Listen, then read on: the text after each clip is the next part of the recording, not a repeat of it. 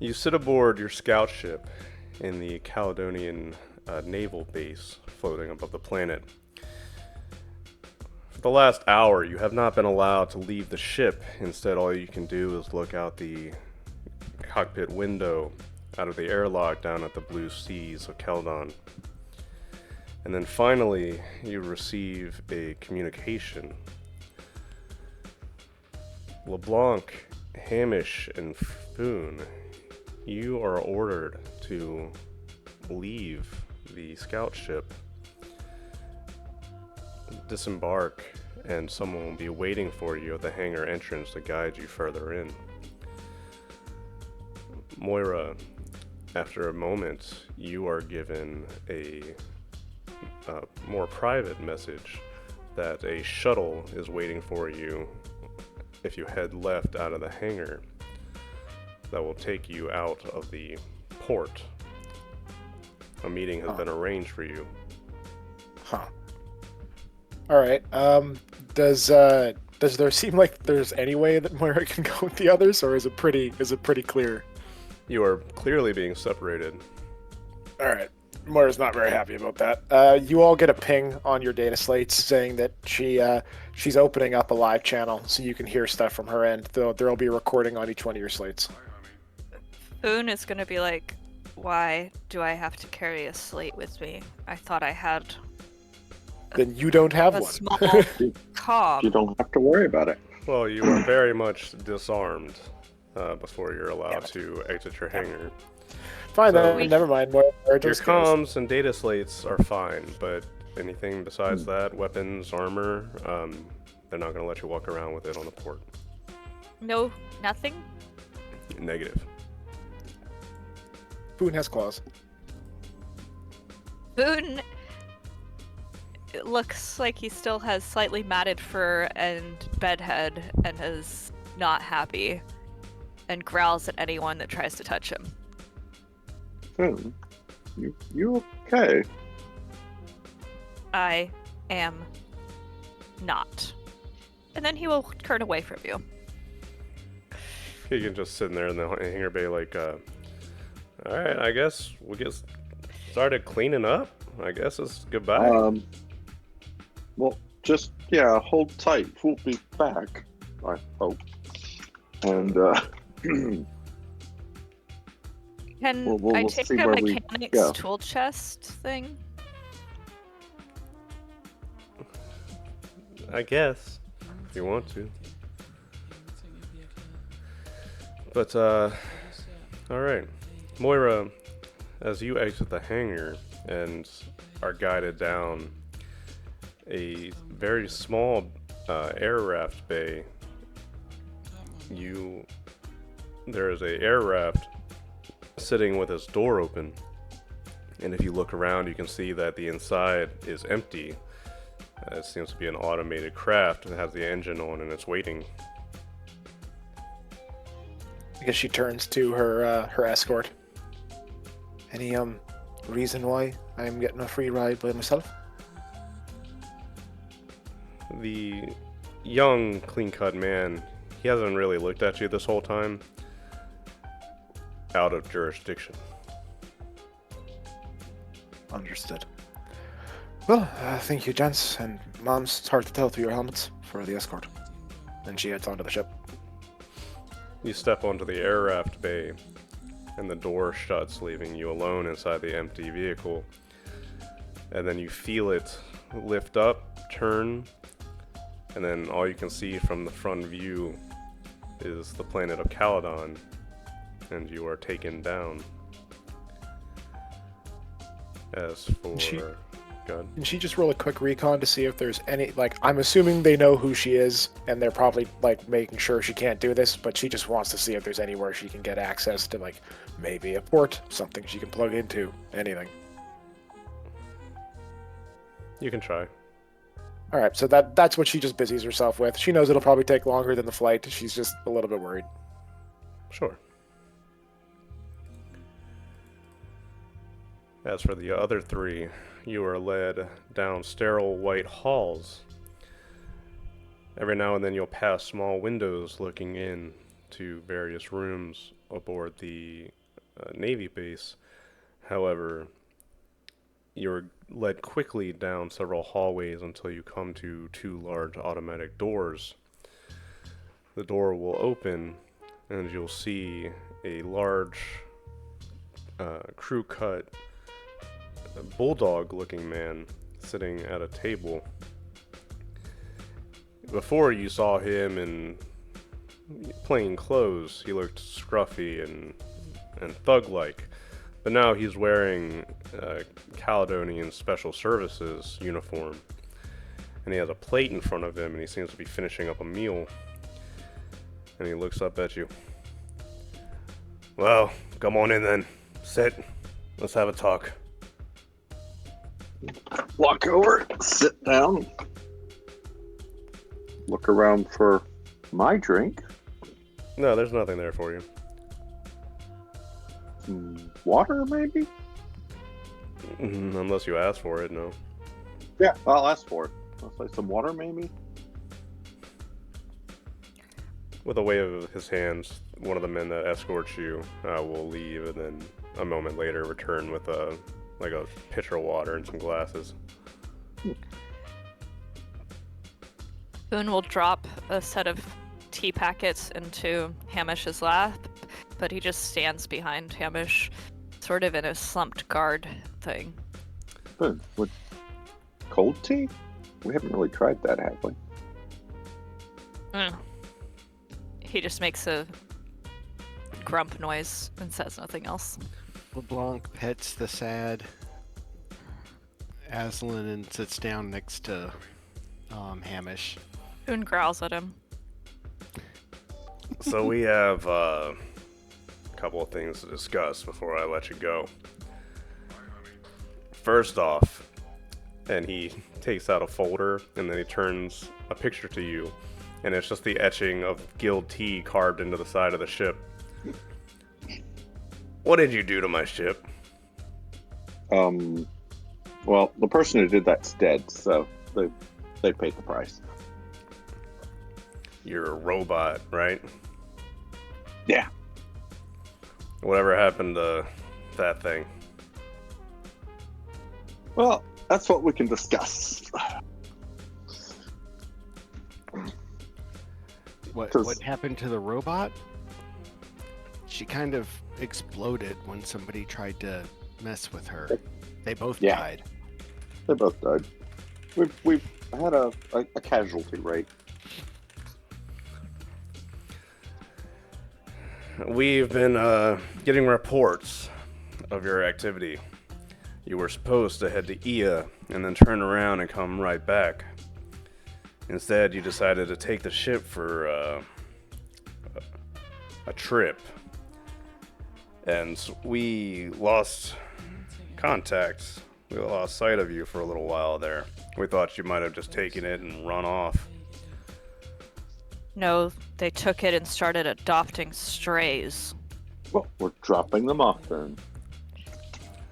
That brings me Adopting to strays. 3 questions I have for you. Let's start with my most pressing one. And he reaches into the folder and then turns a picture of a white-haired woman at you. Why exactly is birch hornbeams on your ship? Because she had us by... There were extenuating circumstances. Can we turn her over for cash? That's certainly an option. She's not exactly on the top of our wanted list, but she is a person of interest. It's That's strange always that she's forever. with you. We feel the I same way wanted- about it. I Yeah. wanted to push her out an airlock, but they adopted her. Well, didn't exactly adopt her. Okay, she Uh-oh. threatened you, so you adopted her. Well, look, we're getting rid of her as soon as we can. I just want to make this clear to you that if she's part of your crew at the moment, we're not going to step in right away, but you will take responsibility for whatever Yeah. happens. We have to take responsibility for her. If she's Why going to would be I part of your take- ship, yes. Can we muzzle her? Do whatever you need to do. Good idea. But right now, you're associated. Boone's gonna be like, rub his eyes, and Mm. like, he just looks like this completely matted cat, and be like, can I change crews? Oh, I mean, I know the. You all smell. Well, how about we move on to the next question? And Sure. then he shows you a picture of a blurry side image of Yadir. I assume you know who this is, right? John Smith. That's Boone's- cute. Boone's gonna be like, it's blurry. And I guess while we're talking about him, he takes out a picture of Moira and sets it on the table too. You've certainly collected your fair share of persons of interest. I am intrigued. You've been busy. Like I said, they collect strays. I am confused, and we'll have plenty of time to talk. That said, the Principality has taken note of what you've done. The Tonto incident not being the least among them. You may not recognize the full extent of your actions that day, but the Prince has taken notice.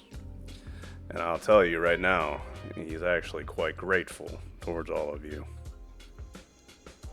Oh no, does this mean we have to keep the strays? Oh, I need a bigger ship if you want that many people near me. well, God, we need a membership. that's what I'm getting at, is that not only did you perform this act over Ia, then you went over and you flew halfway across the sector to rescue Caledonian scientists. What's more, the Tonto is currently being re-outfitted in a Duncan A port. So we're eventually going to get the ship back. This is something like a miracle. When We all all- that came out, let's just say that our ability to deal with all of you fell a little bit. You are now heroes in the eyes of the prince and his government. Technically, we're also returning the ship. It's a bit stinky, but you're human, so it might not matter. But given your choice of words, we don't necessarily keep that same status with you. You concern me. You have, for one, Birch Hornbeams has a reputation. That's why, even if you're going to keep her with you, and therefore keep her around under your reputation, then there's not a lot I can do immediately about that. What is her reputation besides psycho? She has contacts of interest. She has a colored past, working with certain crews and doing certain work. We never expected her to come into Caledonian space, and now she's here on the prince's doorstep, and that's concerning. And then we have our brown-skinned friend here, who is, well, let's just say that he is of interest to more people than just us. And the same could be said for Moira Durham. It's all a little concerning. I would like you to provide as much information about your trip and what you've done, who you've met, all of it. A good debrief. Pissed off? More than happy. With that, though, after that, we'll allow you to go about your business on the planet. And we'll be taking the scout ship back as per our agreement. Mm-hmm. The payment, however, is going to have to wait just a little bit. The terms of our initial deal have changed somewhat. And now the Principality is going to address you directly. You'll likely be getting a summons to the palace in a few days now. All of us? Most of you. Oh, so I don't have to go. No, I think you'll be going soon. It would be impolite to refuse. I expect the other humans we picked up will not be. The ones that were involved in the Tonto incident, certainly. There's too many. I stopped counting who was who. I just Well, want Moira. to... Moira... He looks annoyed. He looks uncomfortable. She's out of our jurisdiction. She'll be dealt with by someone else. And Oh, what the- Birch? Like I said, Birch is your responsibility. Well, let me ask this, and I'll look over at LeBlanc with the kind of quizzical look of "stop me if I'm overstepping." What if you took her?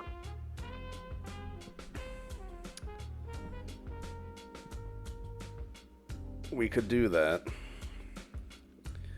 But we think that it might be best if she stay with you all.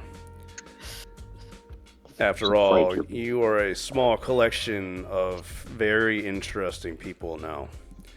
And if we can keep tabs on all of you all at once, well, that would be better for us than, well, I don't know how much more I should say. Please. Keep tabs on us? I mean, Is I'll our tell you- clan now against your clan? Quite the opposite. Caledon is going to laud you as heroes. As we speak, the other ships with you that have the scientists are being unloaded on the planet and will shortly be reuniting with their families. We can keep the media under wraps as much as possible, but eventually that news is going to get out. So, instead, it's likely that you're all about to become very wealthy people. And we Yay. just don't want to cause any media mishaps. So do us a favor, and if Birch is going to be following you around, maybe keep that arrangement up for a little while for us. I'm not sure we have too much say in the matter. Well, you realize how dangerous she is. We'll keep your we'll work on what you want. From what I realize understand, she you're is all dangerous. unhealthily. No, I think she's an I'm- unhealthy attachment to you. Yes, very much so. Well, I'm not dangerous. He leans forward. Looks like you got a new piercing on your ear there. Just a Aslan Right. who couldn't shoot straight, fortunately. So we're going to spend the next few hours talking about your trip. You'll provide us with as much information as you can, and then we'll take you down to the planet. And in a few days' time, you will be summoned before the Principality. It's a great honor. Mm. Your efforts will be rewarded, I can assure you. Before that happens, though, we want to talk. Yes. Then let's talk. Do you guys have any questions or anything for him before we move on? Will it I be will- taken into account to, on our behalf that we actually upgraded the ship before with lasers before we brought it back? We can counterbalance that with the hull work that you've done. That was the dead robot. Yeah, well. your dead robot. Well, see, that's the thing. Yeah. She's for sale. Right.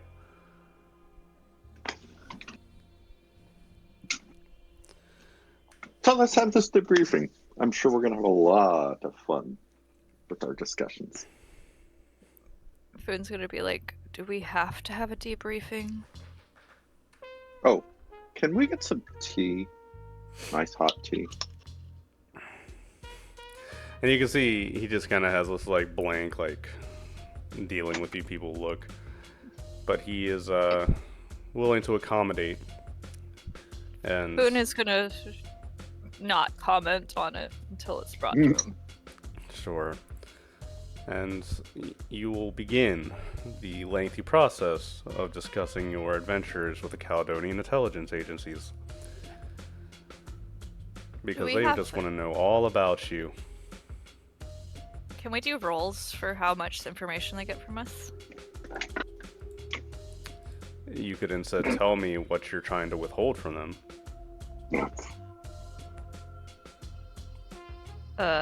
Anything that would get us arrested or incarcerated or permanently detained. That's a little vague. Yeah, Foon, that's very vague. That all depends on jurisdiction. From the Foon. sound of it, they're treating you as assets and more or less heroes Mhm. because that's what your reputation is. But you know, these intelligence agencies, they want to know the details. Okay, anything about Yadir's being psychic, obviously. Oh yeah, no, we'll sidestep the fact that we have two psychers on the ship. 3. Well, true. They probably know about birds. I Well, say, all right. Well, I'm looking you through my old notes to see what all we've gotten up to. you can fret I mean- about that while Oh. you're talking to them. Yeah, we'll go into it. Start basically where? I guess we start at Vincent, where we found the. We start The on ship. Caledon in the city of Selkirk. Well, I mean, yeah, shouldn't but- we try to prevent them from knowing Moira is a clone? We don't know that. Well, I guess Hamish, we do now. Hamish Hamish, knows it. Hamish Yeah. does, and Yeah, I know she's a clone. the rest of us might not. I don't know. I don't thought remember. She came clean at one point. Yeah, I thought she did tell us I'm all. fairly certain you all know, unless you're not paying attention, like Foon. Foon might have not been paying attention, but I was You like, all- I was you all pretty know. sure. Yeah, you Yeah. all know Moira came clean. So we I don't started. think Birch technically does not know, right? No. Because she No, came clean Birch after doesn't. that. Yeah. Yeah. So So So, I mean- after meeting him at Grazie's, we headed to. Okay, we're not doing the whole. We're not doing the okay. whole campaign. Thank you, though. Yeah, Um, well, I say we just pick up at Vincent. Yeah, we found the ship. Hidden in a volcano. yeah, we're not doing all that either. We I was rescued it there. from an exploding volcano. That's You- a plus for us. Yes, you can start from there and discuss all of your adventures from that point on. Mm-hmm. If you want to try to keep your dear, psychic involvement out of it as best you can, go ahead. And for the most part, he'll just sit and listen as you talk. Mm-hmm. So go through here, go through, figuring out what was going on, our decision to try to locate the crew, getting over to Funtramus and the difficulties there. Mm-hmm. By the way, what happened? I've not seen any news following behind us about Funtramus. We're not really sure. Last we heard that they had a little bit of issues in their one part of their city, but it's distant and news hasn't really trickled out all that far yet. Well, they were the ones behind the Tonto. So it seems. And Hamish will pull out a little data card. Because, by the way, slight surcharge on this. We got some information from their corporate systems. Toss it over.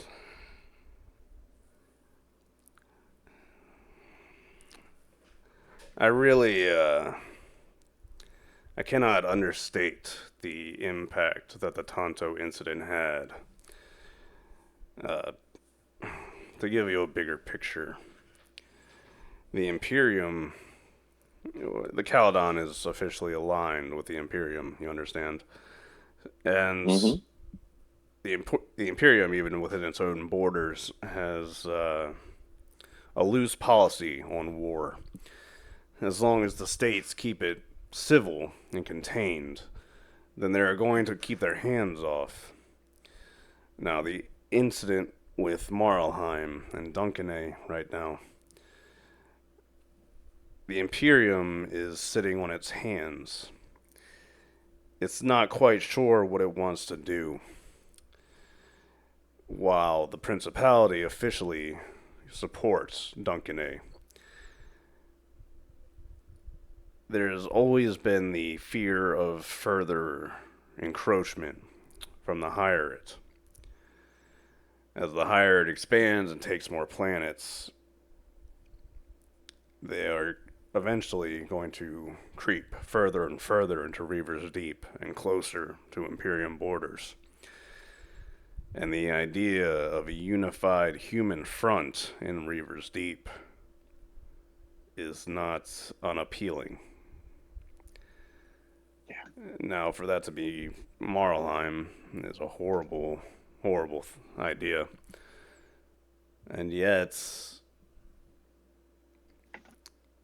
we haven't been given permission to actively aid Duncanay against Marlheim. If you had failed on the Tonto, Duncanay would have lost ground much faster. Marlheim might have already expanded its polity out, taken territory. That could have emboldened different parties around Reaver's Deep, and we could be in a nasty quagmire right now. And if the Imperium saw the writing on the wall, well then, Reaver's Deep as we know it might not be the same in the next coming years. Yeah, I can see that. So, what you all did, let's just say that the prince is truly grateful for it. And I'll put it there. I'm not here to, Truly grateful because we did what you couldn't do. I hate to say it, but no, he's right. Well, Officially, we can't act in that capacity. Taking direct action against Marlheim, we can't do it yet.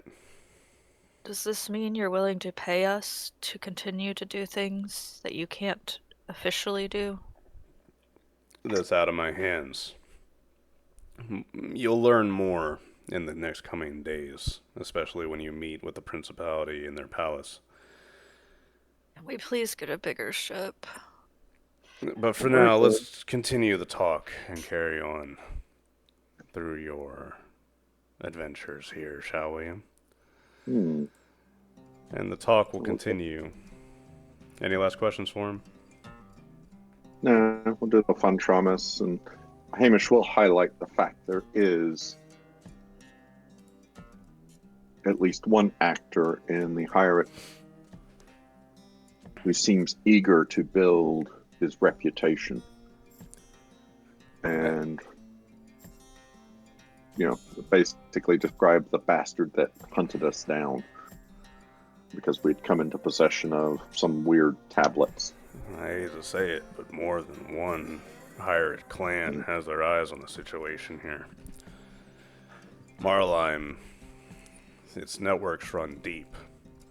It could be chaos. Now, obviously, this isn't public knowledge, but if the war takes the wrong turn, we could see pocket wars breaking out all along the frontier. It's a very real danger at this point.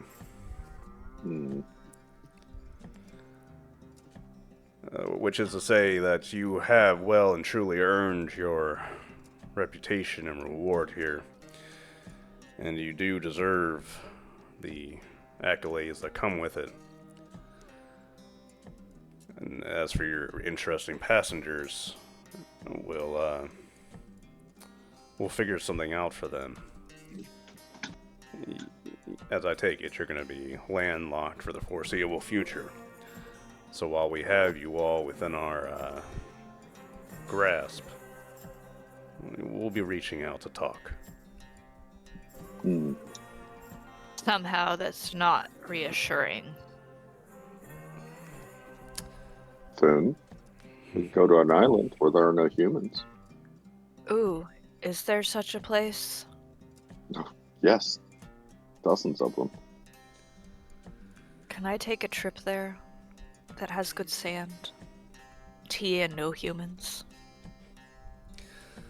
We'll finish this up and then get you down to the planet.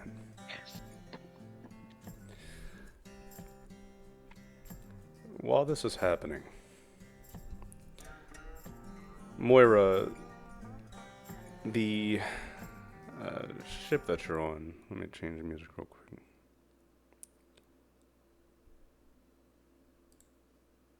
I see we have daters. Yes, we have a few daters over there. Young ladies that are out. The air raft breaks through the atmosphere, and looking out beneath you, all you can see is the wide open ocean. It flies for about 5-10 minutes, and it gradually lowers until water kicks up from the side of the jets. The air raft skids through the water, and ahead of you, you can see land approaching quickly. In front of you, there seems to be an island, and on the shore, there's a bit of a pier built in, and there's a street of shops and cafes, restaurants, and behind that, you can see the several skyscrapers and large rock formations that make up part of Selkirk's outer city, and you can see the image of Selkirk on the app. Cool. The air raft turns and skids to a stop. It parks above the water and gradually lowers down slightly so that the door will open right at the edge of the pier and will allow you to exit. It stopped directly in front of a small cafe. You can see people walking and going about their business, and a few of them, turn to look at you just as a passing look. The sky overhead is blue, and there's a bit of shade from one of the large rock outcroppings hanging over the street. You weren't given any further instructions, except that the air raft stopped right in front of this cafe.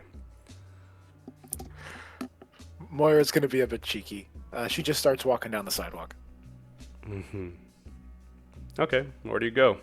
As you walk, on your right is the ocean, and on your left is more shops, clothes, until as you get closer to the rock formation, you can see that the ground inclines slightly, and up underneath the rock formation seems to be built in different apartments and small buildings. I think Moira wants to go walk and find like a nice view from a bridge, kind of looking out over the water, and just wait for the tail to catch up. Sure. You walk up the highway of the street. It wraps around the rock face, and on your left are the apartments and other buildings. And in the distance, you can see the space elevator reaching up.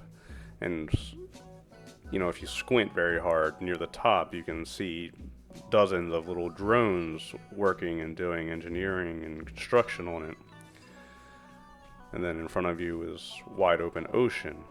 In the distance, you might spot a large merchant ship hanging out in the atmosphere and other personal vehicles flying around. Beautiful city. And you sit here and wait. Yeah, I think she's just taking in the sights, enjoying, trying to pick out the landmarks that she kind of grilled out of Hamish for a little while on their trip there, trying to make sure she would know at least some of the city's geography. And she just lights a pipe and waits. Since you're being a little cheeky, they'll be cheeky back and leave you sitting there for about 2 hours. She's totally fine with that. She's not casually doing it, but she's just like got her scanners up and picking up anything from people who pass by in cars and stuff like that. One car will come up slowly around the bend. It's black with tinted windows. And we'll pull to the side of the highway, and the back door will open. And then out steps a leg. And it might surprise you, but a woman, beautiful, with red hair. She's in a black official looking suit, and she has black sunglasses hanging from her shirt. Looks like almost a spitting image of Yui. However, she seems to have a birthmark or something on her left cheek. And she steps out of the car and shades her eyes and looks out over the city for a minute. And then she slowly turns and starts walking up to you. Sorry for making you travel. When I'm planet side, I prefer the fresh air. When you're in a spaceship too much, you enjoy the wind on your face.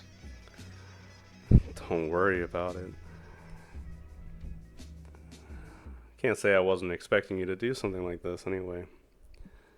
And she walks up and stands beside you at the railing looking over the city. And then she turns and stretches out a hand. Juniper. You can call me June. Moira takes the hand. Moira. And it's just Moira. Oh, I know who you are. We've been waiting for you. You've been really busy. And honestly, I've looked so forward to talking with you. You've always seemed like a more level-headed one of us than the others. How old does she look roughly? Maybe early 30s. Moira just kind of smiles. Which generation are you? I was first. Not the You're first kind of- one, of course. They didn't work out as subjects, but the following, the later batch of us, well, we showed aptitude.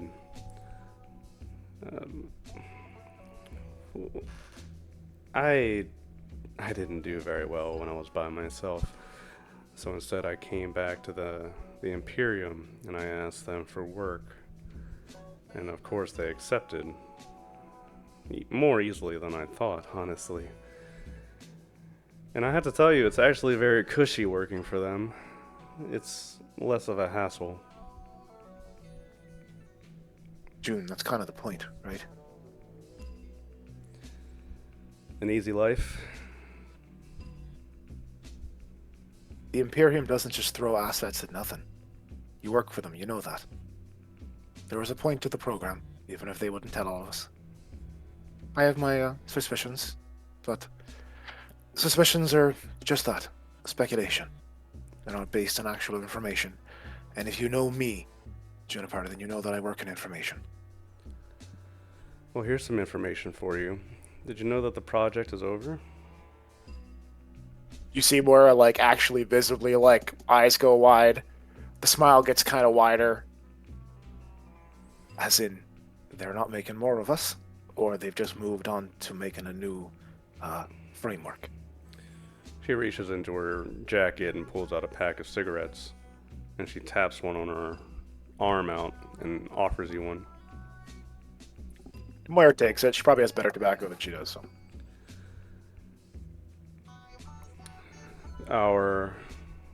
Let's call her patron, moved on to bigger and better things. She's not interested in our little project anymore. Oh, is she now? Now, isn't that nice for her? Unfortunately for the rest of us, we've been cast to the wayside. It's a little hurtful when you think about it. But on the other hand, now we've given a little bit more freedom. And some of us aren't using it very well. How many, if I might ask, if you're willing to share this kind of intelligence with an independent agent, how many of us have you found? In the Imperium, about 8. Why? They traveled back or didn't go that far. Oh, no, that's not true. Imperium's pretty big. It's a low number. Oh, no, I know most of us are better than hiding at that. Many Anyway. of us didn't make it past the first couple of months. Anagathics aren't cheap. And she turns and No, looks at you. No, they're not. Don't give me that look. I'm aware I'm going through withdrawal. And she smiles, and then she reaches out and pats you on the shoulder. You're not alone, Moira. That's why I'm here today. And she reaches into one of her pockets and pulls out 2 little vials. Holds it out for you to see.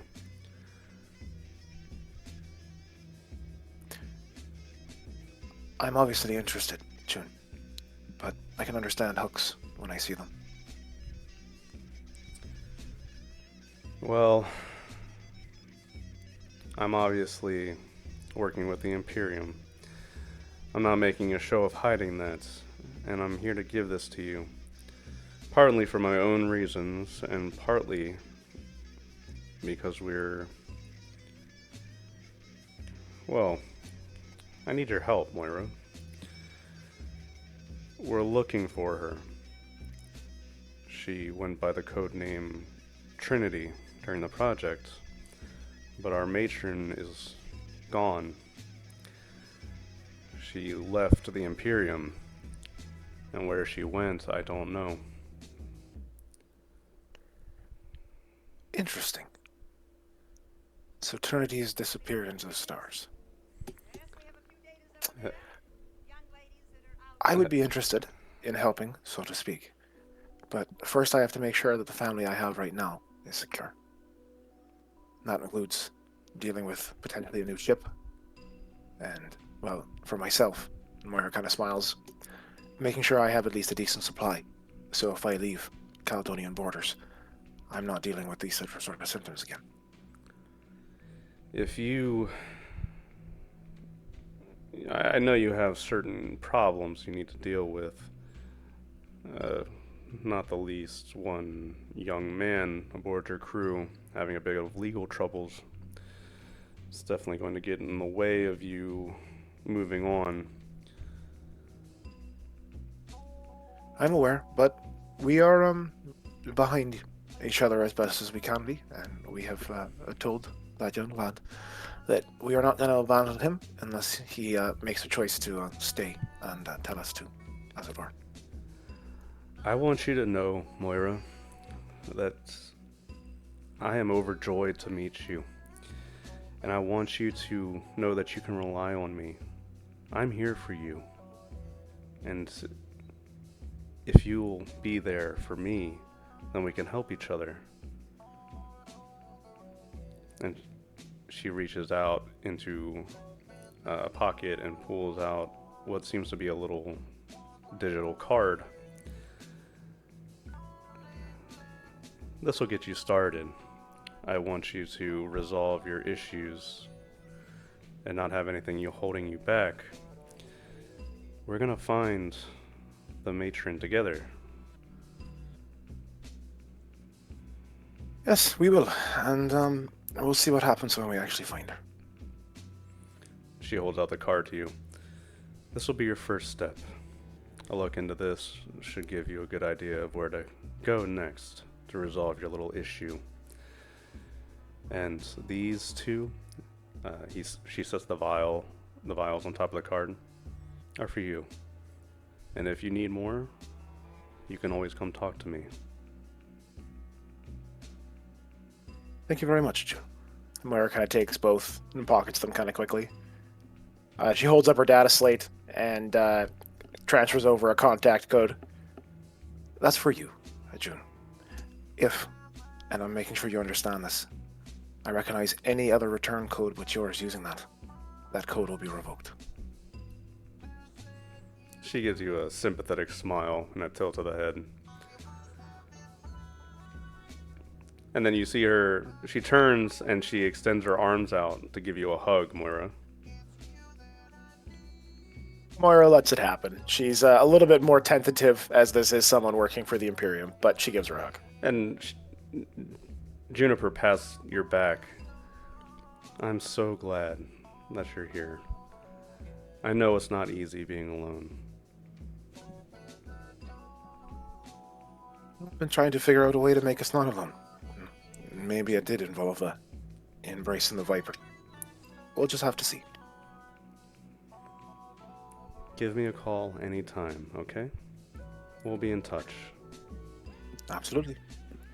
And Moira wanders away from the meeting, because she never lets meetings end the way they want to. Or start the way they want to. Nope. So Moira walks away down the highway as Juniper sits there. Juniper pulls out her black sunglasses and sets them on, flicks her cigarette out into the wide ocean of Caledon, and then walks back to the car.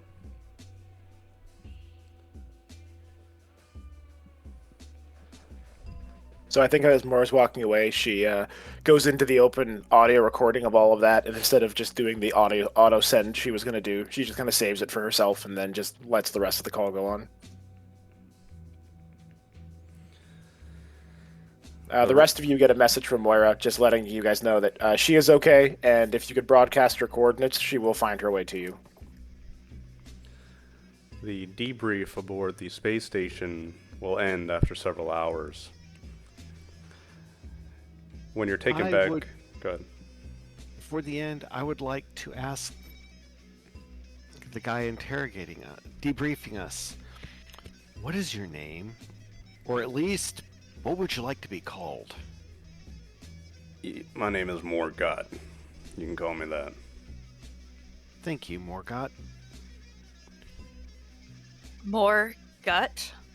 That's a very strange name, but I guess it makes sense.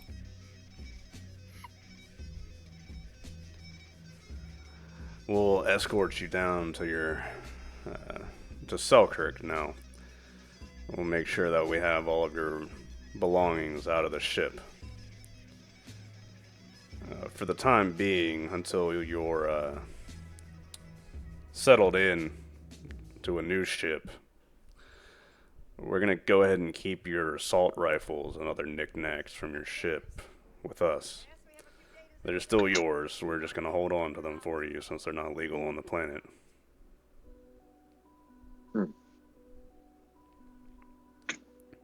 Not a problem. Now, let's go ahead and get you taken care of.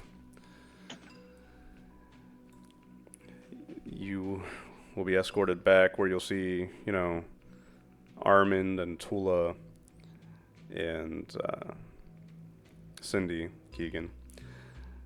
They'll be sitting in the hangar now at the bottom of the cargo bay. The doors are open and you can see like one or two agents in the ship. And when you come in, Tula comes over. Yadir was taken somewhere. I don't know where. Crap. Where's It'll be okay. And was Birch taken too? And Birch will be there. Yeah, sure. I keep forgetting Oh. Birch is there. Oh, Foon was happy for a second. No, Birch will be there. And Keegan just looks up at the ship. Alright, I guess we're saying goodbye. This is it. Walk over to the cargo ramp and pat the hydraulics. Yep, she's a good ship. It was a horrible, smelly, cramped, miserable time. I'm gonna miss it. And you loved every moment of it, didn't you, Keegan? Some of it. I'm gonna miss it. Hopefully Birch is this... gonna be like, they're going to actually let me out of this place? That's so nice of them. Do I have to have my arms locked again? Yes.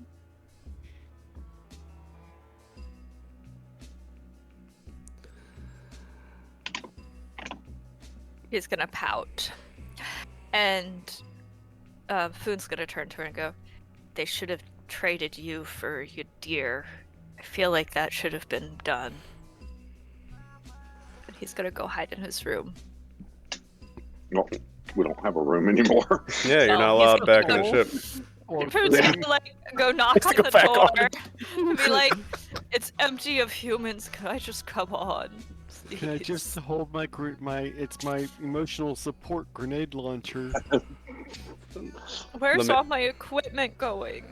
Your equipment's going to be held by us.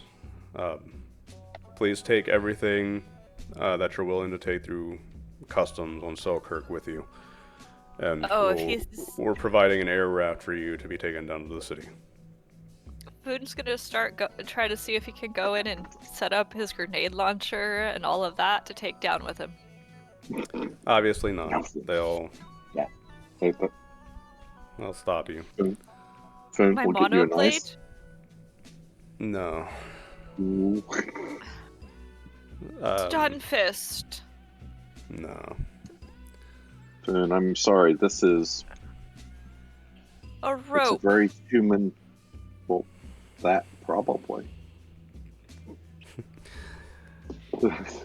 We call it rope, not garrote. Yeah. Yeah. Once you have up all of your belongings, you'll be taken to an air raft, which is waiting for you. And if you're ready, you can go ahead and load up and be taken down to the planet. I'll wait for Cindy to get on first. Cindy's, kind of quiet, and you look at her and she gives you kind of an apprehensive look, Hamish.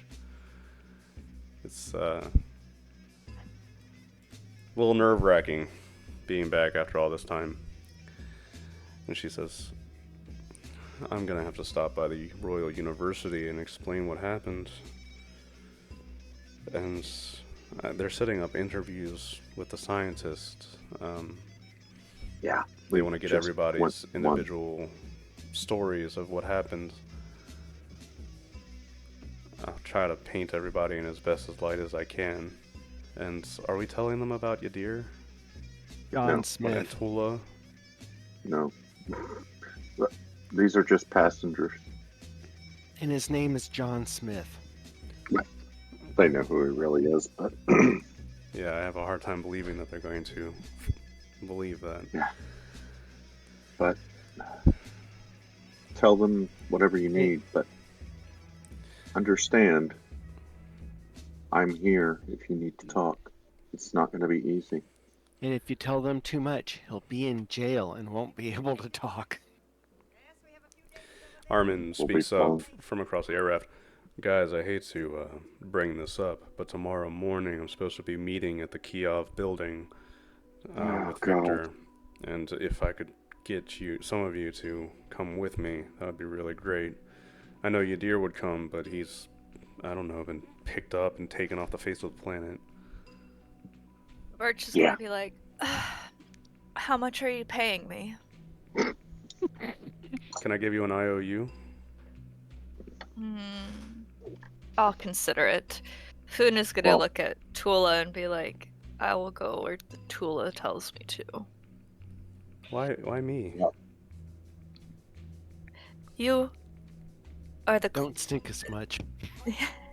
you are the youngest clan female. And the only one besides Cindy that I trust at the moment. She looks around the crew like, I didn't sign up for this. But Yeah. the air raft Armin, picks we'll up be there. and starts flying out of the bay and taken down to the planet.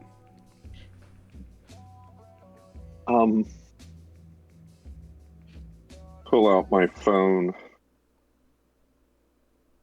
You realize, guys, do we have a place to stay? Don't you live here? Well, yeah, but I presume we were mostly renting, no longer renting. yeah. What did they say? Are we rich now? We're rich now, right? We're not anything yet. We're not anything yet, Keegan. What the hell? What was all that for then? What do we? We ought to be swimming in money. 5-star hotels, spas, drinks, women, or men for some of you. I'm not gonna judge. It'll be, just give it time. Everybody has to check off their own boxes. We And have we should tell boxes we Moira have where to we're check.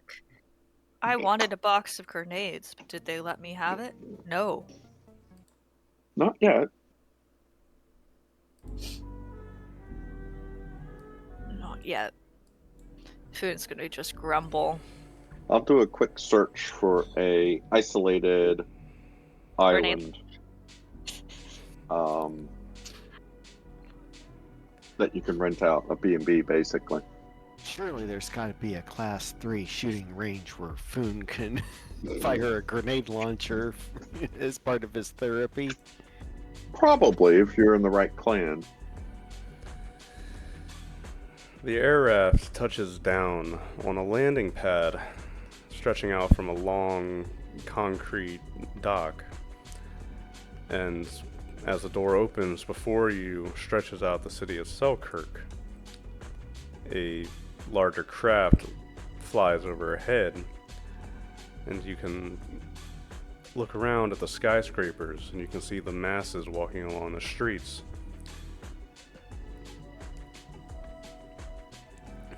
And Keegan steps out like, wow, well, this is pretty nice. So, alright, that skyscraper right there, I'll take that one. And I think I'll make my bedroom the top floor overlooking about that way. Yeah. Hamish, you got any personal chefs you can recommend? You know, I'll be buying a couple of those too. Keegan, no one said we're rich. Now, God damn it. what I want you to see, though.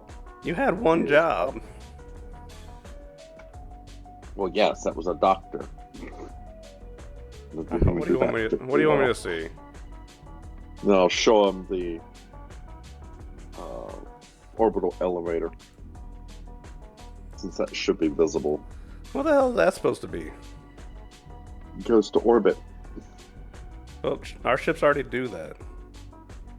Yeah, but that's a single construct. It's Pretty damn impressive and impressive. all. I don't really get it.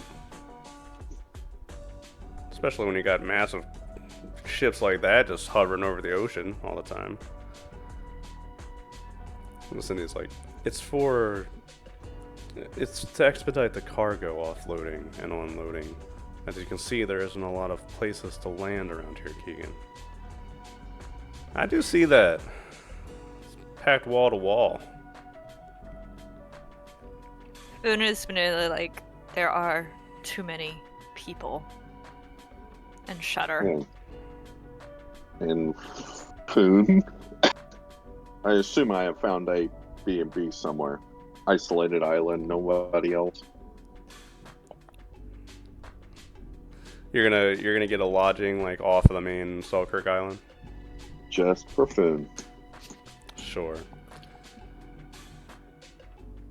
You can do so, and a few miles off of the coast of Selkirk, there are dots of islands, but again, mostly like the island that Cindy lives on, for example, is like a peninsula, a large cliff stretching out over apartments, and that's really all there is to this little area. And to reach this area, you need to either take a boat or a grav craft. Something similar like that. Those dot the surrounding areas for well-off employees of corporate businesses. And you can probably rent a grav craft and take care of that. One thing, Hamish, as you land on Caledon, your comm explodes with a little over 2,000 messages from your mother. Oh, God. Oh, yeah. The backlog is heavy. And she goes through the the stages of grief at you for your immediate exit. Is Birch hear any of this? Or see any of this? No. Hamish is just deleting them all. Oh, He's God. gonna lean over and look at what he's working on and be like, Hey. and I thought I was obsessed. I can take care of her for you if you want. Maybe No. do some I brain can- modification. No brain modifications of anyone. Well, anyone I know. Or, So well, if I meet anyone some I random like. stranger, I can do brain modification on them? I tried you didn't. Can I get some drug assistance with that? They're much easier to control if you drug them too. Well, yes, but at least we're in a medically capable society. But anyway, yeah, delete those and actually call my sister. Oh, another female. It takes about 2 rings before you get an answer. And she is, surprised. Hello? Hey, it's Hamish. I'm back in town. Just for a little while. Are you serious? Yeah? When did you get in? I landed about 3 minutes ago. Oh my god. Let's... Yeah. Let's pencil something in. Say tomorrow night? Of course. And, what about Mom? Ugh. You know she's been hysterical without you, right? Well, okay, I've only been gone like, what, 7 months? 8 months? 10 months? Did you even tell her that you were leaving? I believe I sent her a message. Now, whether or not she read it, I mean, it was sudden for me, and you actually told me. well, yeah. Okay, well, I guess we'll talk about it tomorrow. Yeah, we'll have a discussion tomorrow, so. See you then. She's like stunned, and then she just hangs up the phone. Family. Boon's gonna be like, your clan does not just seem to be happy with you. And he's gonna pat him on the head. That's why, when I put my arm around Foon, I much prefer this clan. Cindy is standing over by the edge of the dock, and she's been staring at her comm this entire time that you guys have been talking. And then she stops and turns. It looks like I have an arrangement too, actually. I'll be heading into the town, if that's okay with all of you. Do Yeah. you need someone to guard your back? No, it'll be fine. But, we'll catch up later, okay? Birch is gonna be like, If you need I could always anything. go with you. After all, you don't want to desert the doctor. Her face kind of like twitches a little bit. She's This is definitely something I need to take care of by myself, if that's okay. Hamish, is it actually okay with you if she takes care of it by herself? Or, you Birch. know. Yes. Cindy is capable of taking care of things on her own. I didn't say she wasn't, but she might not return to you. And then No, you would be and very desolate. Birch, it's best you stay with everybody else so that you don't Yeah. accidentally hurt anybody. Yeah, stick with us, Birch. Let's go find some food. Accidentally? I don't understand. I can hurt people at will. Why would I care if it was accident or not? Cindy Okay, gives well, like a most people- forced smile at this, and then she looks over at the rest of you and LeBlanc, Well, on the other hand, is just oh. laughing his ass off at this point. I'll just wave at Cindy and yeah, she gives a bit of an Actually- anxious look and then a wave and then disappears onto the street at the end of the dock. yeah. Foon looks sad that he rejected her, his escort. Like, okay. Something she has to deal with on her own, Foon. Now, what do you think of this, Foon? And I'll show Foon the B&B. Is it just for me to go? Yep.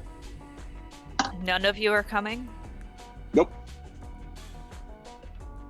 I approve. Then have fun, my friend. You, I hate calling it this, but your space Uber will come pick up Foon from the Heck yeah. dock shortly after and take him away to the rented apartment on one of the small islands. Which, He's gonna send Cindy the location, Mhm. but sure. that's it. You don't have the entire island to yourself, obviously, but there are like rented out places that are very expensive, Hamish, and I have access him to a my shack. savings again. but it's pleasant. As for the rest of you, it's about midday right now, and Armin, you know, he's uncomfortable, but he's fairly resolved at this point. So tomorrow morning, we'll go and meet Victor at the Kiev building, and I suppose we'll figure out what to do from there. Yeah. Where's Moira? Is she here yet? Oh, yeah. Let's Queen meet up Moira. with her. I sent her our location, but we kept moving. Hmm. So on the map, if you guys are like right here on the docks, Moira's like up here, walking on one of the highways. Okay. Do we need to send her a... Well, what's the name of that new service? I'll ask Foon before he leaves. Rides. Yeah, space rides. I mean, I suppose. Oh, that's Well, way it'd be better like- than Super. Yeah, it's only be like 10 pounds. all these strange cars keep stopping and picking Moira up, she's gonna get paranoider. Yeah, well, she doesn't have any guns on her at least, so.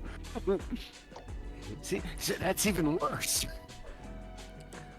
Caledon is paradise, it seems. The views are fantastic. The people are clean and orderly. As you are driven through the streets, you can, see children playing. When you look into the windows of many shops, and you'll see them, crawling around outside the building sometimes. There seems to be a heavy robot presence here, doing menial tasks. Some of them are tending the shop, some of them are cleaning, some of them are following around people as personal servants. A lot of automation is done, and a lot of these people seem fairly relaxed. Some of them are busy, businessmen. Some are natives that are going about their day. A little bit of tourism is happening. The food smells waft from restaurants that don't smell very particularly appealing. But No. That's haggis. It's great. as you get closer to the space elevator, you'll find like small districts for food that it's labeled here as foreign food, which the locals kind of view this with a bit of suspicion, an unwillingness at worst and suspicion at best to eat foreign food, but it's a night and day difference, like smelling it, and it definitely seems appealing. And eventually you can meet up and find lodging, which is probably going to start eating into the very last bits of your group fund. Lodging and pretty much anything on Caledon is not cheap. So, as you watch your funds burn away, renting out a place to stay for the night. Birch is gonna be like, Hamish, was it really a good idea to go pay for furry one to have space away from us? You're wasting funds on him. Well, one, it's my money. Two, Food needs a break. We could just shoot him and skin him, and then we would have a coat. And he could rip your throat out and we wouldn't have to listen to you anymore. You almost sound like you'd Neither enjoy one is an that. option. I would love to see Birch versus Foon. That would be an interesting fight. Who was that? Fun. Harmon. All of us just grab popcorn and watch Anna roll dice. Birch is gonna be like, you would you? How about I take a little peek inside your mind and see what else you're scared of? It's not like either of us actually cares about you. Death, snakes, Tula on a bad day. I mean, take your pick, Forward really. women. Yeah. Hamish on a bad day. It's not even worth it to read your mind if you're gonna just spout off things. You, I'm afraid of you. That's the point. Oh, Birch isn't so scary, right, Birch? You're just putting on a front. Oh, am I? That's Yeah. wonderful to know. How did you come to that conclusion? I think some of us know her better than you. I don't Yeah. know. I just get the feeling that she's really just a big softie on the inside. No. Ooh, this is delightful. You know what, Tula? I applaud your choice. Dumb and Stupid is really going to go work for you well. He can protect you by not knowing anything. And Armin gives like he's joking about it. He's got like a big thumbs up and a smile on his face with that. Yeah, you hear that, guys? That's a compliment, right? Yeah. He's gonna sit there cackling and actually try to do a roll to do a mind link with Tula. And yes, I know that Tula has problems with this, so I understand that it's probably not gonna work. She can't reciprocate. That's the only problem. You can send thoughts to her. She's not going to be able to link with you. Okay, so do I should roll to see if I make that. Sure. 6. It only has to be a 4, just so you know, to pass, in theory. Oh, and my size. It would help if I used her size strength as opposed to Foon's, which is non-existent. She Nice. barely passes. All right. You can send thoughts to Tula, and Okay. Moira. During the night, you get a few text messages, literally selfies of June in different tourist spots around Caledon with her black sunglasses on, and she's making like peace signs and stuff, like in front of the space elevator and in front of, in the parks and everything. Just sending you like selfies of herself. Moira sends back like very like haggard selfies in their room, like dark back, badly lit, like shot just from like the camera flash, like.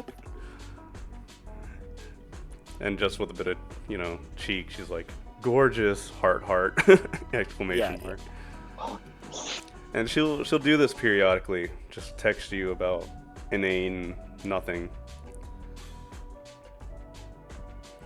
Yeah, I think Moira is reciprocating, but again, Moira's been a spacer. You lose people really fast, so she's very like a bit jaded. Yeah, you get the sense that she's trying to reach out to you.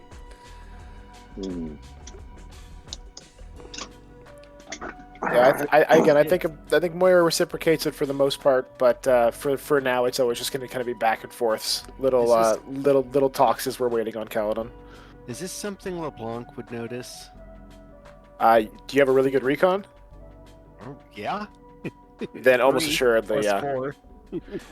Like you probably start to wonder why is Moira like taking photos of herself with black sunglasses on, but then you notice there's no face tattoos in the photos and things start to click. So, Moira, who's your new friend? What the? Oh shit! Sorry, LeBlanc. Moira kind of shows Asked over your shoulder. yeah. Moira just kind of flips the slate and goes. One of my sisters works for the Caledonian government as an Imperium liaison, so to speak. Oh, cool. Yeah, You're I'm a little. texting her. She's texting me a lot. I'm still really interested to see where this might go. At least maybe as a contact to help with ship costs or maybe ship acquisition. Or places to stay. I don't. Not yet.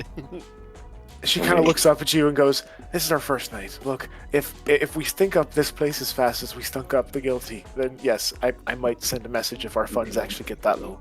Okay. But I'm just saying, I expect by tomorrow, at the very least, we're probably going to get a message from the government saying, hey, maybe you should come down for a conversation because we'd like to speak to you."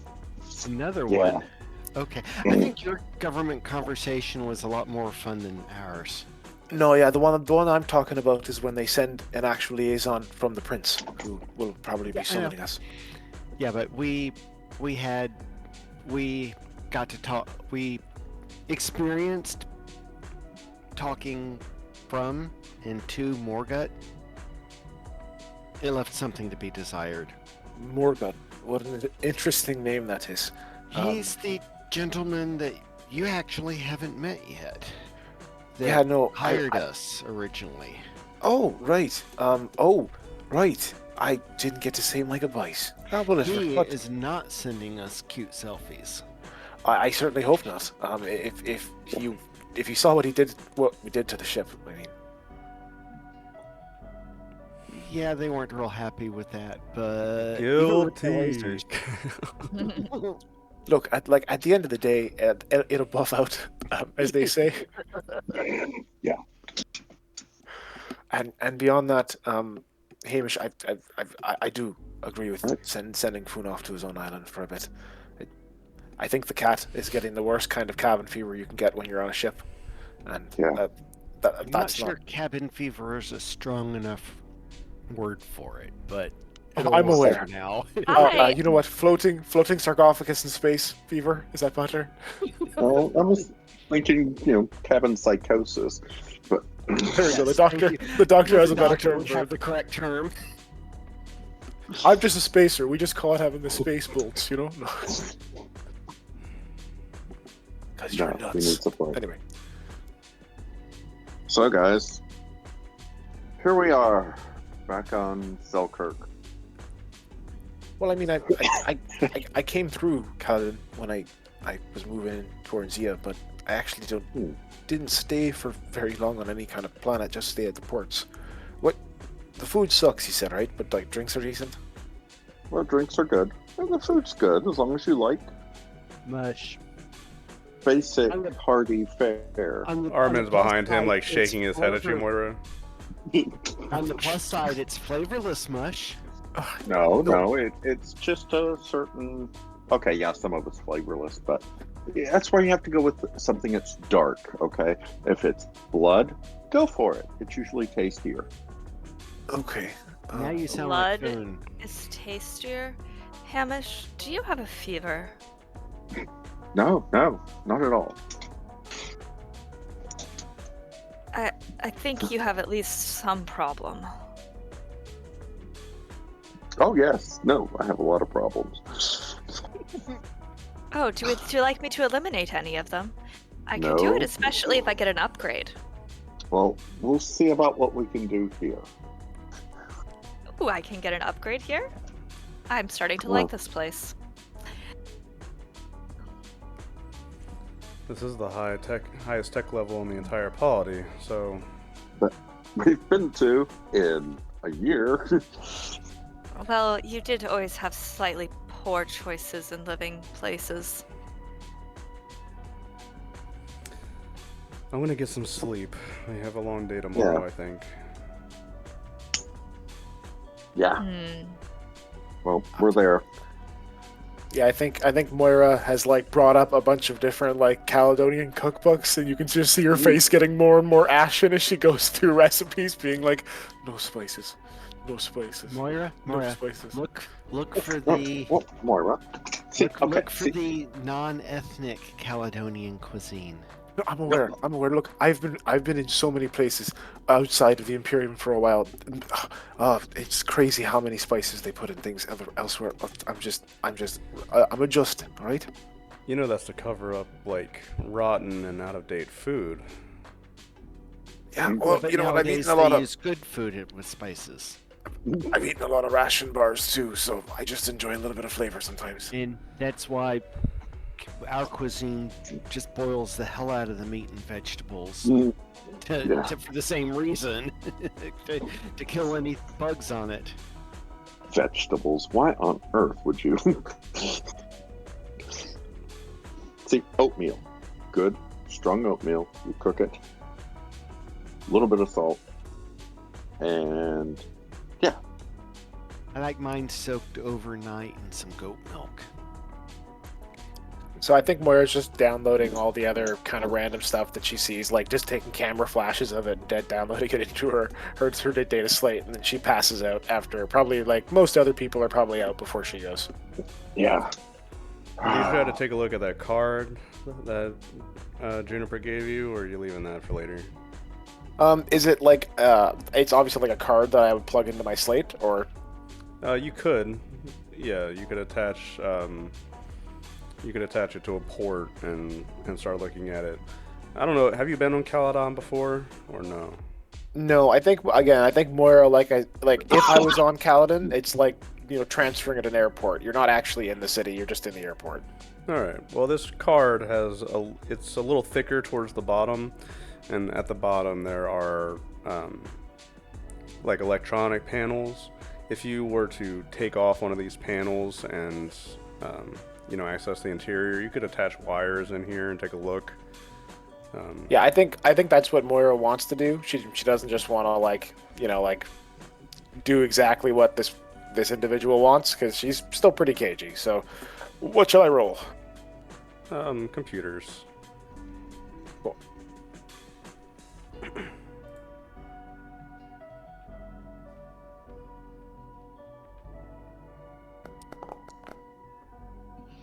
Yeah, we're fine.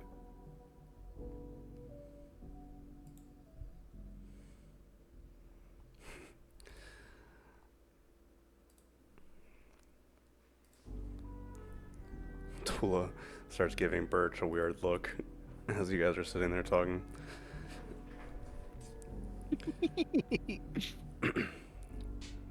Moira, as Yes? the night as the night wears on, you are messing around with this card, and you can hear, like, off in the distance, you can hear Tula talking to Birch.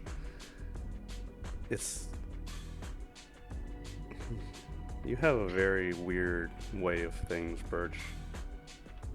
I don't see that it's so weird, and also, it would be so much easier if you actually tried projecting when we were having a private conversation.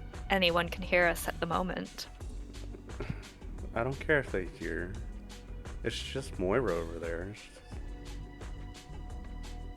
It's just Moira, but Moira always is recording or has bugs or...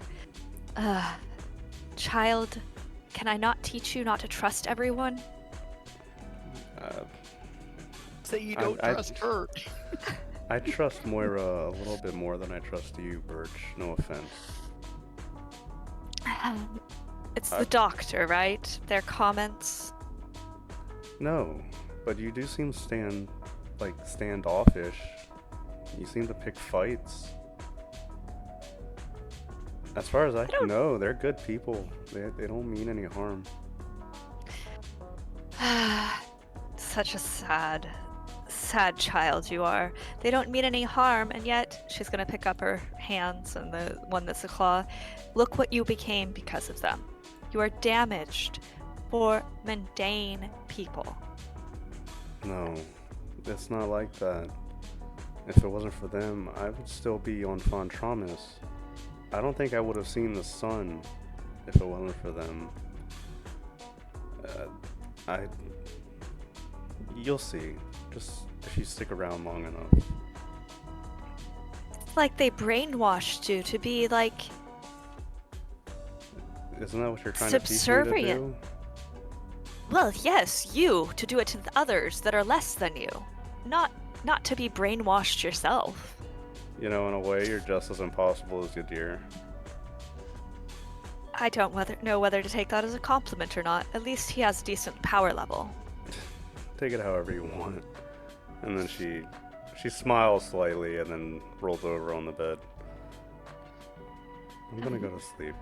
It's my first time Such a having a bed in sad- forever. What a sad little child you are. Birch is gonna go find something to not necessarily drink that's alcoholic, but drink that looks alcoholic. Okay. Moira, in the late hours of the night, you're digging through this card. You don't gain a ton of, information from this, but what you do gather is the location or the name of where it seems to belong to.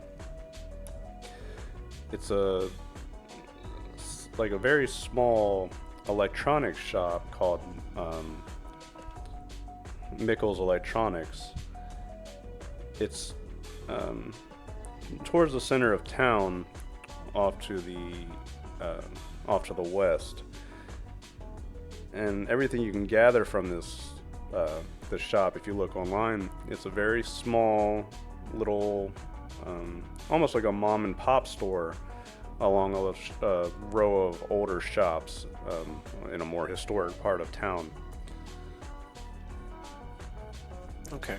I think Moira makes a mark on her coordinates for her big 3D map that she's always generating whenever she hits a planet. and makes a plan at least sometime to hit the shop during the open hours. Maybe not, right away when it's open, but at some point. And hopefully that means that we're not getting summoned tomorrow, because she's kind of interested in this. But it doesn't really matter. This is just Moira like talking to herself in Anglic, because you guys pretty much hear that all the time. But if you guys don't speak Anglic, then it's just nonsense. Everybody speaks Anglic. Another word for Anglic is Go Anglic. It's the trade speak. Cool.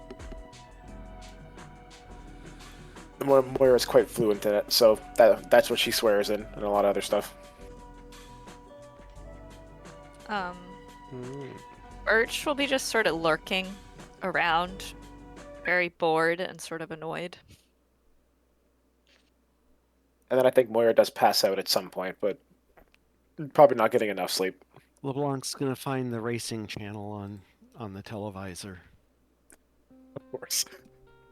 Ugh. Can you get a different hobby? That noise is horrible. And your brain, I'm sure, is worse. Did you just grumble at me? I think that was motorcycle noises from Moira. Hey LeBlanc, there is a track out here. They've raised up a bit of land out towards the north side of the island, where they do racing. You even have a little bit of it's kind of built up into the water, where you drive over a bridge and head into a little stadium. And it's a multi-purpose thing, but occasionally they'll use that for races. Do they have rentals there, or do I have to figure out how to get Gut Guy to deliver my motorcycle? Wait, Morgut.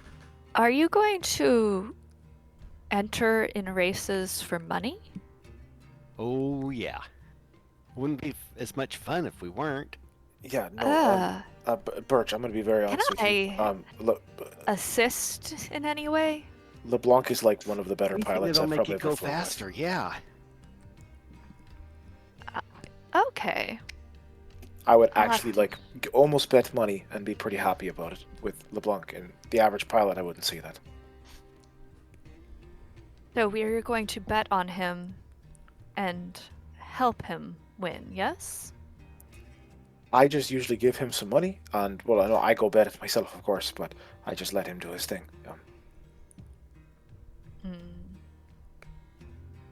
We might be able to make this into an actual business.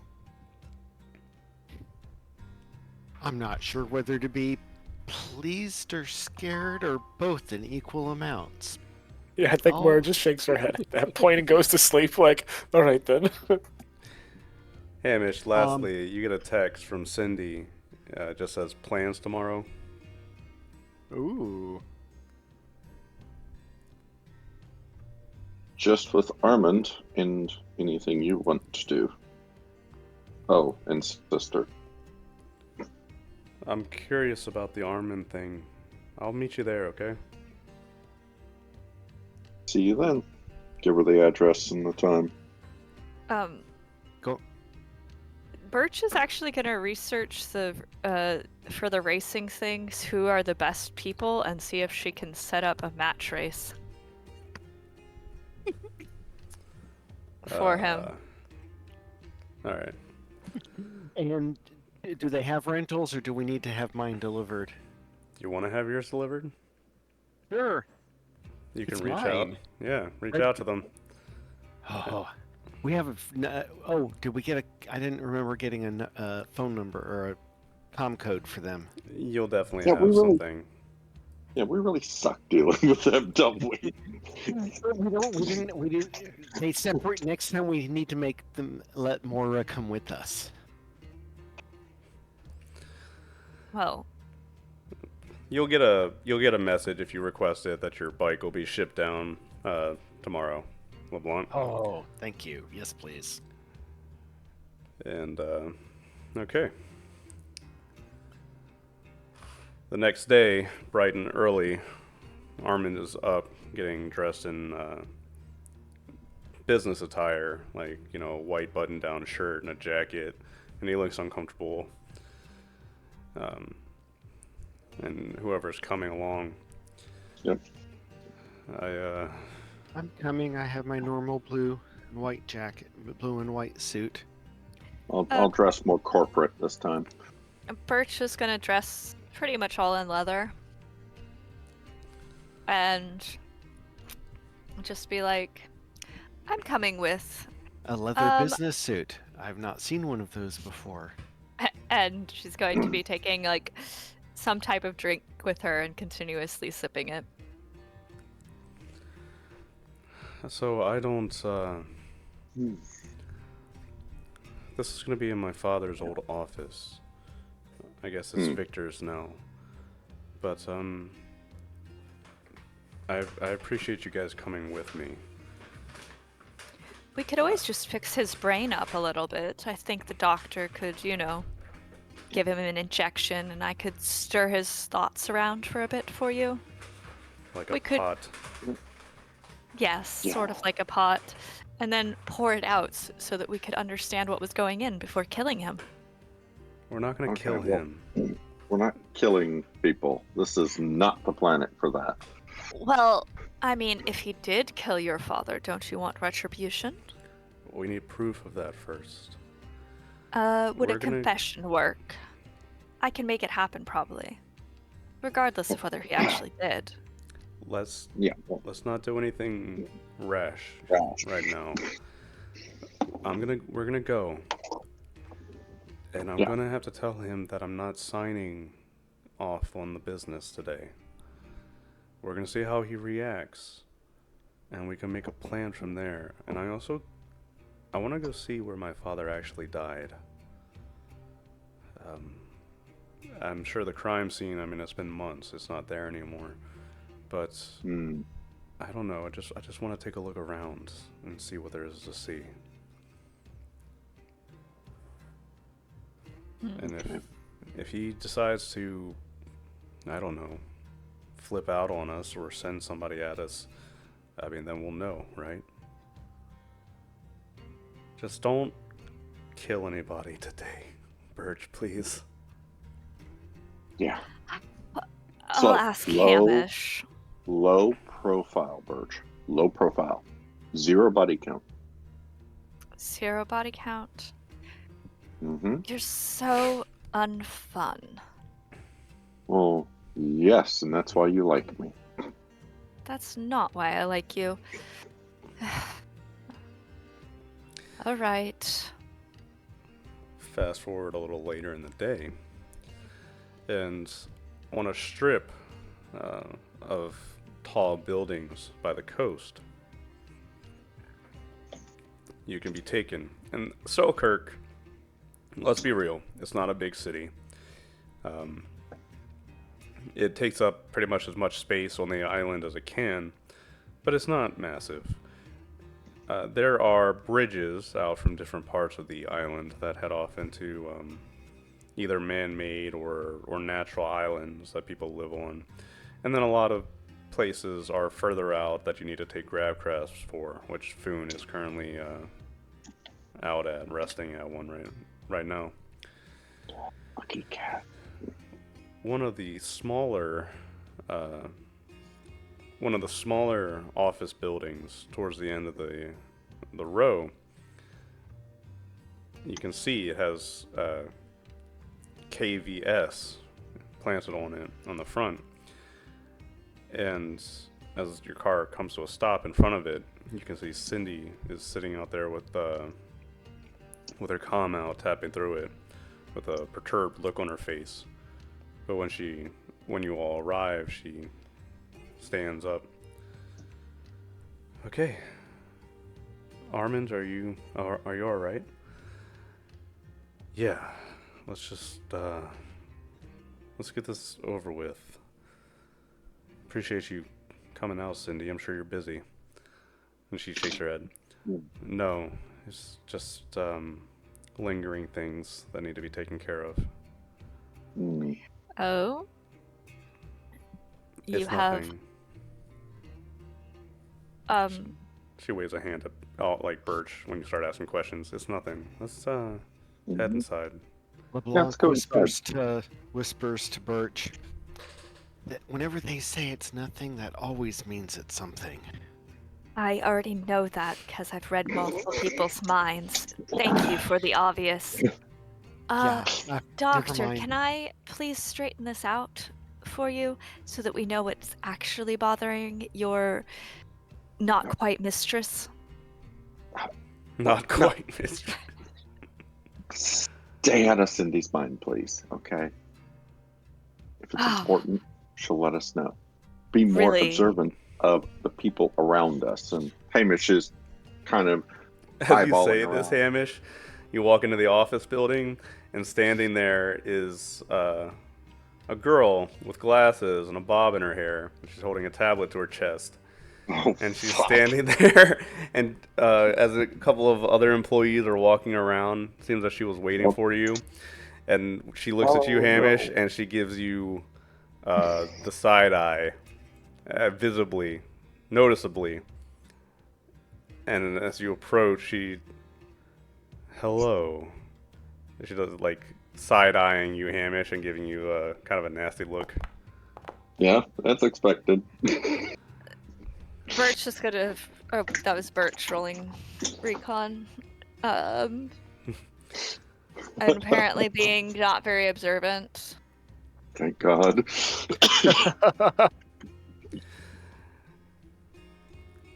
Mr. Kessler is waiting for you. But then you see her, this girl Talia. She like walks over in front of you, Hamish, and looks up at you. Did I happen to fall asleep while we were drinking that night? And Cindy's over there Yes. like, huh? What? Oh, Birch is gonna be like, "Ooh, doctor, did you It's- have fun?" Mr. Kessler found me asleep on the couch. It's not very polite to leave a girl sleeping like that out of nowhere without even saying goodbye. Well, you were asleep, and I didn't want people to think something happened that didn't. So, That's kind of hard to say if something happened or not. I was unconscious. well, Maybe nothing I drank a happened. little too much. I could always check for you. She like gives you that look like I'm on to you, and then turns right this way. I mean, you could get a physical exam and find out what happened too. Who's the actual baby daddy? Step over to Birch and say, Birch, it was part of our recon, okay? I had to knock her out. I'm not the one that's gonna take offense. You Well, yeah. sad man. Your soon-to-be mistress might be taking a run for her life. Oh, so you're gonna run? Me? No. I'm not your soon-to-be mistress. I thought that was Cindy. How do you know? How do I know? He reads everybody's mind, silly. Because you're both making gooey eyes at each other whenever your other back is turned. I'm not Gooey incompetent of emotions. I just Gooey don't eyes. necessarily I haven't heard like that. them. I haven't heard that phrase since middle school. Thank you. Thank you for the trip down memory lane and follow on with the group. Armin's over there like, don't worry, Talia. Hamish has medically classified cooties. It's you can stay away from him if you want. Like,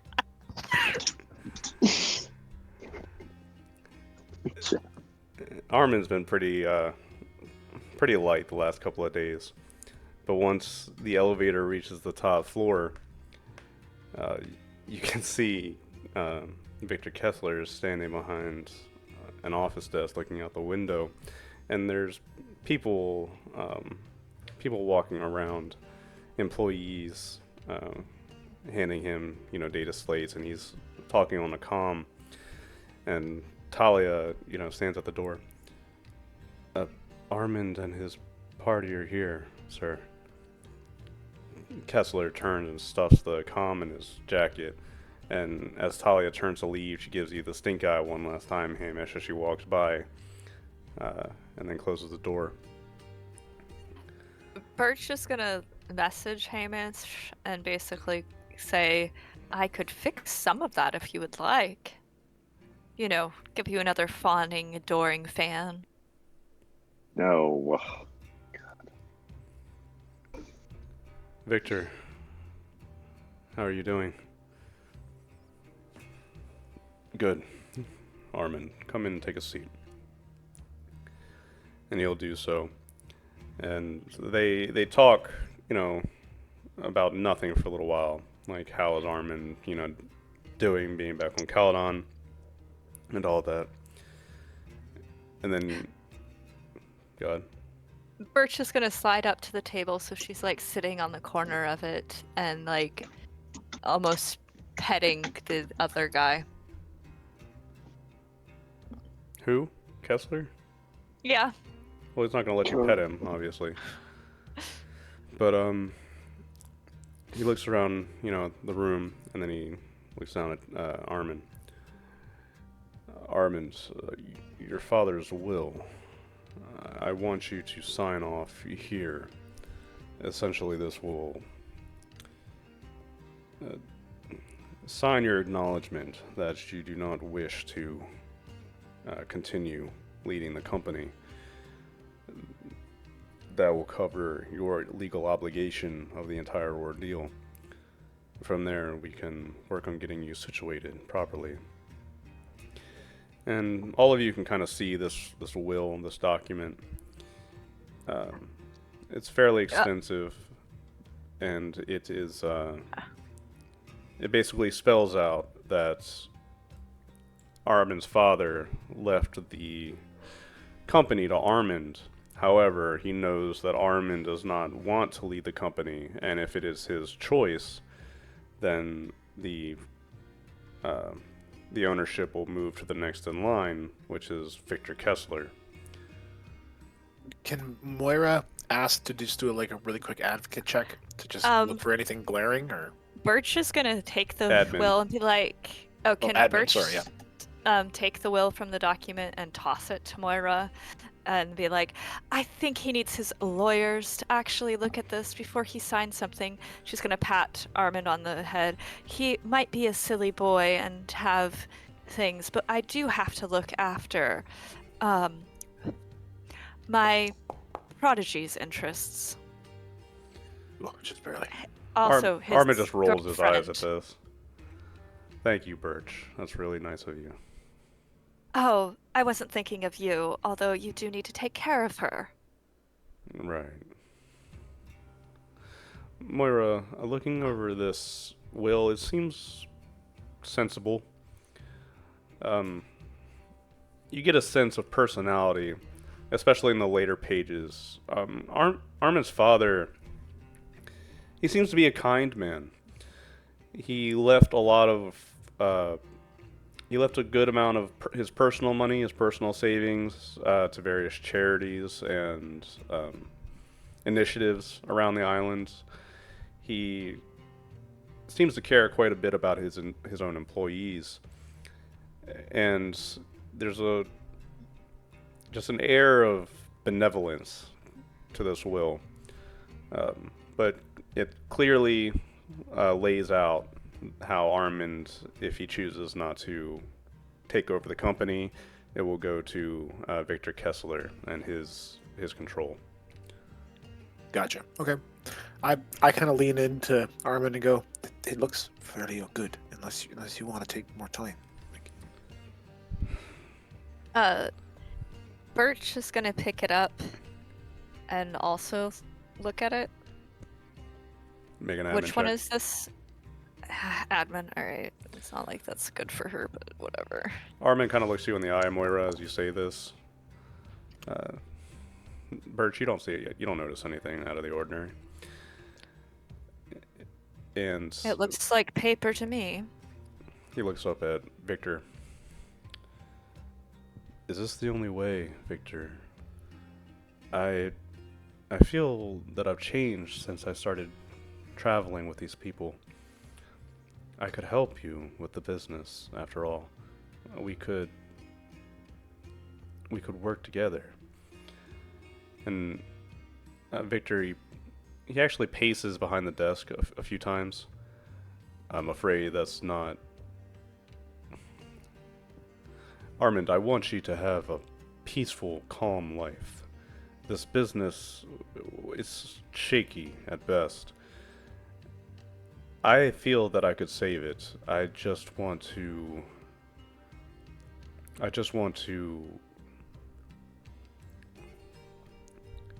make sure that my best friend's son is taken care of and doesn't have to worry about this anymore. If it's so shaky, why do you want it so much? Well, of course it's shaky after the murder of Gale.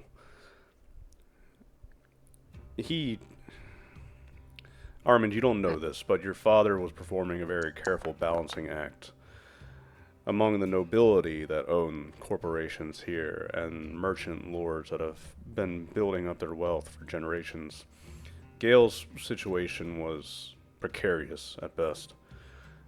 This company was founded by his blood, sweat, and tears. It's a miracle that is standing as it is now. Without a very firm direction and leadership, it could collapse. So here's an interesting thing, Birch. If you read his mind, you get surface thoughts. On the surface of his mind, there seems to be a sandy brown-haired woman and a 13 or 14-year-old girl situated at the very top of his mind. They're smiling and seem happy. It's almost like a family photo or something like that, sitting at the top of his mind. And this dominates his thoughts. You can hear, like noise underneath, but this seems to be sitting at the top of his mind, loudly. Birch is going to lean over and whisper into Armin's ear. Is he really close with a family and have a daughter or something? Because talking business and thinking about them is just so, I don't know, Armin blinks odd. and glances over at you, and then, how's your wife and daughter, Victor? Victor pauses and turns away, looks out the window. Fine. Just a little while ago, they went on a cruise out of system. They're not here? They left without you? They needed a break. It's been hard on them.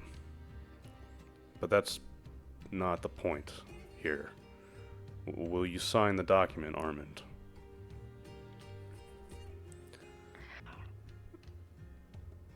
Armand leans forward and gives one last look at the will.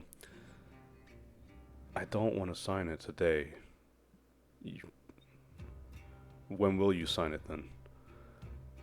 Well, there are some arrangements I want to see. I want to visit my father's grave. I want to see the place that he was killed. That was months ago. There's nothing to find anymore. Victor, can you give me just a little bit of time to think about this? I understand it's a big responsibility, Armand, to have the fate of a company in your hands. I want you to trust me. Like I said, Victor, just a little bit of time. And you can visibly see, his eyebrow twitch at this, but then he scans over your group. Let's call it a day then. We can talk about this more later, Armand. I'm sure you'll come to reason eventually. One day? Birch is gonna be like, that's a little short. Surely you should expect him to get over, jet lag, all that sort of things. Not make muddled decisions like you. The longer that my power here is restrained by the legal business, I I fear for this company's future. We don't have the time to waffle about this. And why could he not assist you in running it until he firmly decides one way or the other? That's just not an option. If Really? if you're not going to sign the document, Armand, then I'll give you the time you need until you will. If that's all, then you and your group are free to go. I didn't know we weren't ever free to go. Thank you very much. I think Moira kind of stands up with that and kind of starts to head for the door. Birch is gonna walk up to Moira and be like, "Do you have anything? I thought you would have some more things like a card to leave with our friend here." Oh no, I'll be making sure to give him or his secretary or the person who would actually be contacting us the information that they need. But we don't carry like a physical card yet. Have we printed that? I don't think so. Sigh. I feel like you've been letting business opportunities slip by not providing physical items. Birch is gonna walk over and try to give the guy a handshake, and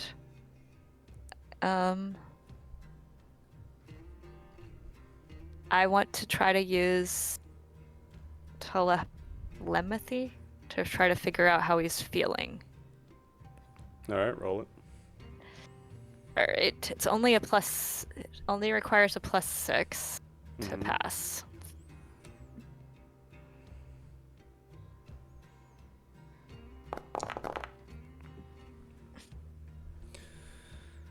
There's, on the surface, annoyance, a little bit of anger at Armin's reaction, anxiety, a little bit of fear is mixed in there.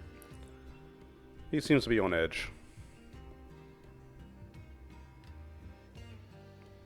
Okay.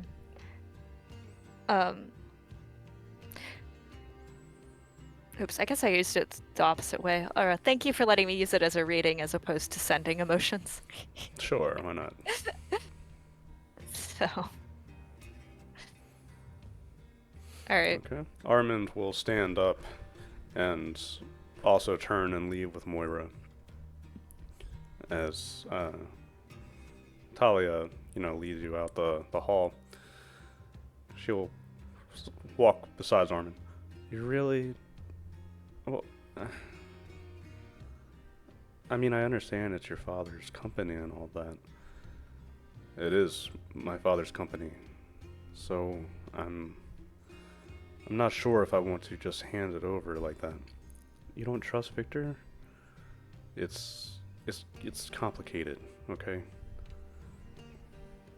And she just kind of shrugs and looks away at that. You are, even though this is technically Armin's father's building, escorted out all the way to the door, leaving you back out on the street. Armin just runs a hand through his hair. I guess we have a little bit of time then today. You did good in there, Armand. Don't be afraid to think that you didn't. It's hard to stand up to someone like that. He seems mad. I'm not sure Of how course much he's- time we can buy doing this. Of course he's mad. He expected it to be a sign, and then he could officially be the head of the company. Or the escort we got out shows that he already is, but... And he's not the one pulling the strings. What do you want out of all this? Me? Yeah? To be honest with you, I don't really want to have the company to myself. But if Victor killed my dad for it, then I want to take that bastard down. I want to crush him, honestly. But I need proof of that. Well, Do you need legal proof or do you need Birch's kind of proof? I feel like we might need to have a discussion. He was definitely unhappy and unsettled by your refusal to just hand everything over. But if he wants it anyway, he would be. Well, Perhaps. Well, I know we don't really have a lot of leads to go on, but I would like to take a look at the crime scene, see where it Yeah. happened, and walk around. yeah, Is it near? let's go. Is it near the racetrack? Hey, Um, he's got a shitty charisma. And a shitty granted saying that, probably. we can honestly walk there. It's only about 10-15 minute walk. So Walk, let's go ahead and get started. and I'll be watching because they already offed his father. They might try to Yeah. off him. Yeah, I I'll think do that's probably a recon on that. yeah, I think that's probably a good idea. So I think Doctor, you stay with him, and LeBlanc, I think you and Moira should be like front and back, and wherever Birch wants to go or whatever kind of thing. All right. Birch is sort of. Oops, sorry, I was playing with something. It's just gonna sort of wander around and see if she notices anything. I was gonna have her do recon, but she does not have a +4 on that. I don't know why Oh. it showed +4. You're looking at mine, where I rolled a Oh. 12 on recon. Okay. Moira, Armin is like talking, and he shows you kind of the map of where the crime scene happened. And as you're moving along the streets, you can see that the architecture, it's still modern and fairly beautiful, don't get me wrong, but it seems to be an older part of town. And you notice that you're only about a block away from Mickle's Electronics that you got the address of last night. It's not very far away at all. The at the end of this walk, Armin stands in front of an alleyway with his hands in his coat and just looks into it. On either side of you are similar shops, markets, and like robot parts and food and clothing. Just a mixed assortment of local owned shops. But he So- gestures in. This is where they found him. In an alleyway slumped against the wall with a bullet in the back of his head. Like this alleyway, specifically. Yeah. All right. I think Moira kind of walks forward and tries not to like step too like heavily. Tries not to disturb too many things, and she's just kind of looking around for anything she can find. I am going to do the same, but I'm going to bring out my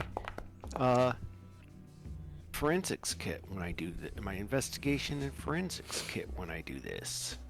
Okay. Alright. So I think after Moira notices that, whatever she does notice, she kind of gets out of LeBlanc's way, and you can see everyone can see she's kind of distracted, looking down the street. Cindy's behind you, and she's not one for crime scene investigation. So she's next to you. What's wrong, Moira? Did Hamish tell you about the contact I had? No, we haven't been talking much. I'll give you the spark notes. One of my sisters is working for the Caledonian government as a liaison Really? as a liaison from the Imperium. That's why I was separated. That's why it's a different jurisdiction. So I'm in contact with her, and Moira flashes one of the selfies to an extent. Looks And just LeBlanc like looks you. over at it. But yeah, No no, tattoos. look, I've been a spacer, and one of the problems with not really getting anti-Gathics every time you need it is she kind of points to some of her more wrinkled and aged features. It's very likely that others from the program who had better access to it, or just in general more money or more time, the ones who survived at least, are going to look a decent bit younger than I am. Regardless. And Moira kind of like points to her face tattoos as well. The information I pulled out of the card she gave me points to a shop, electronic shop we passed on the other side of the street. You can see her kind of bouncing. This is important to Armand. We're just having trouble paying attention. That's all. Why did she give you this card?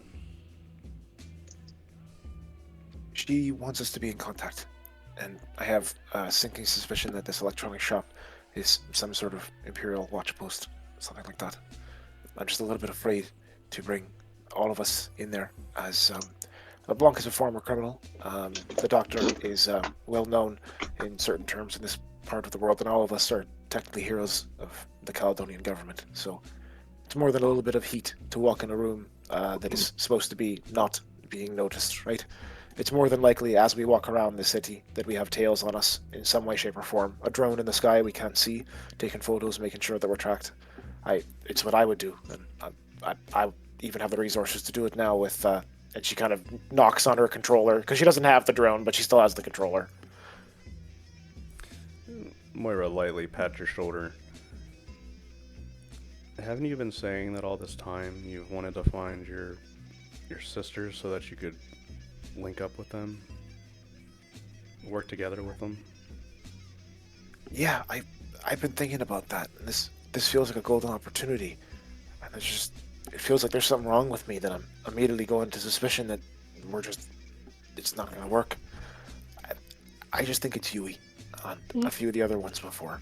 I haven't really talked about it necessarily, but one of my sisters shot a hole through the ship that I was in, and I almost got sucked out into the void. So a lot of us who survived and I guess got through the first couple months, we're not the nicest people. I'm so proud of you. You're actually not trusting everyone that looks like you. Birch is gonna clap for her. Yes, thank you. I know it's been hard for you, Moira, but it sounds like this is what you've finally been looking for. You're not alone in this. If you want to, you can trust her, and we'll have your back when you do it. That's what I plan to do, and that's why I'm probably going to go march over to that shop once we find anything out that doesn't really involve Armand. It'd be good to have you guys maybe half a block away, but like I said, our faces are well known, and I'm surprised that we haven't gotten stopped for a photo yet, considering we're on a very large Caledonian settlement. So I'd rather not have every single face walking into a shop with me.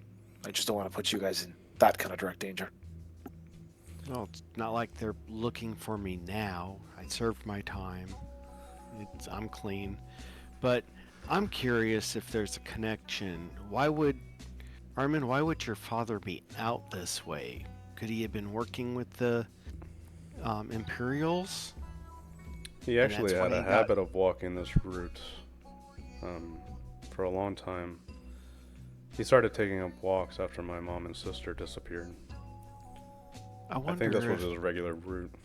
Your mom and sister disappeared? That's a story for another time, Birch. Not right now. No. I think it is a story for now. Since I have a inkling that might be what the pressure that is being borne on your estimable friend as well. If you really need to know, Birch, when I was a kid, my mom and sister went out on a cruise ship. It was years and years ago. And apparently that ship got attacked by slavers, and they're gone. That's the end of it. We never heard anything else. By slavers. Do you happen to know anything about those slavers? We never found anything out. No, this was a system far away. All we found out was that there was a derelict of a cruise ship, and it turned out to be the one that my mom and sister were on. We haven't heard or seen anything else.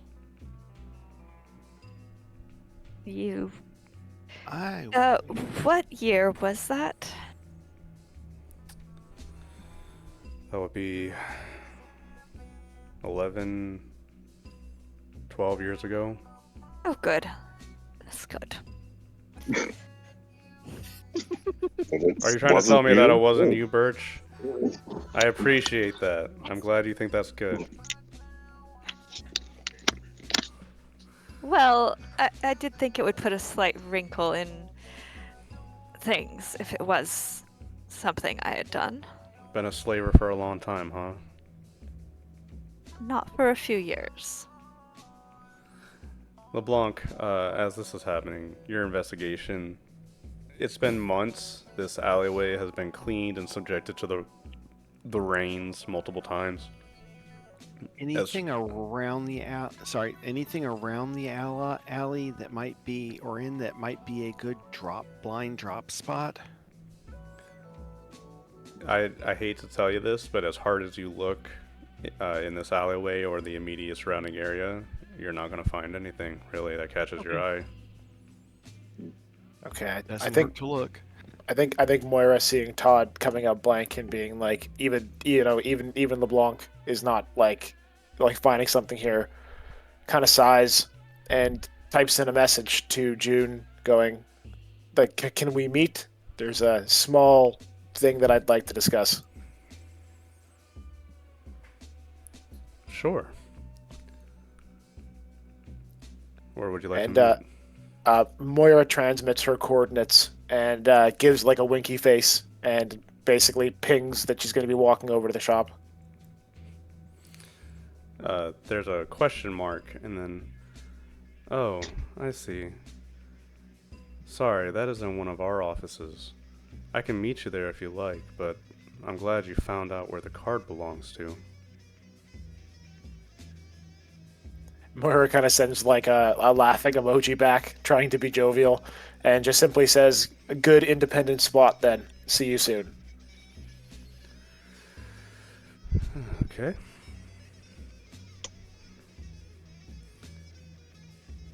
Moira kind of looks over at the others and then looks at Armand and goes, "At the very least, I can ask a little bit of a contact if maybe something has been going through on channels. Hopefully that'll be able to help in some way." If you want to, for sure.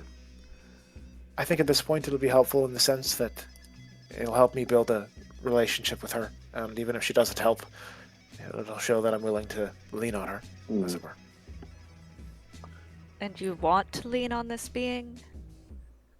Unlike you, Birch, I actually do find certain interest in having conversations with those who might have a deep history with things associated with my past. I haven't killed my way through most of my lives, so... I sort of am honored that you think I have killed my way through. I was a little more discreet than that usually. No, Got them but to kill Birch, themselves. as a She's bounty gonna hunter, flash at you've him a put smile. many people away, and I'm sure those people would love a chance, to maybe meet you again. I wasn't necessarily a bounty hunter, a pirate. But bounty hunters had a little more legal recourse than I did. Moira kind of shakes her head and then just tells the others if they want to follow, they can, but she's going to head off to go get ready for the meeting, and kind of indicates that Armin should probably come with at the very least. Yeah, of course I'm coming. And everybody who wants to can follow Moira. A quick walk around the streets. Hamish, you do that, and shops have changed hands a few times, but for the most part, like you notice that the shop that Moira is meeting at has been there since Armin's father's death. Not too many changes. It's only been a couple of months. Okay. So, Moira, after a little while, everybody who is following, I'm assuming that's pretty much everybody here, can walk down the street, and you can see her. She's in casual clothes, but she's got the black sunglasses on, and she's eating what seems to be ice cream, and she's sitting up on a railing, like a shop down from Mickle's electronics store. And when she spots you all coming, she shoots up and walks over.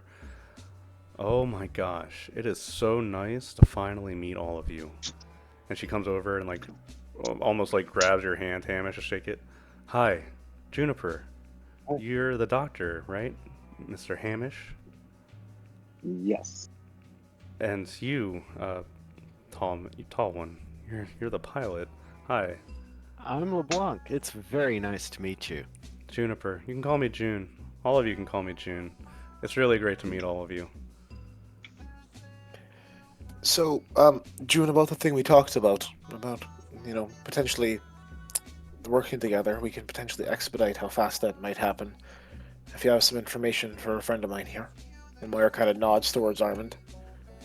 I feel like I've already done my part of that job. She sticks a thumb over her shoulder, pointing at the shop. I take it you wanted to meet here because you saw what's on that card. I just wanted to make sure that I wasn't walking my friend into something he might get shot. I wouldn't do that, okay? Let's be very clear here. I want you to get this issue of yours taken care of. I know it's impeding a lot of our progress, and the sooner that we can get you in a comfortable place, the better it'll be for me. Moira kind of smiles, and you see it go a little bit rictus, and she kind of comes up and gives June a hug, and kind of leans into her ear and goes, "This is the first sign of trust. You're close by when I go in, not sitting halfway across the city." And then Moira kind of turns and walks back towards the shop without looking back. And she faces like the rest of the party, and you just hear her make a face like, testy.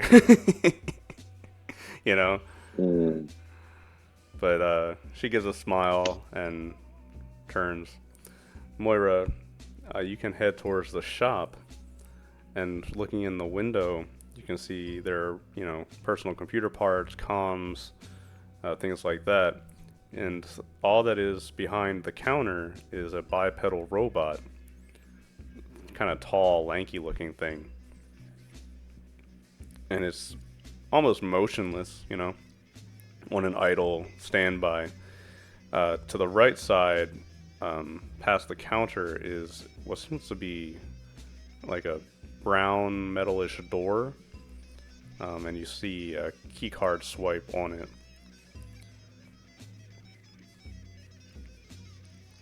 Moira kind of glances at the others. It kind of glances at Armand, and then opens the door and goes in first. Immediately, the robot kicks to life. And I almost want to do a robot voice for this. Heck yeah, dude. Get Let a me- filter. Yeah, let me make sure.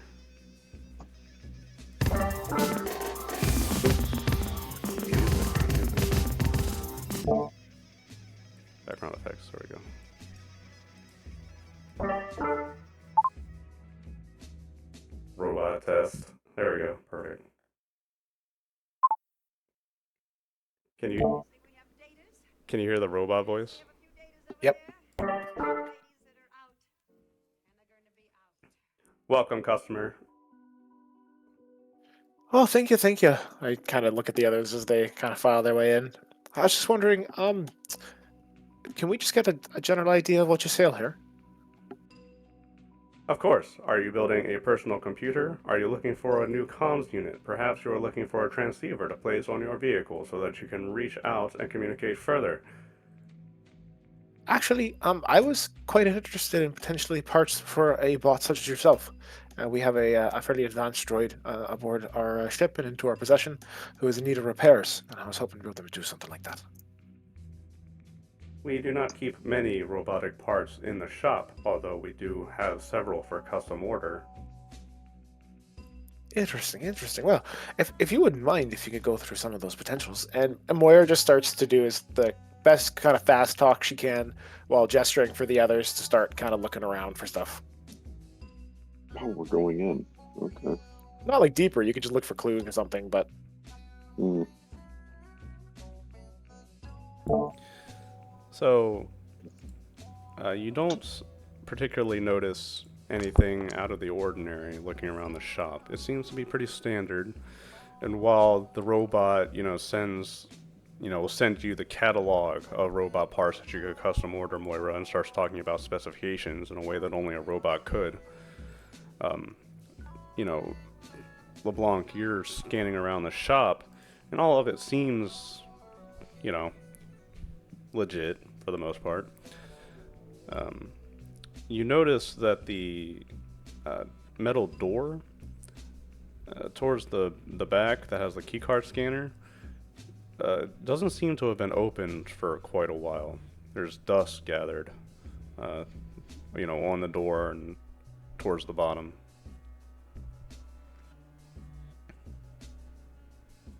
I'll text that to the party while pretending to look for hands-free motorcycle radio helmets.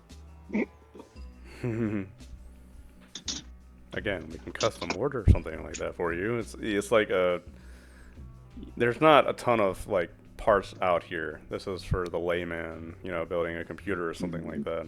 But if you want to custom order something, they'll happily, work that out for you. But it only seems to be this robot in charge of things, manning this small shop. All right, I think Moira finishes up with the pleasantries. I think she wants to buy something fairly small, just to like have it there be an actual purchase when they come in, and then she's gonna signal for people to leave with her if they don't want to stay. The metal door. Is there an access pad or anything like that? There's a key card scan. Key card. Okay. Moira has a card. Okay. We'll head on out. Moira kind Was of there glances any at other everyone. humans in there besides us? No. Pretty Okay. empty shop. Can, before we leave, Birch is gonna do a sense life.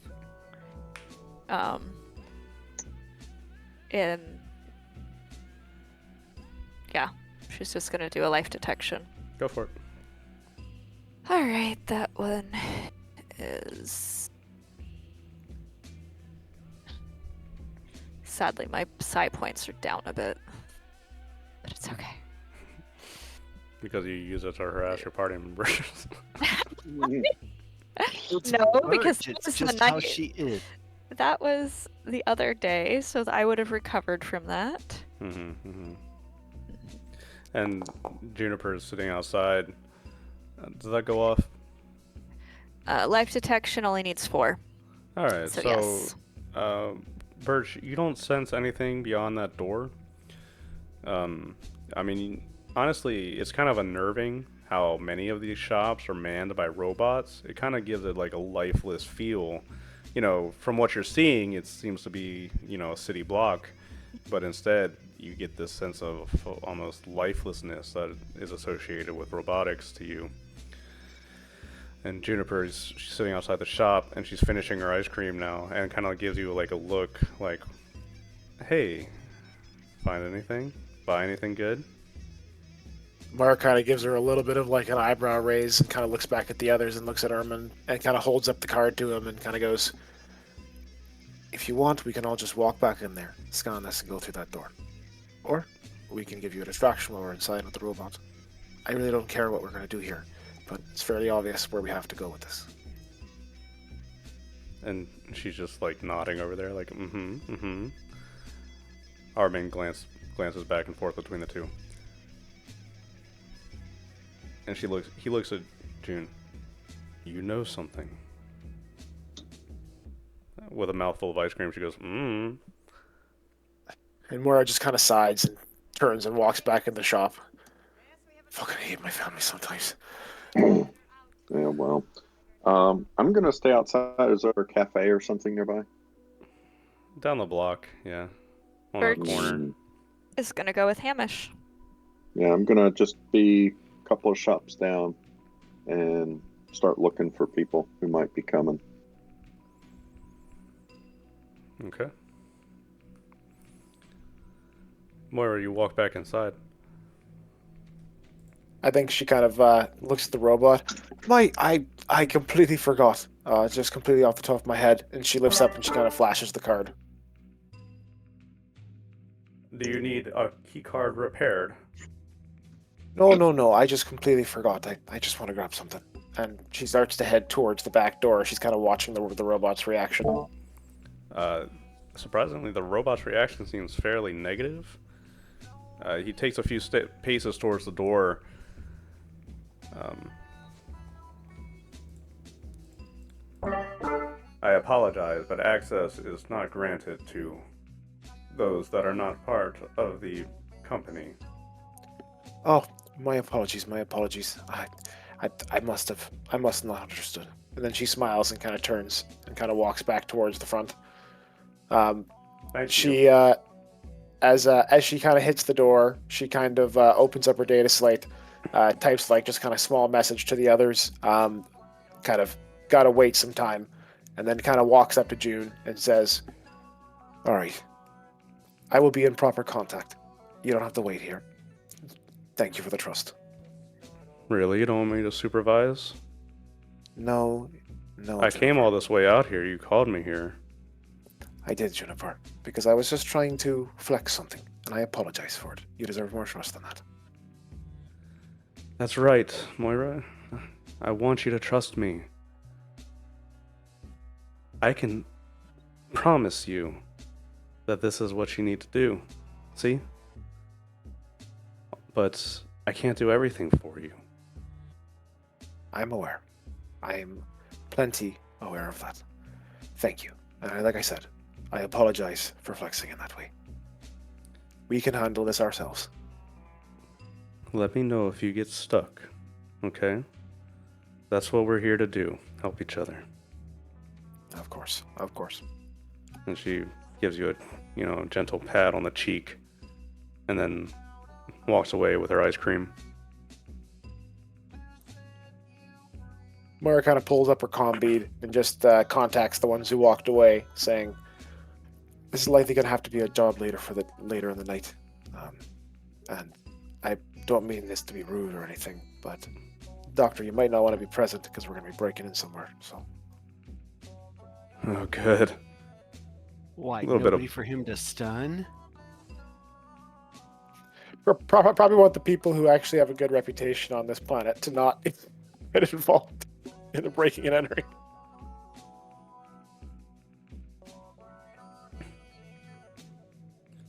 Does that mean that it's something that I should be doing for you all? Since I have such a stellar reputation. The problem is that if we go inside, that robot's always going to be present. It's not like it needs to go home. And it's going to react negatively pretty much every time we try to get access to that back room. So, unless we find some sort of back door, we're probably going to have to subdue that robot.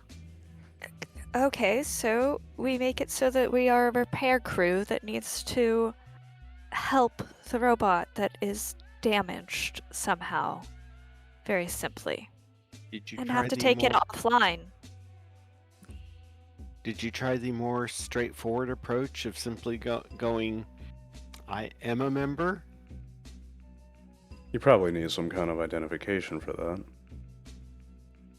They claim that I am no one who is Yes. not a part of the company can go back there. I am certain not a part of any sort of company, whatever that means. It doesn't know that for sure, and if the card opens the door, that would be wouldn't that not be proof that you are part of the company?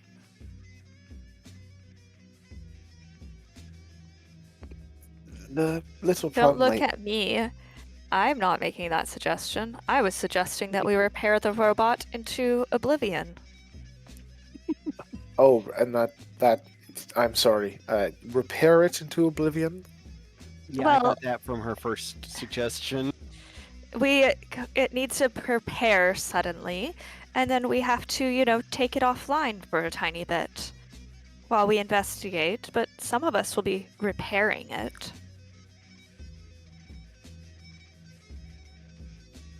It's not the worst. Not the worst idea. Oh, thank you. While they're sorting this out, I'm going to go stand next to Cindy and say, "Do you want to go get a coffee while they make their plans?" Sure. Poor Moira. She's frazzled by all this. Yeah. But Yes, we have a few datas Oh. over there. Birch is gonna turn around since she had followed them and be like, "Have fun, kids. Let me know if you want me to be your bodyguard." Thank you. Keep an eye on Armin, please. Really, him? How much time do we have before y'all want to come back after dark, is it? And play with the robot then? Well, look, Uh, I feel like that's the best idea for the least amount of people who are going to notice, but I've also haven't broken into a building in a long time, so. Short He memory? was- We've done that like a couple planets back. Oh, right, never mind. I suggest that we first set it up so that the robot actually has an issue to be repaired, and then we make it so that when it sends out a signal to get repaired, it goes to us. Can you damage something with your, wee powers? Or My wee powers. Look, there's a lot worse things I could have said in terms of that. The Imperium does not take kindly to Psychers. Woo-woo space magic. Yeah, pretty much. Well, I can either hear and see into places that I'm not supposed to be, or hear people's thoughts, or teleport. So, not quite the most useful thing. If you could get me vision into the other room, I could teleport into it. Didn't you just say you could see places you're not supposed to? Yes. Can Could you look possibly look- inside and then go there? Yeah, I guess. Although I will probably need a nap before I try teleporting there. So we have time to go to the racetrack. Let me try reading, looking inside this place. What do I need to look? Oof. You want me to just look, or should I just listen? I could look and listen, but the chances are low that it will actually work. I think looking is better because then you're able to teleport there, right? True. Into a trap. I don't know why I suggested this. She's like bitching. Just so you know. You're just Okay. upset that you don't get to take the robot apart if it works. Look, I just don't want to be on this planet and be the heroes of the Caledonian government. And one of our first day or 2 days of being here, we shoot up a shop, It's, I didn't Okay. think she wanted to shoot up the shot. Just take apart the robot. right, but normally I assume Birch means to do that with a plasma bolt. don't know where she's getting that from. Appreciate how much you've come to understand me in such a short amount of time. You have no idea. That's what force proximity does to people. Yeah, that's good. Okay, it has to get an 8 or above to pass. Oh, wow. She sees inside. Beyond the metal can door hear. inside is a dark stairwell that leads down. And obviously we're on an island, so it turns out that partway down these stairs, it becomes encased in a metal tube. And this seems fairly deep, Birch. It Can I runs How down. far down can I go? Because it's a very distant is my reach. Can you move clairvoyance? I'm not sure. But It's specific to some displacements. I think it's for a place that you pick and then you can see. But I'll give you this. Oh wait, how about we can do it for the amount of time that I can walk for 1d6? Because it says 10 times 1d6 for usage. I know that's casting time, but I figure What you it might see work is for- that the stair leads down into this tube, and then past the door at the bottom, it seems to branch out into a hall, like a tunnel, and it goes for quite a ways. This is not some small little storage basement. This leads down into some kind of pathway.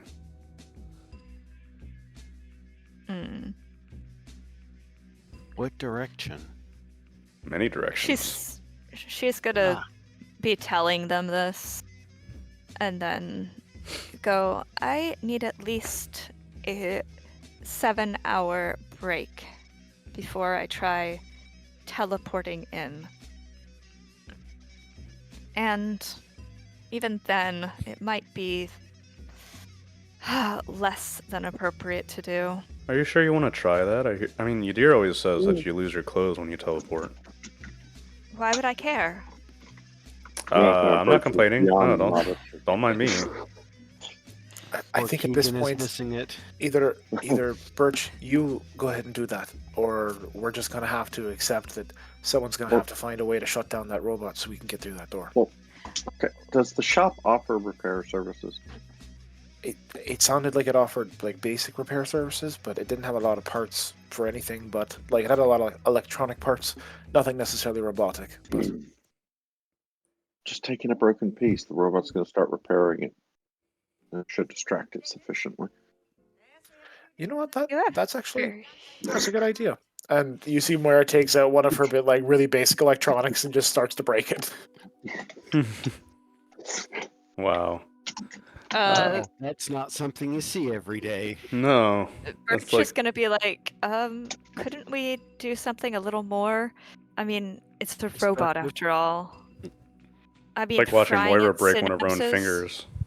I know, frying its synapses. Something fun? You see, like Moira's like halfway through a cable out of a really old data slate. Sorry, what? I guess maybe. We'll save your plan. Your plan is Plan B. Okay, B for Birch. Mm. Yes, but I need a nap before I try it. Right, like I still say that we probably should be going in pretty much at the very end of the time that the actual thing is open. I think even if we try to like hock the door and get in that way, the thing will wake up as soon as we go inside. So So we can go to the racetrack. Jeez. I He's really excited, guys. Let's just let him go to the racetrack for Yeah. a couple hours. Moira just sighs and kind of goes, I'm gonna go get food, but yes, I will join you at the track then, or at least watch some of your races.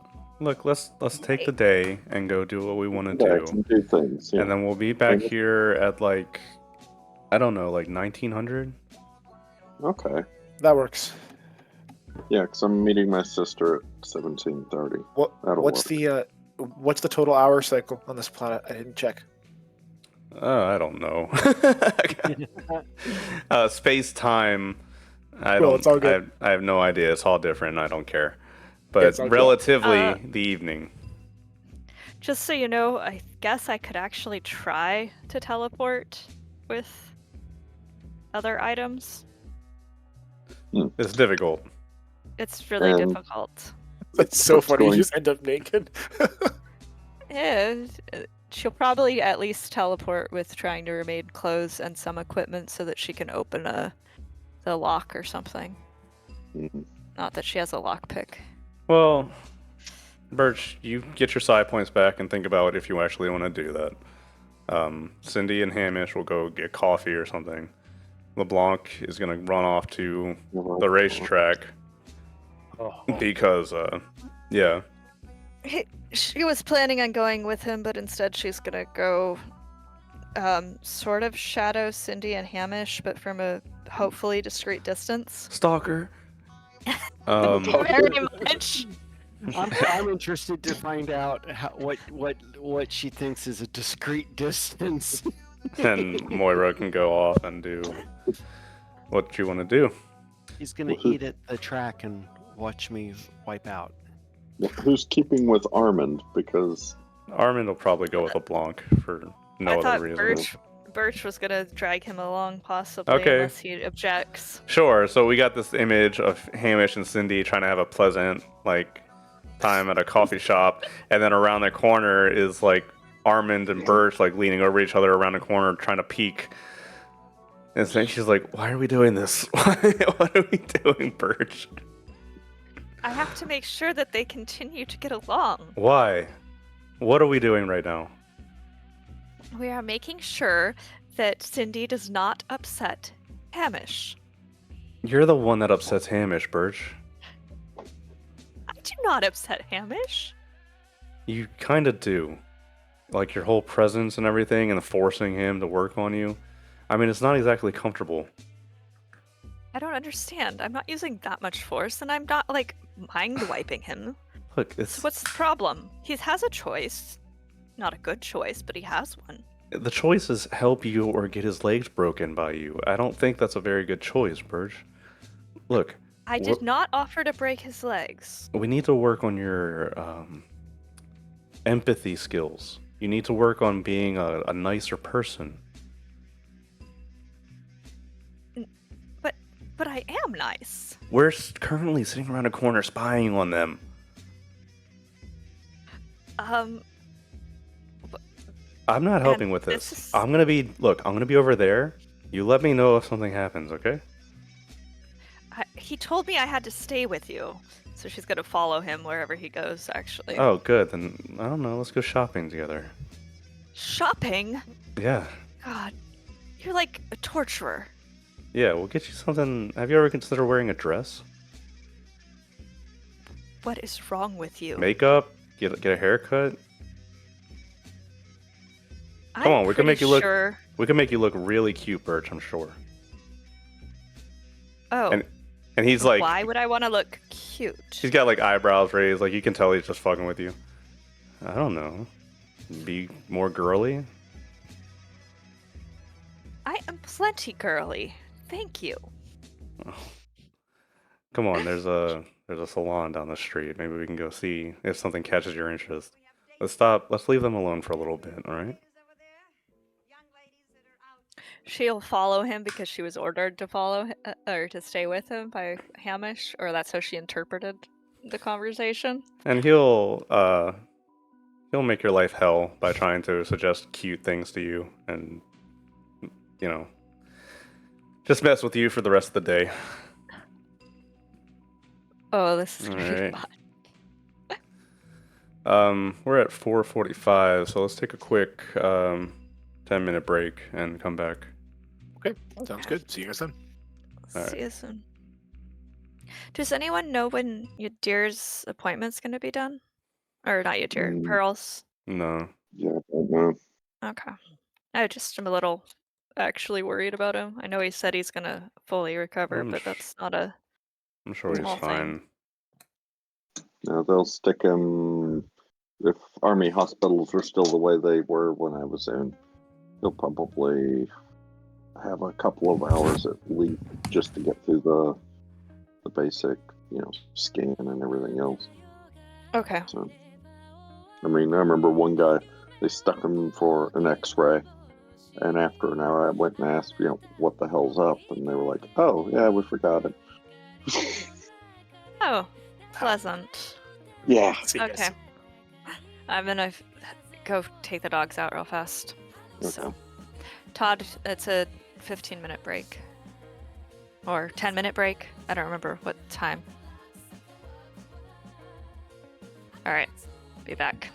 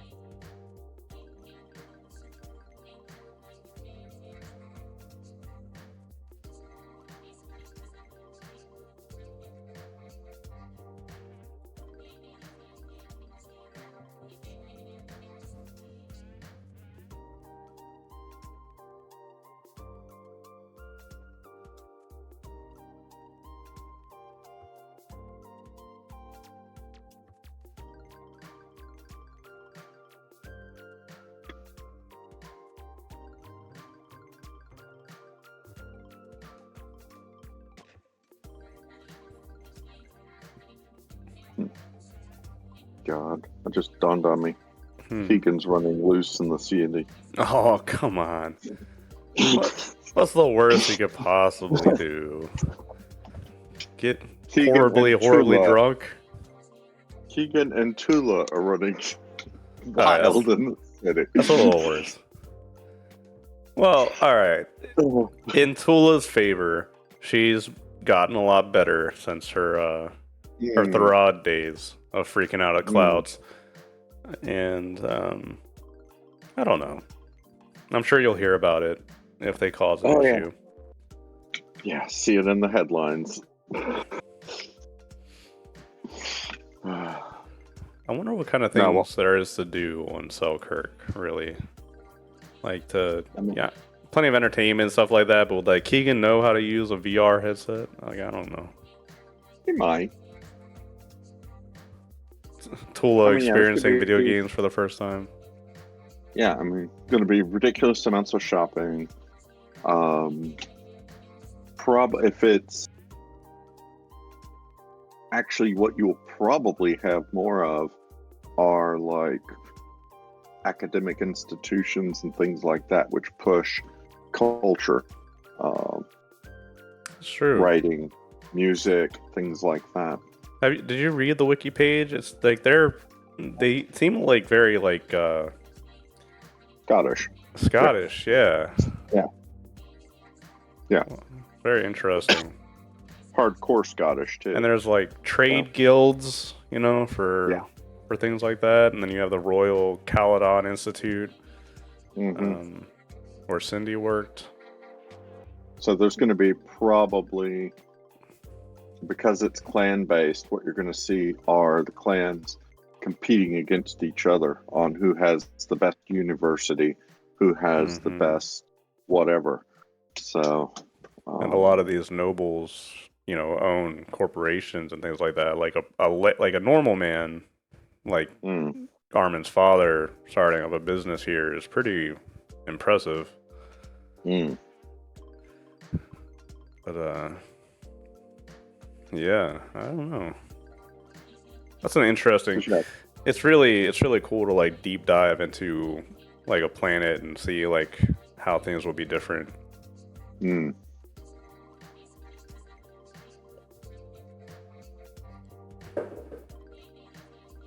I don't know.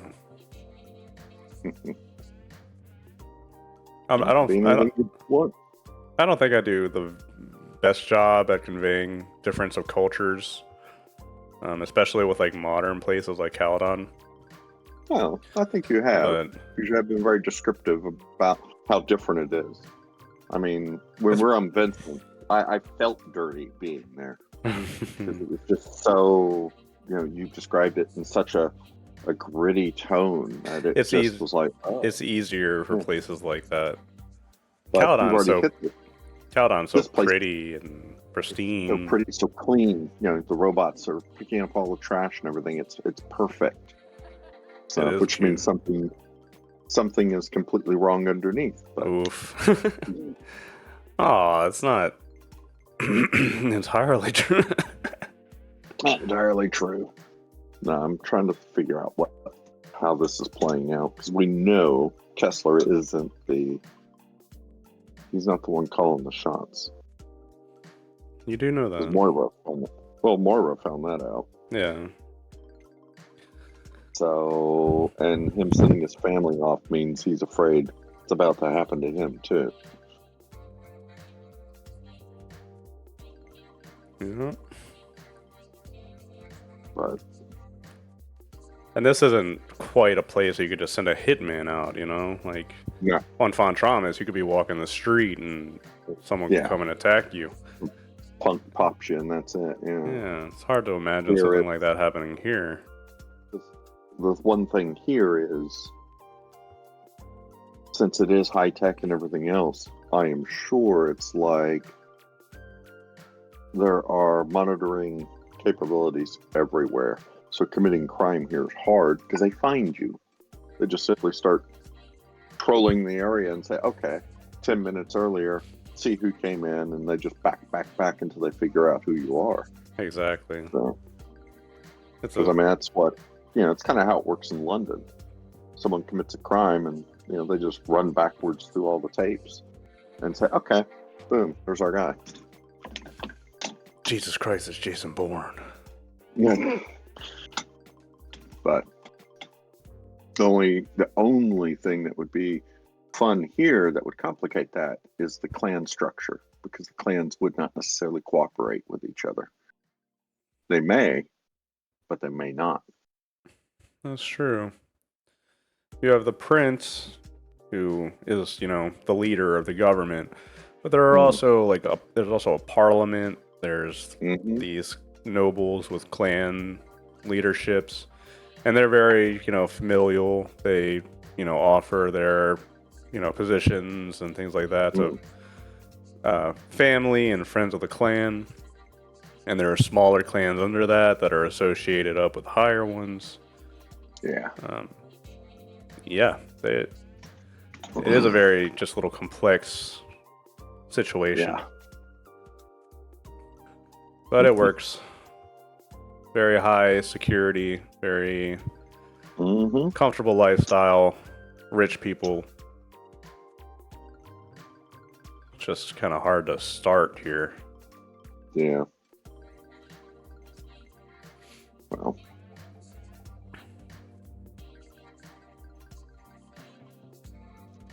During their coffee break, Hamish will talk to Cindy and Yeah, for sure. basically just, my concern is she's not confronting what she dealt with. So he'll always remind her that he's there. Other people are there. She needs to talk. So, but he knows not to push her. She's evasive, more I so know she's than evasive. usual right now. If you ask her like what she's been doing or if she needs help with anything, she just kind of looks away and brushes it off. Yeah, no, Hamish is pretty certain she was talking to her ex, and that's fine. That's got to be dealt with.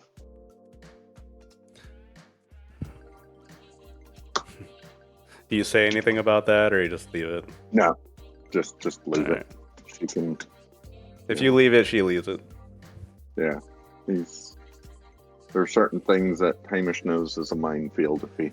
Because look at Steps her into it. situation. I mean, she recently had that go on before she left, and then she leaves, and Yeah. then suddenly the news comes out that the ship that she was on got attacked by pirates, and then she's gone for months on end. Yep. Finally comes back. Coming home, finally, there's things you got to deal with. She doesn't have a family to speak of. Wow. She's And been that's on what- her own for a while. And that's what Hamish will always remind her is, we are family. Always come back to us. Hello. Hi. Sorry, it takes us a little longer with the puppy. You're fine. Oh yeah, you got 2 now. But we want to get this business started. Yeah. Yep. Sorry, I've just been eating popcorn, so I didn't want to try. I didn't, yeah. No I think, problem. let me check with Anna. I had a scene planned for Pearl, and we've been talking in our DMs for a little while about if we were to run a food-based campaign in Traveler, what that would be like. So we've been I've already got that. brainstorming. We've been brainstorming like one of his ideas was little bugs that if you cook them, they kind of roll up and form up like this popcorn stuff.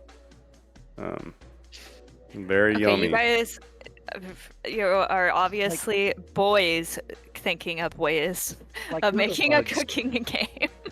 Have you guys been watching Dungeon Meshi? Like, Can Oh god. I have a weird thing, and I'm not. I was gonna. It wouldn't be Traveler though. I was gonna suggest sending them our novel, and see if they could come up with a way that we could play that as a game. Yeah, don't worry about it right now. Okay. All right. The day will pass. LeBlanc, when you go to the racetrack, they'll get you set up and registered. So one thing that I want to stress to all of you is how goddamn expensive Caledon is. Like, there's a registration fee of like 10,000 credits, LeBlanc, to get you registered and be able to race in the stadium. Let me check my money. But if you're willing to do that, they'll let you participate, in the lower league races and get you comfortable with, the idea. And your opponents are a bunch of like younger guys, like rich folk that are out here wasting a day at the track, Okay, where do But I have yeah. my money? Where did my money go? No, I mean, I can't remember where it's written down. Should be on the equipment page. On the right side. Oh, okay. Well, I've got 13K. I'll have to talk to Birch, Birch. Okay. how much is it that he needs? That's like soul selling. Oh, Birch will roll him, provide him money as long as she gets over half of his winnings. Thanks, Birchistopheles. But After he's paid her back. there isn't too much I want to do with the racetrack. Don't worry, LeBlanc. I know we'll get to it, but not right this moment. I got it. We're good. I promise we'll get there. The endless fascination with it is all in character, is all, and Yeah, we'll get there. real life is real life. With the sports arc and the hot-headed rival and the beautiful girl that only chooses her man based on how fast they go. Yeah, we'll get there. And This will be interesting. based on how fast they go, I think that's a perfect girl for LeBlanc. Honestly, just He doesn't arbitrarily have to choosing talk. whoever goes the fastest wins. That's perfect. Yeah, because he doesn't have to come up with anything to actually say. Until someone comes along that's faster than you, and then I get Birch to sabotage them. yes, perfect. Armand and Birch have actually had a day out together for some reason. They have been wandering around the nearby area. I heard Birch went shopping. Yeah, they went shopping together. And Armand's just been kind of like, not bullying her, but like picking on her in a way that he's trying not to get killed. But just messing with her. She puts up with him mostly because it's her prodigy's toy. She really Sure. does see him as that. Hey, that's an improvement from Foon, I think. And Hamish and Wait. Cindy get some coffee, and the day will wear on until it's later in the evening. One sight that you'll see floating out over the ocean is a massive capital ship. It comes down out of the atmosphere in the evening, and you'll see it begin to, like, about a dozen air rafts and pinnaces and cargo ships and things like that branch out from this ship and fire off and then begin landing out on the port and the docks of the city. And this seems to be its way of unloading its cargo. You know that the high port is, on a good day, busy, and on a bad day, completely packed. So you can kind of see the need for the space elevator. Just a centralized location that they can store goods at the top and bring it up and take it down as needed. But for now, you get amazing sights like this backdrop of the orange sun shining behind this capital ship as it shoots out little ships under it, coming down to the surface. Hamish, you meet with your sister, who didn't bring your mom, luckily, and she, like, grills you for what the hell you've been doing because you have a bullet hole in your ear and... Okay, it's not the only bullet hole, but I've been busy. Yeah, she grinds you over the coals in the way that family can. And she's like, "Are you gonna go meet mom eventually?" Yes. I have some business probably tomorrow or day after. Then I'll go talk to her. Do you want to be there? Nope, that's all you. Didn't think so. That's gonna be several hours of talking that I don't want to do. Like I do. I am glad you're back. Yeah, well, I'm back for a while. But I've got things I gotta do. And now that everybody is free after that, night comes on. What would you all like to do? Birch is ready to string the Armand up and just hand him over. Yeah, you all meet back up, and Armin's like, he's got this like smug, satisfied look on his face, and then Birch is behind him just fucking fuming.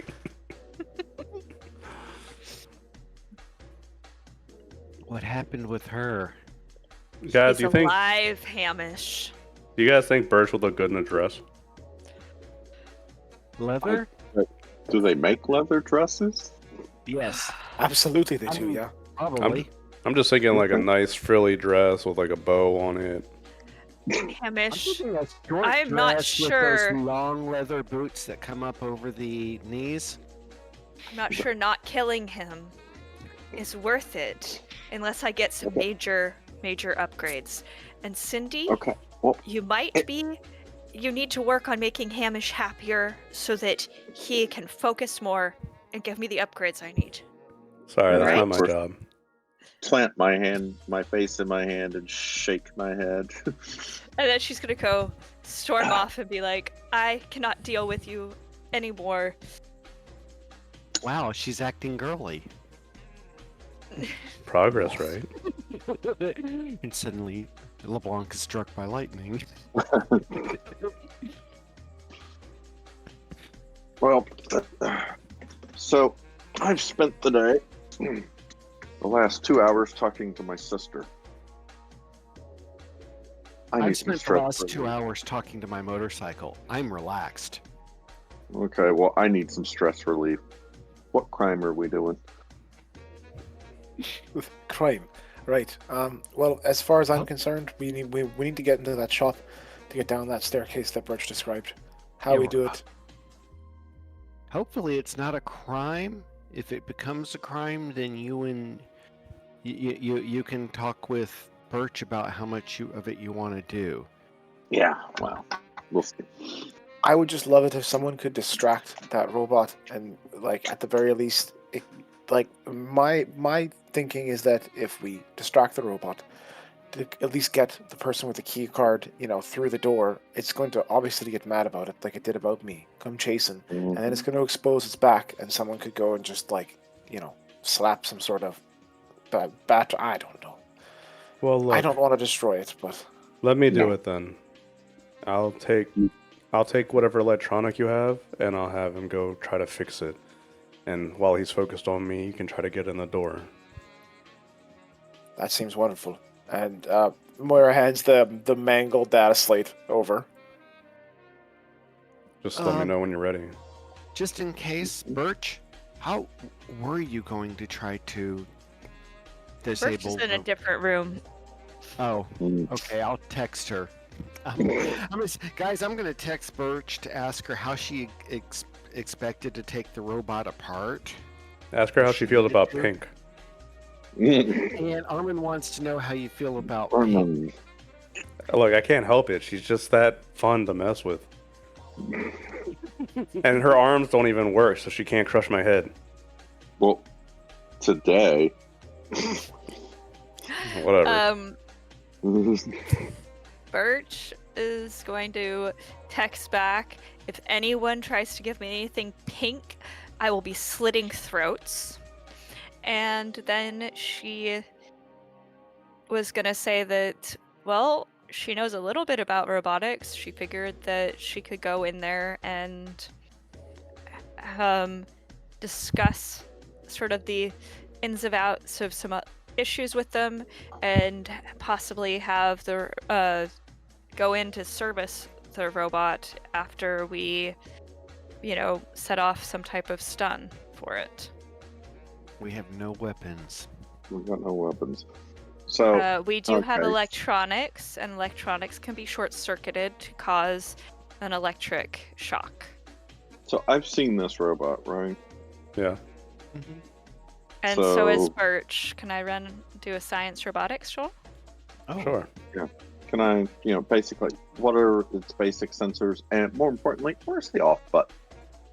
There's not gonna be an off I don't button, think man. there's an off No. button. It's not how it works. Ah, it's a shame. But you can make a check if you want. Okay.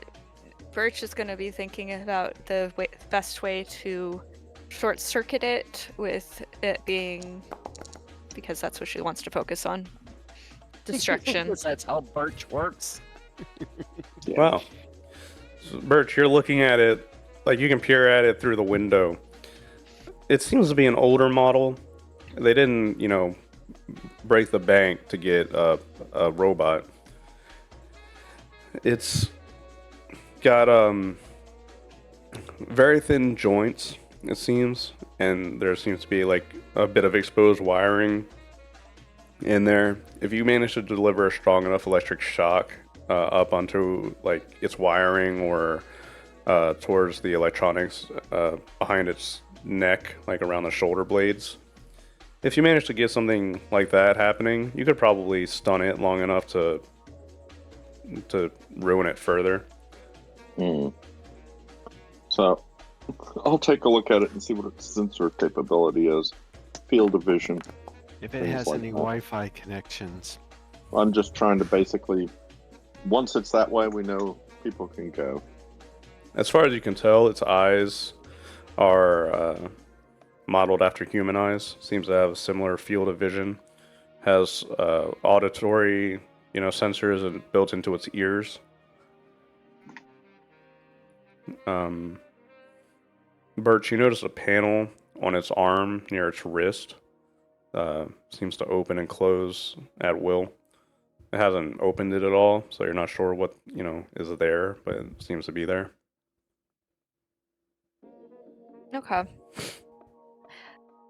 Is there anything that are in the working area that would deliver a shock? And if you want, I can do tactical awareness as a.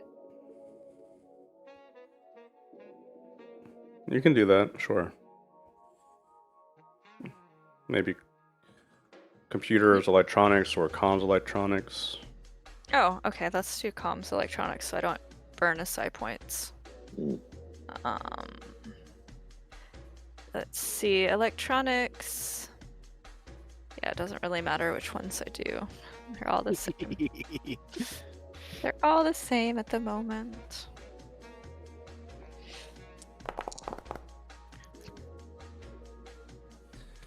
It paused. It's got a computer that it's got halfway dismantled, and it seems that like right around the time the shop closes, it kind of just shut itself off more or less. It's like halfway. It's like working on this computer, and then it's just tilted forward and went into idle mode, turning off for the night. Wow, someone didn't pay very much bills. No, you do get the sense that this is a cheap little robot. Well then. It seems like it might not be that much of an issue. Hmm.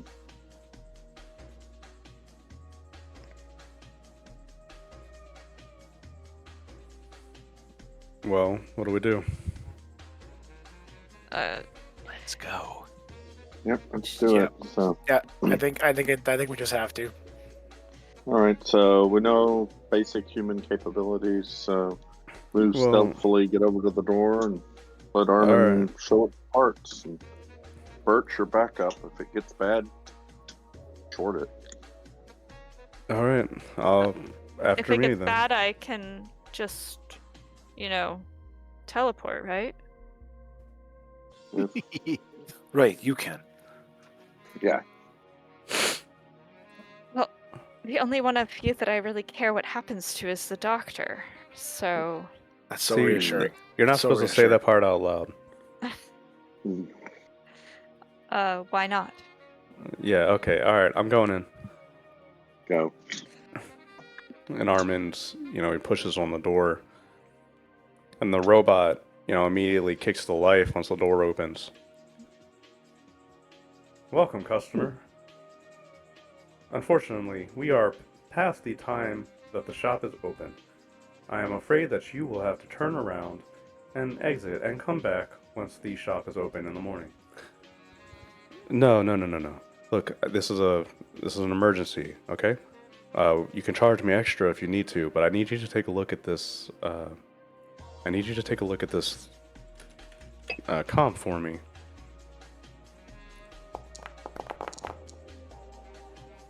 Stealth time. All right. If you guys want to either have someone roll it or do a task chain, if you want to try to stealth by, Armin will give you a +1 for that. Ooh, so Okay. that gives me a +5 total. Okay, so So I guess you- I'll go first and see if I give you a bonus or a negative. Yeah, and then I'll try to screen them. If need Birch be. will go in somewhere along the lines. Ooh, Um, bonus. Nice. So, X.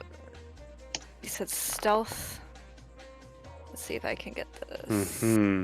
+7. Yeah, me thinks that LeBlanc's not gonna fail this roll. Dude. Bruh. All Whoa, right. that's a lot of. Cool. What did you do? Yeah, what'd you I- do? Set How'd up you do? her spreadsheet, her character sheet. I Okay. spent a while entering it in. Oh. I just love the sum effect 3 shit. That's awesome. Hmm. So that's total effective. Wait, it's not the effect that counts. Plus It's one, just a plus +1 from two. each, correct? Yeah, Yep. so you're at a +8, I believe. Yep. Yeah. Let me just go ahead and make sure. Yeah. All right. So the robot obviously can't get frustrated, but he will turn to Armand while he is, trying to force this robot to fix the thing. And all of you can just walk in, and literally the robot's back will be turned and pace across the room. And Moira, if you flick the card against the reader, you'll get a short beep and then a green light on the reader, and the door will open for you. She ducks in right away to get out of line of sight and starts to head down the stairs to make room. Okay. Go in after. No traps, right?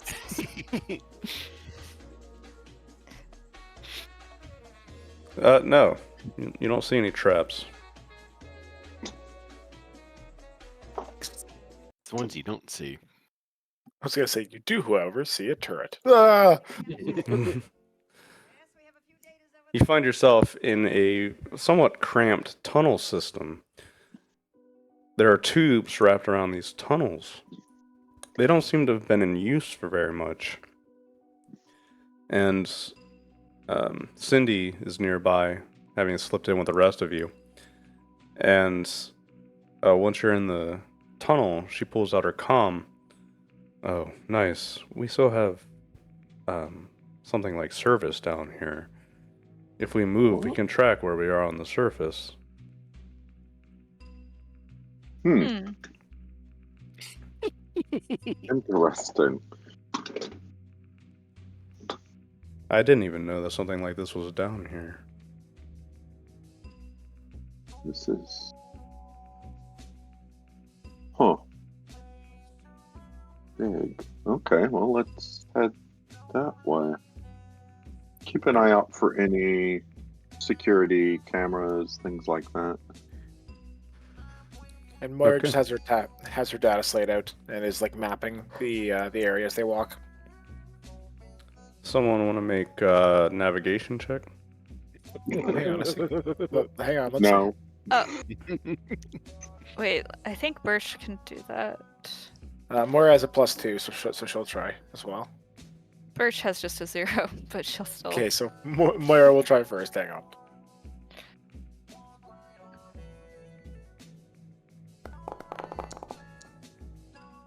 Oh, just barely. I like rolling with this labeled. Okay. Moira and Birch, you two take the lead as you begin wandering these tunnels. And a lot of times it's very strange. They turn into dead ends. You'll be wandering around these, off-white tunnels, this tube, taking turns and watching on the map as you move. You'll find yourself, at a dead end, and at the end of it, there's actually a window that opens up, and you can look out and you can see that seems to be ocean water on the other side. Poking out. And you find yourselves down here for a little while. Just wandering around the tunnels that seem to nonsensically turn and bend, go up and down. You'll have to climb a ladder in a certain spot to move on to the next part of the tunnel. As you're moving, all of this seems fairly untouched. There's a lot of dust down here. There's no sign of cameras or anything like that. Moira, as you're moving, one area catches your eye. There's a door similar to the one that you passed in at the electronics shop. And if you were to crack it open and look, you can see that the dust here seems to be lighter than what you're used to down in these tunnels. And a stairway leads up. And this is just one door, like on the right side of the hallway as you're walking through these tunnels. You seem to be a little ways north of the electronics shop. And at the top of these stairs is another metallic door. Markhead turns back. There's really no telling what's on the other side unless Birch, can you do your, thing again? I suppose at some point you all are gonna need to pay me for some of this. Okay. Sadly have not entered this in yet, so it's clairvoyance. Plus I had enough time to recover, correct? Yeah. Okay. I'm just making sure. I'm just gonna take a look, I suppose. She just needed a... She needed an 8 to pass, so... So Alright. that was fine. I'm gonna type it to you. Thank you.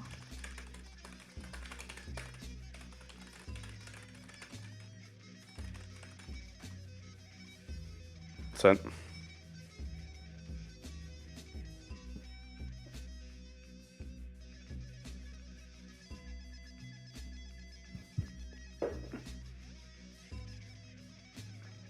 Well, there appears to be something of interest in here.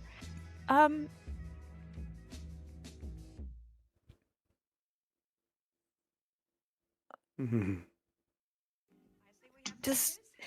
If I was to describe what someone looked like, how well would you be able to determine who it was? Depends on this description.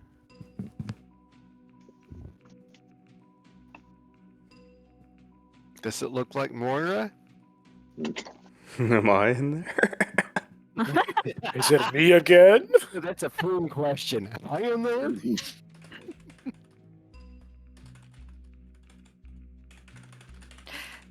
She's gonna go, well, there appears to be a male that is, dead. That or he has blue skin. He's not really moving. I don't necessarily know if someone was wanting to possibly, butcher him, because this does sort of seem like to be almost a kitchen with a freezer. Then, shall we go through? Okay. Do you want us to, possibly check it out some more? We could possibly, break in, Or try the key card. and maybe one of you would be able to tell. All the shop windows are boarded here, so I don't think most people know that this person's passed. She's gonna also do a sense,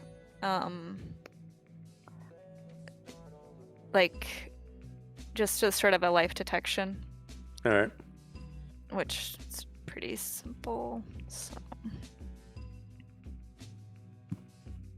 life detection. Let me double check. I need to add these on here, except for that's harder. All right. Yeah, man, she look over and you can see Cindy is looking like a little perturbed at her comm. She's been staring at the map and then she looks at you. Hey, why don't you guys take a look at this? I'm gonna walk down a little further. Follow with her. If there's a body, Hamish, you might need to look at it. Yes, and we shouldn't be wandering off alone. Fine, if it makes you more comfortable, I'll wait a minute. Okay, Moira, you go with her. All right. Moira hands over the key card and goes with Cindy. Okay. Wow, he's all hovery and shit. It's like he cares or something. The rest of you climb the stairs. Yeah. Sure. Alright. While you do that, when you come to the top of the stairs, you can crack it open. You can see inside. There seems to be a kitchen and a restaurant in a state of disrepair. Seems to have not been opened for quite a while. Things are strewn about like trash and construction material. It all seems fairly run down. But Birch, if you head back towards the kitchen area where the freezer is, if you crack that open, a gust of cold air shoots out of the freezer, and then you all see it. There's a man in a vest and he's slumped up against the floor of this freezer, and he's clearly dead. It is eerie, undisturbed. His body seems frozen solid. Next to him, there's a half-empty bottle of liquor in his hand, and in the other hand, he's clenching a fist. I did tell you there was a dead body in here. I'm just glad the blue is, I assume, from freezing. Or lack of oxygen, if the freezer seals. Okay. Let's... You want to check him out, Hamish?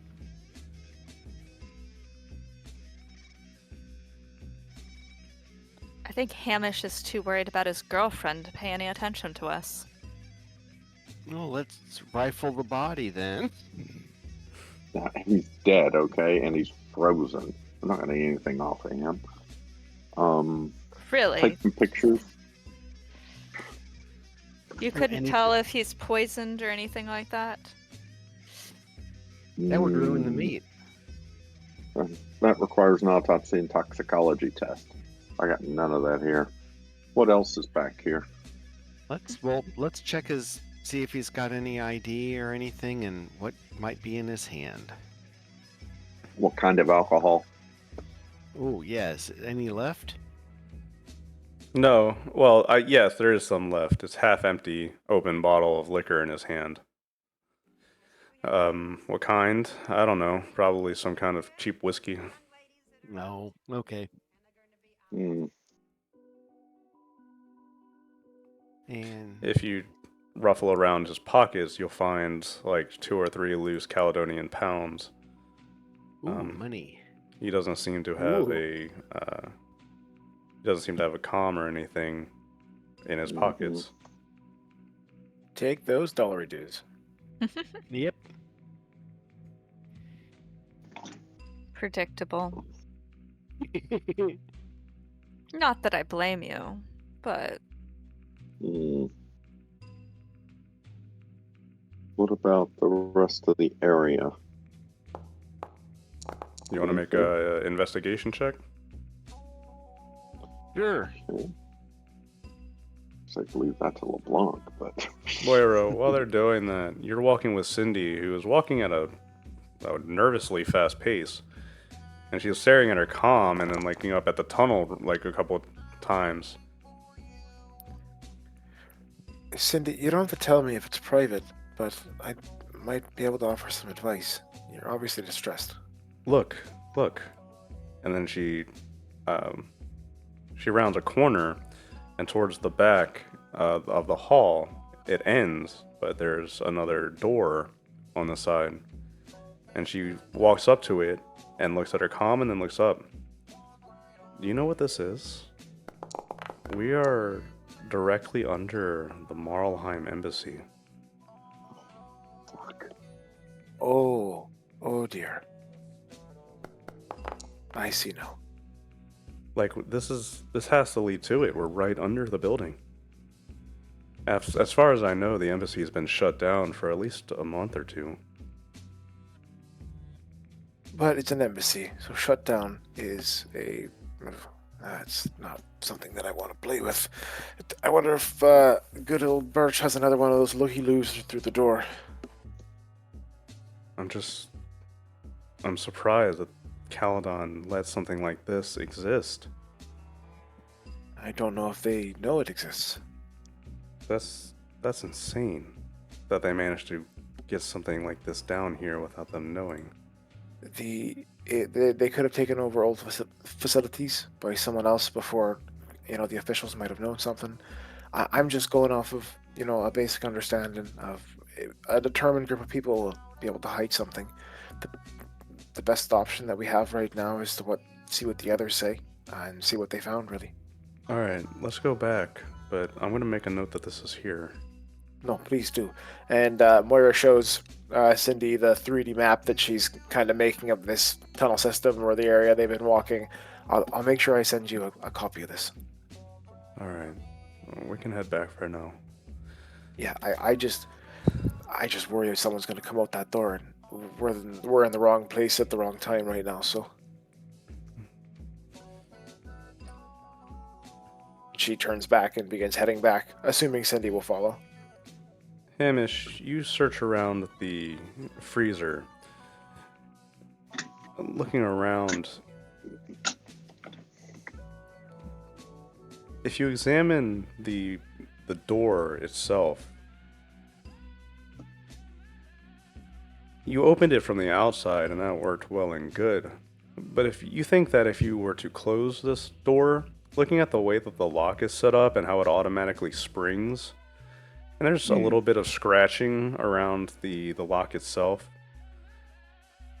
you're not sure that this door will open from the inside. Of course not. They never do they? Yeah, it doesn't seem like it would do that. LeBlanc, as you're looking around, maybe you're looking over the body and you notice the clenched fist.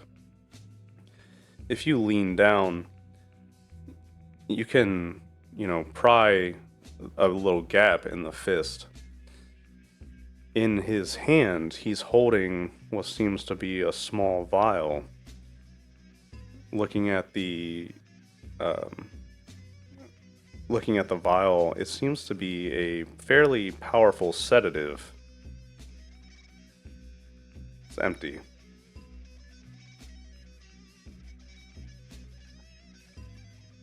I was hoping for a note. And you can continue making investigation checks if you want to look further. But Can we tell how long he's been here? it's hard to do because he's frozen. Yeah. You can tell how You can do- how long something's been in by freezer Yeah, burn. for sure. If you want to make a medical check, Ooh, I can do that. someone wants to make a medical check to try to figure that out. Birch just wants, Birch was investigating around, and she failed to notice anything. Yep. Mm, I'll allow multiple Okay. rolls. I'm gonna have her. Ooh. There you go.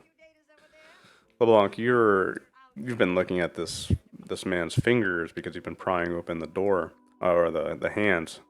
You find the sedative. You look at his fingers and they show signs of freezer burn, frostbite. But you see that it's in an odd pattern. It's as if he was scraping his fingers up against something. It's a little unnerving, but it seems to contradict the peaceful position his body was in when you found it.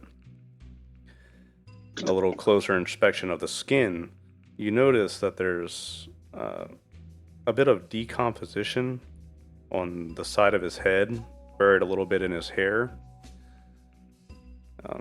Seems to be like a wound of some sort, although it's small. And it seems to have occurred before the freezing process set in.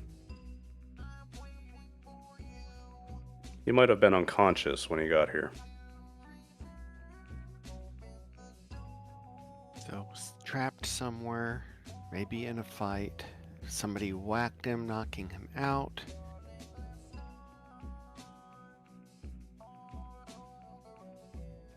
Scraped on the door, found the sedative, and drank himself into oblivion. Seems like the pathetic type of person that could do that. I love Birch. Okay, I'm gonna check out the rest of the room, looking for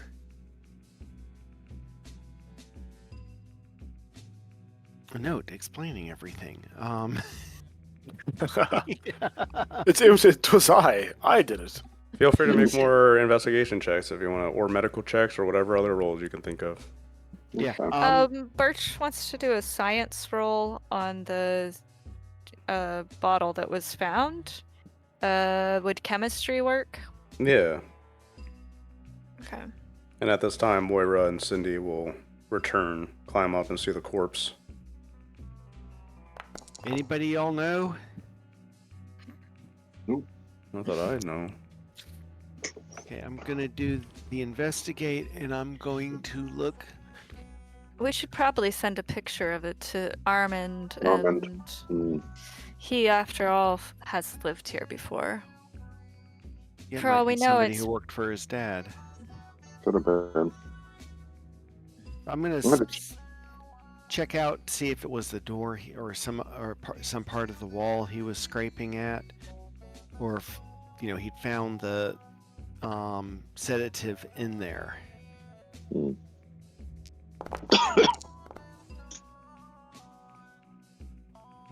LeBlanc, you know what you're looking for, so as you examine the door, you do see that there are, at near the bottom, scratch marks against the door. Seems consistent. As for the bottle, you don't see anything else like that around here. Doesn't seem like he got it from inside the freezer. using it elsewhere. I'm gonna check the front of the building, the boarded up section. Uh-huh. See if basically anybody come through. How long has it been boarded? I want to know how this guy got in here. I'm willing to bet it's the door behind us. Sure. This is a restaurant. It's been closed down for a little while, and you can even check the city's logs for how long it's been out. Several months at least.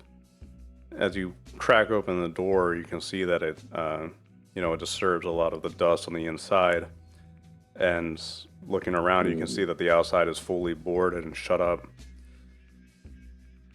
You don't,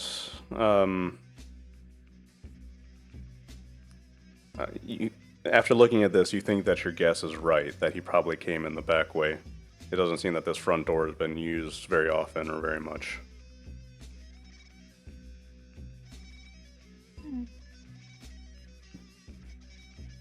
The final thing is, hey Moira, is there any way to read that lock to see when it's been opened?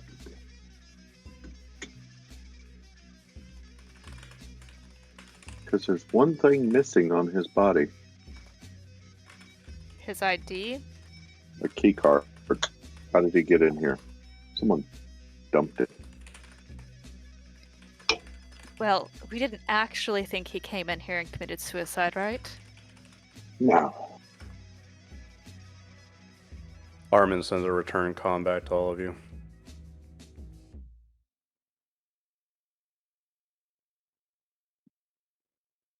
I see we have datas.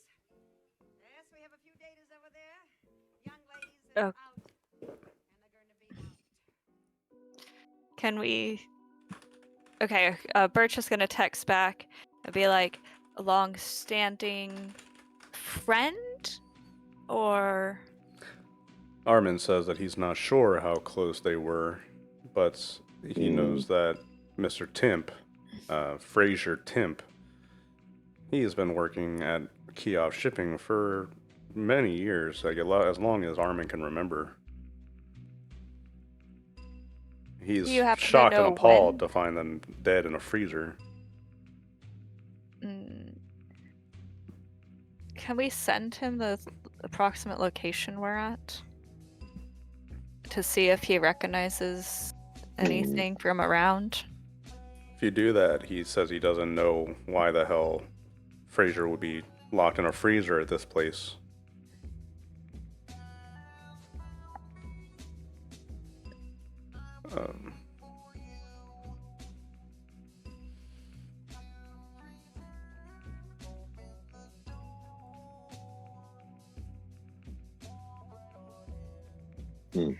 Okay. Oh. So, Moira,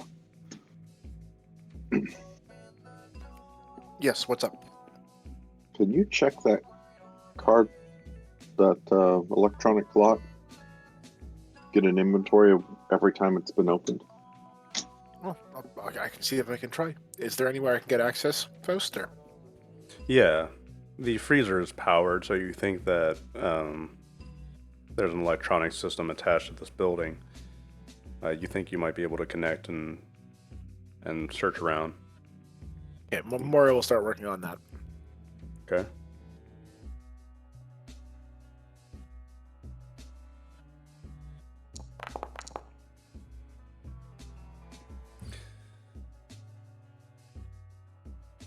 Moira, there seems to be a sign of the door opening about 2 months prior. This is the last time the door has been opened. Is that the same day that Armin's father died, or? No, Armin's father died many months ago. Before Armin started traveling with any of you, before the party even left Caledon. Okay. This seems to be more recent. The logs show that the door was opened, and then there's a sign that it was magnetically locked, and that the freezer was activated around this time.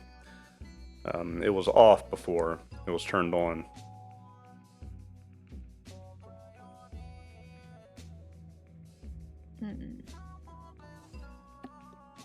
Okay. I think she'll store the logs, kind of look over at everyone else. Someone, I think, brought this body here and left it. And I'm wondering if this has something to do with the Marlheim agency closing down recently. Could there have been an agent, so to speak, who used this underground tunnel to move a body here, turn the freezer on so that it's not going to go start rotting, and the stink will, reveal it? Why would they kill him?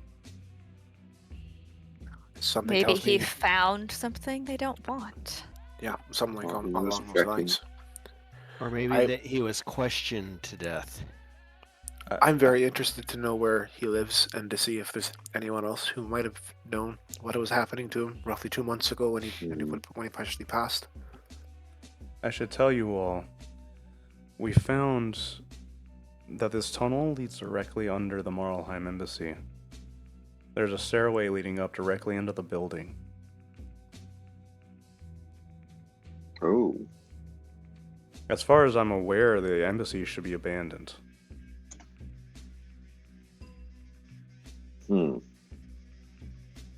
Which in theory means Caledonian intelligence has already been over it, but maybe not? That might not be true. If it's only temporarily shut down, I wouldn't put it past Marlheim to leave sensors or something like that behind. And then once they came back, they would probably use that as a cudgel to hit Caledon with. Violating its sovereign territory. Exactly. Now we have an excuse for war. Or bribery, or whatever the hell Marlheim gets up to. How delightful. Interesting.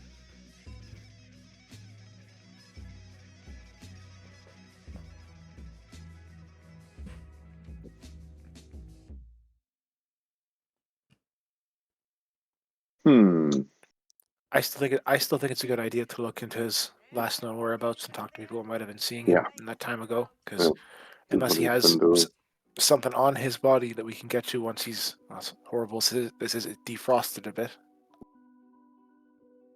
Where He does sure would. he have shipping fly out of?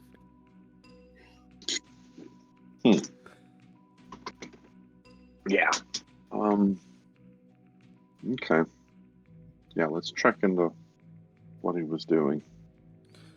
Fraser Timp, if you want to look him up, he has a public profile out on Caledon social media.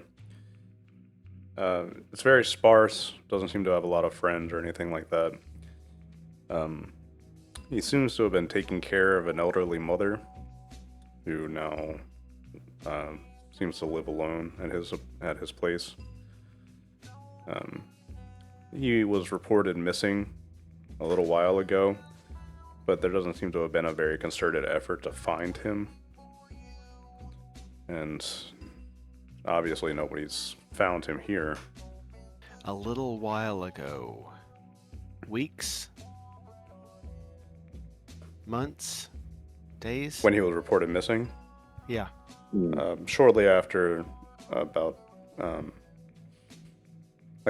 2 months ago, he went missing, and his mother reported him as missing, but no sign of him was ever found, and the case just kind of went cold, literally.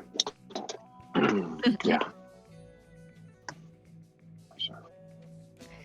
Interesting. The other thing we can do is we can head towards the door into the Marlheim embassy and have Birch, if you have anything left in you, look through. Yeah. That's a good I idea. have some left in me. What were you thinking of having me look through?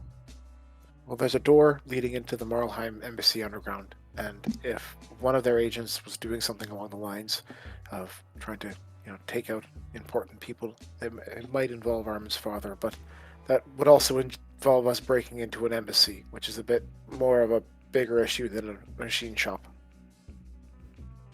Well, I don't really see the difference, but okay. Mm. Well, we did say we would do things the government couldn't. Well, and Which- since, yeah. Maybe Moira can help us get paid for it. Yeah. I'll do a Maybe. final sweep of the freezer Okay. in case he Here's a hid broom. something. You can go ahead and make a last investigation check if you want. Investigation. Okay. Oops.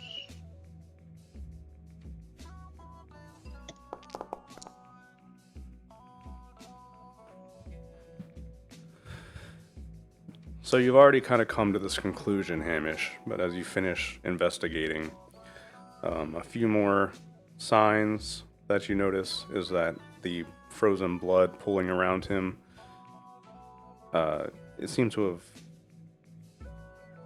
indicate that he was laying down when he first arrived into the freezer, and then he was propped up and set up against the wall.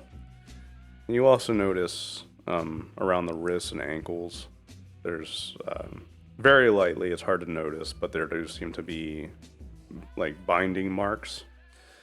All of this kind of leads you to conclude that this was not some kind of suicide in a freezer as it appears in first look.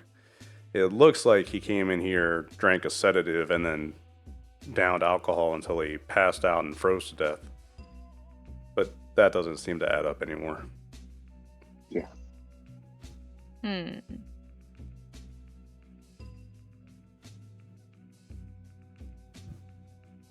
Aside from that, you don't seem to gather any more clues. That actually explains the freezer. Oh. Okay. Well, let's go violate sovereign territory. I mean, look in the Marlheim embassy. Like how you're Woohoo. how you're starting to come along. I hate to tell you this, Birch, but they were like this before you. But I thought I was helpful. No, they threw themselves into a desert planet and almost got themselves killed. You know about that, the ending at least. Well, I thought I was having some usefulness. Oh, I don't know if it is worth it to think about. Moira starts to head for the door. All right. Armin sends you a comm that he'll continue looking into Fraser and let you know if he finds anything out. okay. And you can head out and walk over to the embassy. At the bottom of the stairs, you can look up and see another metallic door at the top. Do you ascend? Yep. We probably should take a little more caution on this one. Who has the key card? I'll hand it Here. back to you. Yeah. But there was no key card on him, so yeah, he was definitely dumped 2 months ago. So as I guess Moira approaches, who is can I everyone use else staying a- back or? I want to use sense, Oh, sure. just sort of to see what's around.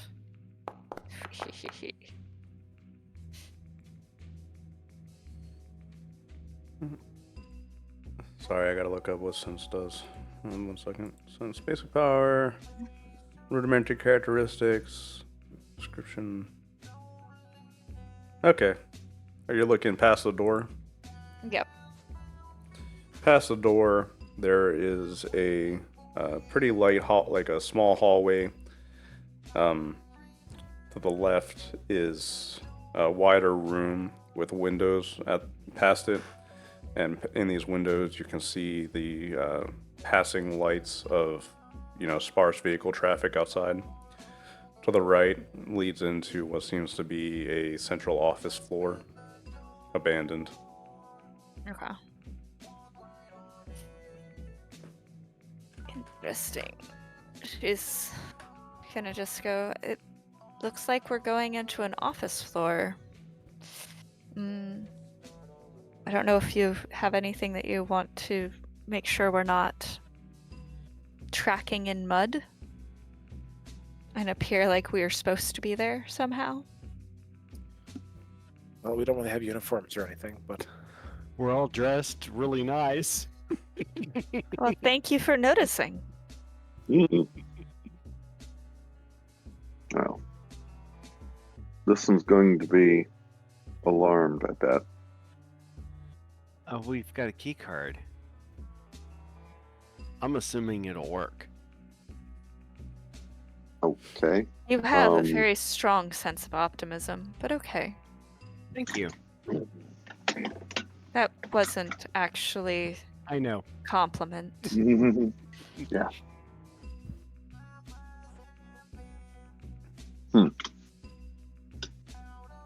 shall I use the key card? Yep. Is it just a keypad on the outside of the door? Yeah. Sure. All right, Moira tries it. Amazingly, it actually does work, which Okay. doesn't seem to click to you why that would happen, seeing as this should be an entirely new security system, but your card does work. You have Why a very would we nice think card there. We should make sure that we keep a copy of it. My assumption was that whoever put the door leading in also put the door leading out, so it's all the same security system. That would be true, but at the same time, a mom and pop electronics store should not give you the same access to the Marlheim embassy. Yeah, this It door doesn't is add a up lot security-wise, so it might strike you as odd that this works, It is odd. but it mean, does. A great way to smuggle people and things in and out, like people Yeah, you're but- kidnapping. That's true. I'm But just in- pointing out in that my- inconsistency. No, but in my corporate life, we had key cards. I couldn't go onto the 8th floor. It just wouldn't let me. This is no different. So why is this key card getting us in? Because it's a good key card. Hmm. You know, there are such thing as skeleton keys for everything. When the door opens, you can make a recon check. Oops, cancel. Recon.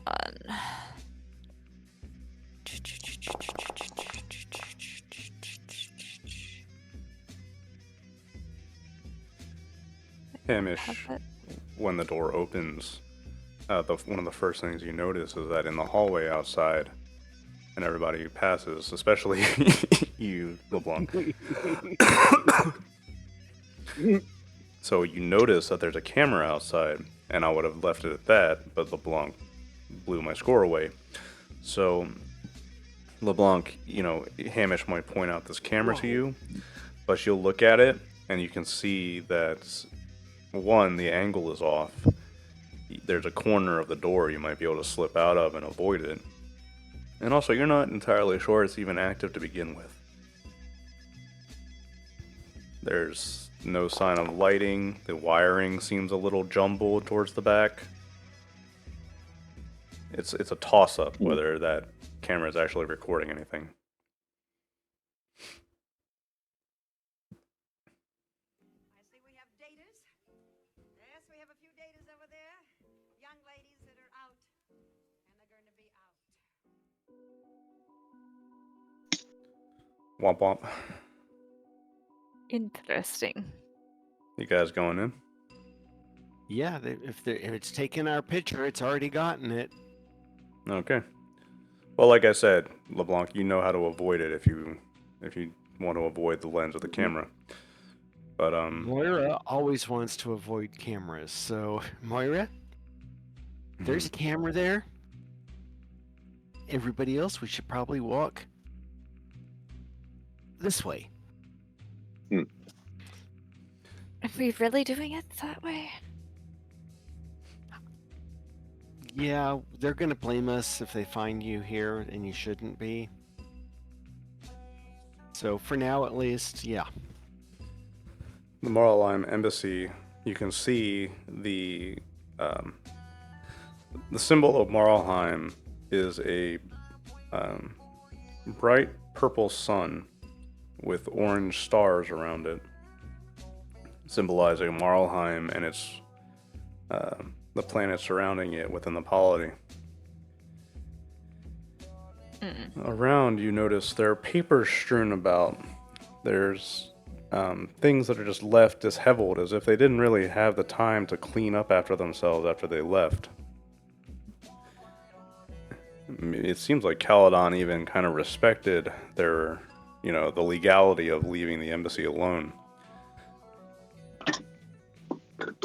As you come in, you're stepping over, loose pieces of paper sitting on the floor because, no matter how far in the future we get, paper's still always going to be the most secure thing, from a physical standpoint. And you can look around and investigate the building. If you would like to pick through this, look around the building, you can make recon and investigation checks, or anything else you can think of. Well, stealth to avoid cameras, just in case. That's true.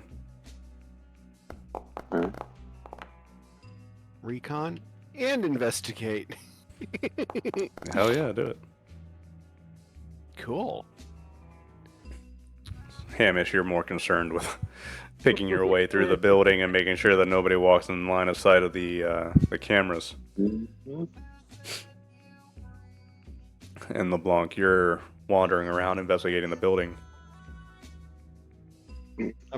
I'm assuming Hamish is like steering me. Of note, you'll find strong anti-anxiety medication in more than one desk. There's not quite hidden compartments, but like it paints a picture that the people that work inside of the Marlheim Embassy are a little neurotic, out there. They have strange things in their desks, and then mundane things like pictures of home or things like that. You're digging through the papers. Bert's just not rolling well. You're digging around the desk, looking at the papers and all of that. Birch might accidentally be destroying things. Something catches your eye, LeBlanc. Ooh. Towards the back, there seems to be, in a jumbled mess of papers in an office that's separated off from the main floor. You pick it up and you read it over, and there's not much on this. It does seem to be maybe the last of many documents. But as you read it over, towards the bottom, you see something. That's a signature. And if you read it over, that says Gail Kiev. Oh. This seems to be one document of many. what's the document of? Glancing at it, just looking at it like this, you want to make an admin check? Sure. And then I'll give it to somebody that knows what they're doing.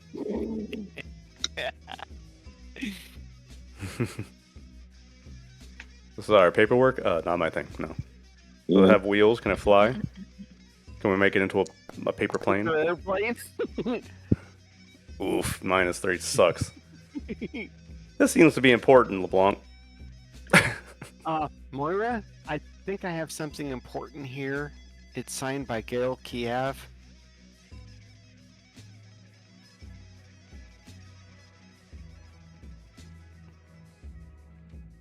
Is Moira with us, or Earth did to Moira. Womp womp. I see we have datas. Yes, we have a few datas over there. Hamish or And they're going to be out. Birch, you want to look at it? Should we send a picture to Yeah, I'll take a picture, bounce it Armand? over to Armand, and I'll look at it. Okay. Birch will peer over your shoulder. She said admin, right? Yep. Yeah. Enter education. There you go. Wow. There you go, bud. And hey, Hamish, you've seen this. You've seen this recently. I'll give you one guess. Can you guess what it is? The will. It's a will. And you can dig through the papers on the desk and on the floor, and you find multiple copies of this signed document. And you find them strewn about the room, mixed in with other documents. And there are notes on them and edits, as if it's been tampered with, His or will is a fake. part of an edit. Interesting. I think we should keep Keep this. these. Yeah. Is there any other copies for it? Do I need to investigate if I know what I'm looking for? There seem to be several copies of this will. She's And gonna they're start- all slightly different, as if they have been painstakingly combed through to make it as legit as possible. She's gonna take copies, collect all the copies of them, and let's see. Can I send them to Moira? Yeah. Yeah, I mean, she's there with us, but yeah. Oh, she's Take there. pictures and send it. And I'm then now she's also gonna interested- keep the copies too. I'm now interested in whose office this is. So see if I can determine that. Doesn't seem to be a nameplate or anything like that, Hamish. It Is there doesn't a seem very easy. Is There is there a computer, but there doesn't seem to be any power to this building. Family photos, No.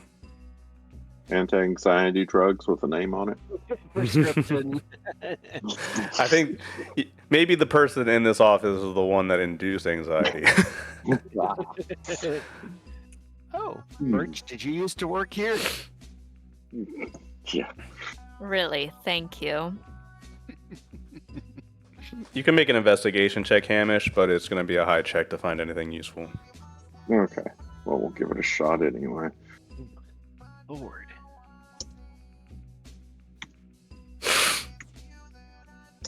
Mm,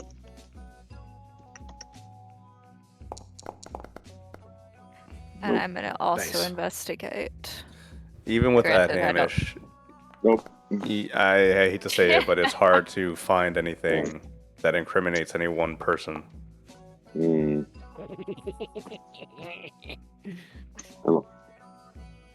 All right, guys, Right. sixes. Come on now. Are you aware there's a door here? Yeah. She barely can find the computer. Question. You said that we didn't have, like, it needed power? Do we not have something that could provide power?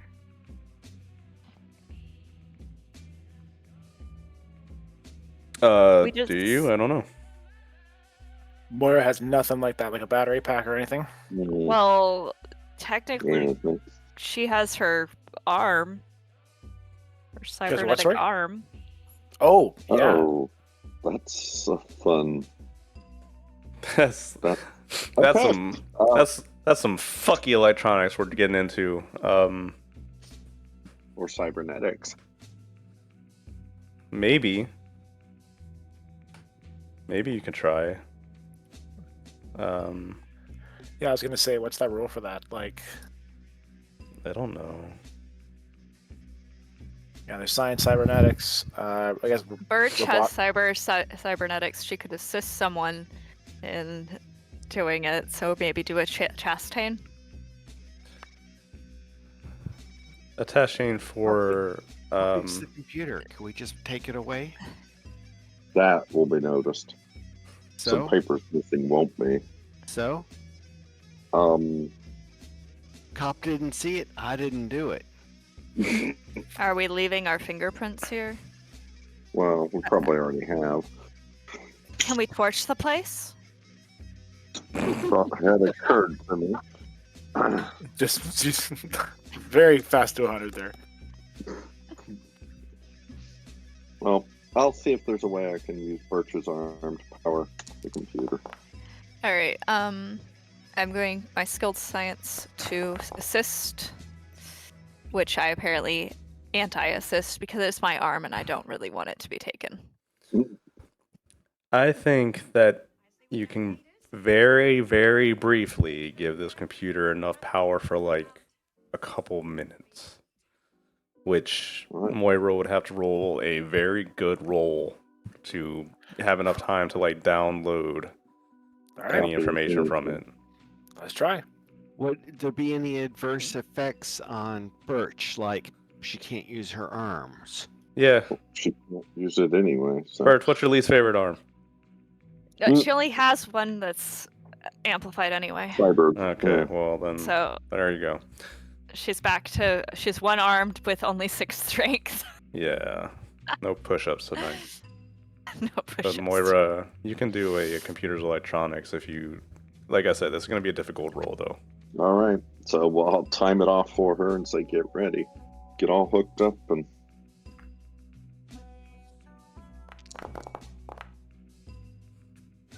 Oh God, Is 13 enough? God, I hate that it is. Oh God.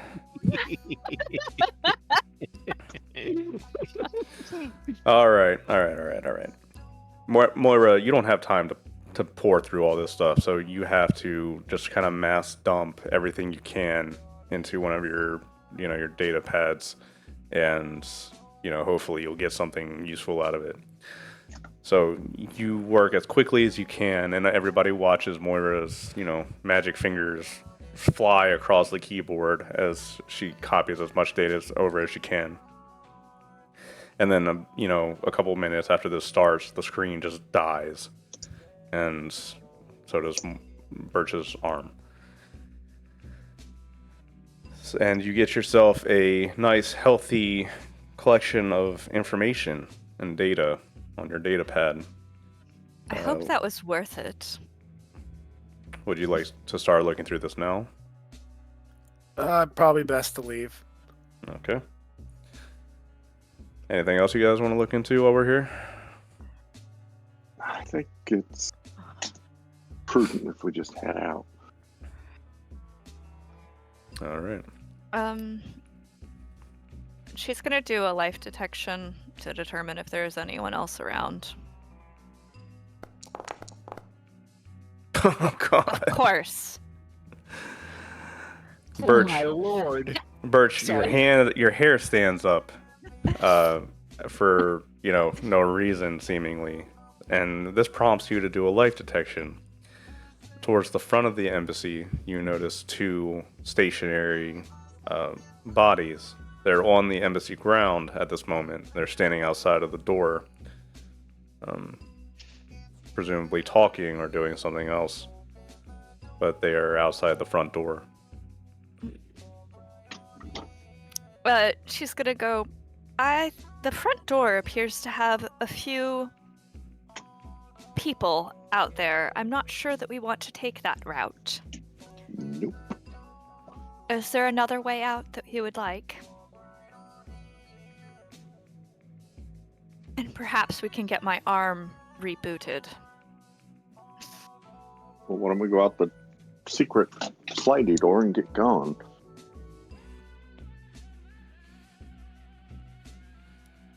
The way we came in.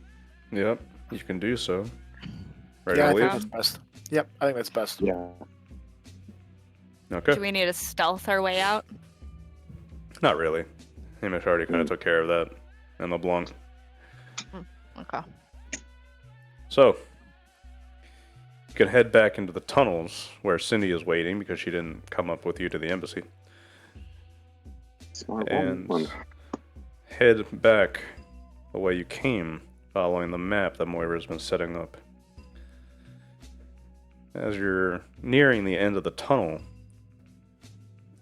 you receive a comm from Armand. Says, hey, so I've been looking into it as best I can. Fraser Timp, he went missing about 2 months ago.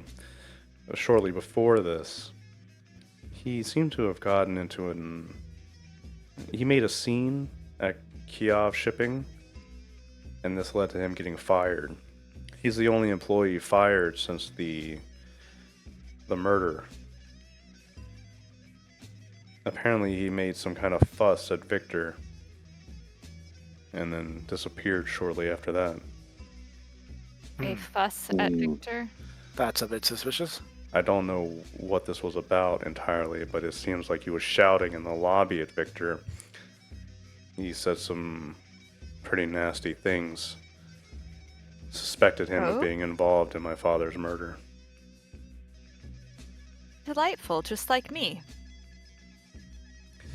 And I guess now he's dead.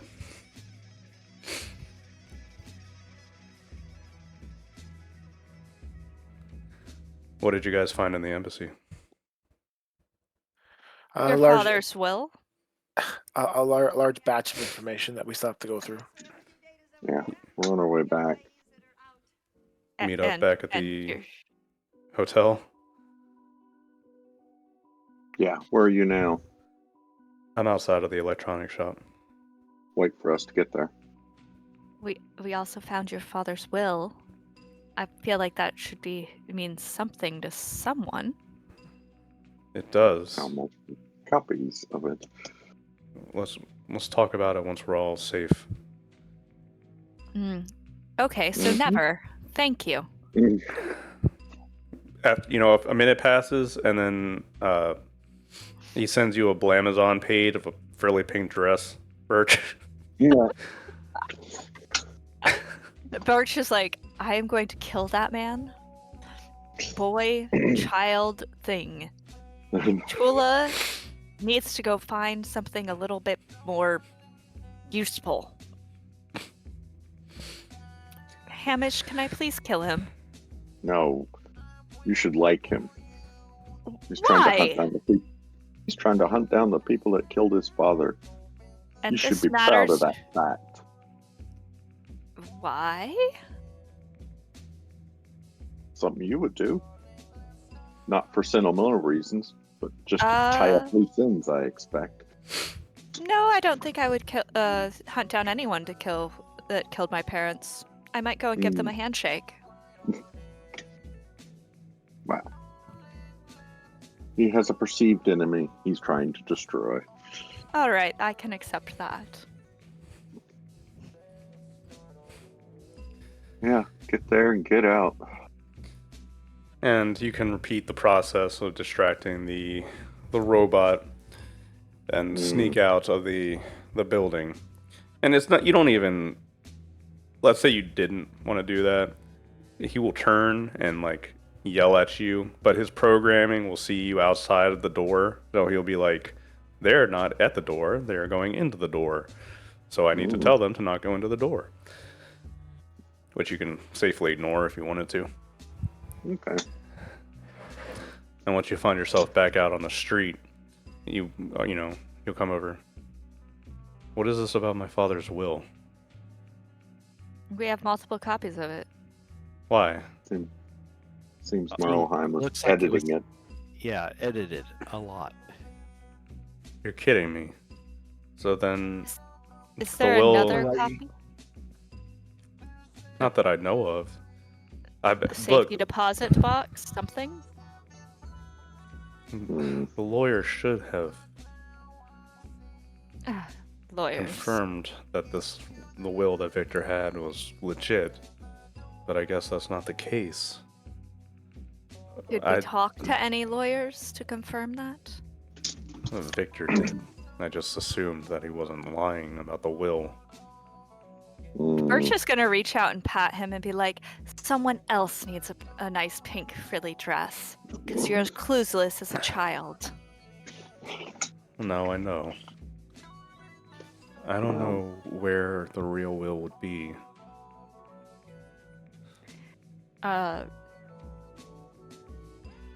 What do you know about your father? We didn't talk very much. As far as I know, that most of our goods have been seized since I've been missing. The properties was sitting idly on the coast, but I think it's pretty much been cleared out by now. I've been presumed dead for quite a while. I don't know, maybe we just take this to Victor, get him to confess. He must know where the real will is. We go and get Yeah. him to confess? And then Couldn't. we end up stuck in the freezer. Did your father have another lawyer that we could talk to directly? I really don't know. I wasn't involved. I Yeah, stayed that's as fine. far away from the business aspect of everything as possible. Mm. Who was his secretary?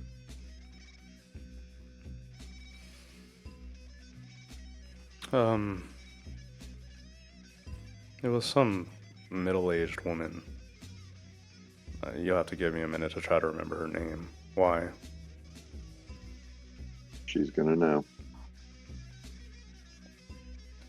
That's a good point. Secretaries usually do know. We find her. Get us going in the right direction. Okay. Well, let me give me a few minutes to figure out who that is. Okay. I mean, I'll go on to the LinkedIn equivalent of the time period and use whatever Wayback Machine and see who was his executive assistant. Yes, we have a few datas over there. Assuming she was, And they're going to be out. what's that, computer ops? Yeah, I think so.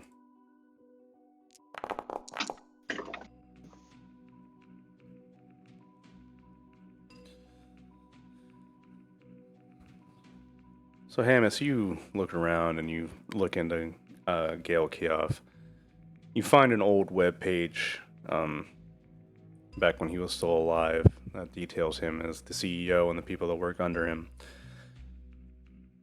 You spot a woman that's standing by his side, middle-aged woman. Looking among the names, she seems to be Allison Ainsley. She worked for Kioff Shipping and worked as a secretary for Gail Kioff for a while. She seems to have switched jobs around the same time that Gail was murdered. Okay.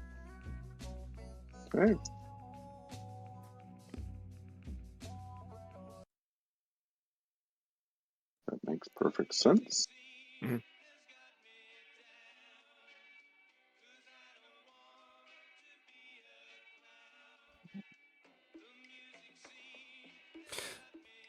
If you want to search Well, into her address, you can Yeah. find one among the apartments. She seems to have switched lodgings and now lives on the mainland in one of the lower income parts of town. We go play. Go see if she's home.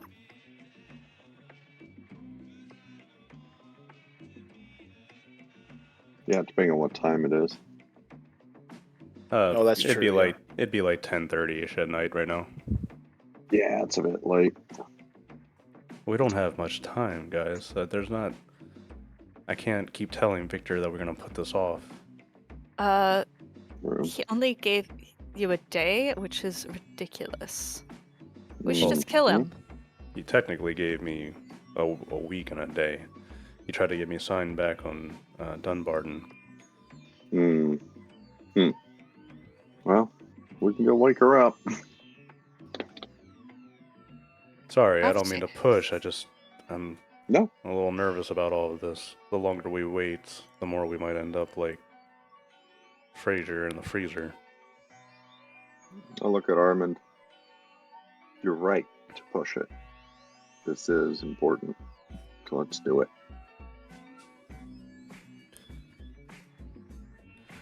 During the night, Cool. with the massive tower looming over the space elevator, you can walk across a bridge into one of the northwestern sides of the island and head deeper into the city.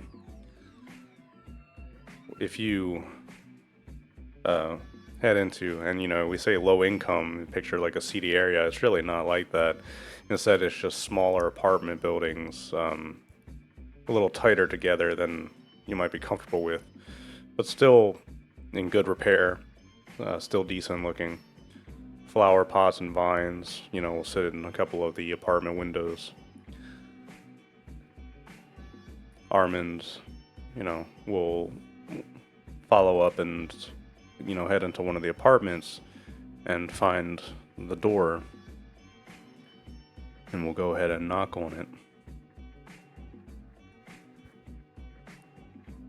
There's a pause, and then you can hear a couple of locks be undone inside the door, and the door will swing open. You can see a woman in her mid-50s. She's got rolls in her hair, and she's, squinting in the dim light of the hallway. Miss Ainsley? And she goes wide-eyed. Armand, oh my god! And she literally throws herself out of the door and gives him a hug, and he just rolls his eyes yeah, doing this again. I can't believe you're alive. Ever since your father was killed and you disappeared. And she starts crying. There. Hey, look, we just wanted to ask you a few questions, if that's all right. Yes, come in, please. I'll make tea.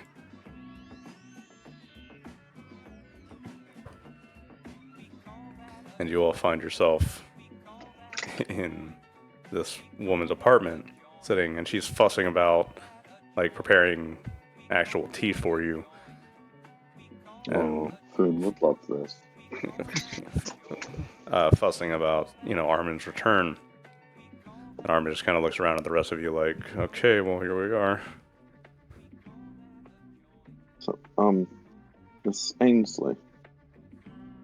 Oh, please call me Allison. Allison, I'm Hamish. Glad to meet you. And thank you for your hospitality. No, thank you. I didn't even know that Armin was back. I assume you're all his friends. It's so nice to meet all of you. I was very close with Armin's father. I was his secretary for many years. Wonderful man, beautiful man. He was so charming and so kind to everybody.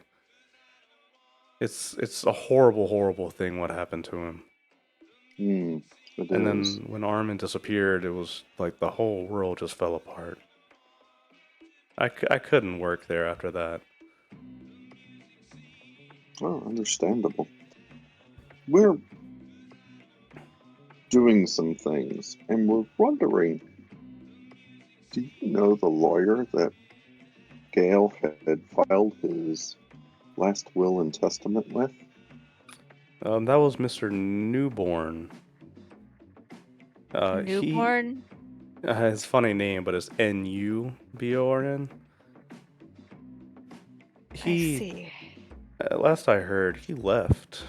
He's, oh God, what was the name of that planet? Mhm. Claverty, Clavers. Hmm. I don't know. I heard What he picked up and left.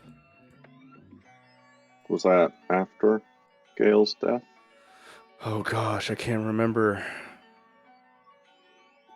I think it was a little before. I don't know. I Hmm. heard that he came into quite a bit of money on one of his cases and decided to pick up from Caledon and head somewhere else. Hmm. I'll do a quick search. See if I can track down any of that.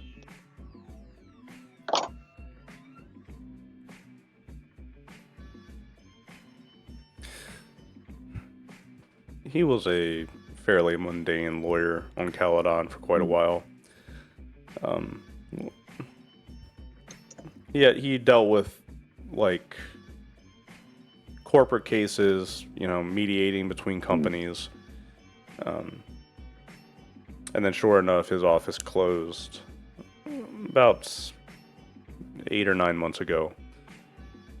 He sold the building off and bought a ticket to jump elsewhere into the principality. And his office closed before Gale's death? Yeah. Hmm. Suspicious. Hmm. Only sold off his. Yeah. I'm just in full. closed the I'm just in full building. paranoia mode right now. I'm just suspicious of everything. We should be. Allison, do you remember Fraser Timp? Oh, of course I do. He was one of your father's oldest employees. Bit of a grim guy, but very nice once you got to know him. Rim? Oh, he always just had bags under his eyes. He was very I don't know, I don't want to call him suspicious, but very on edge all the time, and I think it got to him. He never took vacations or anything like that. Delightful.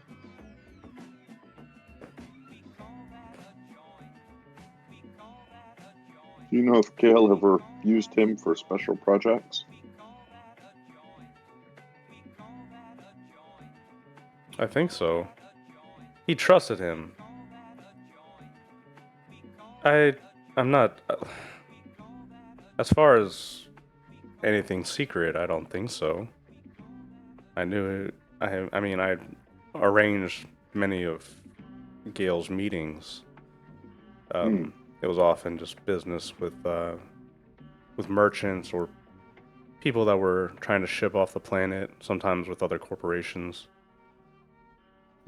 But we never did anything below board. Just to be clear.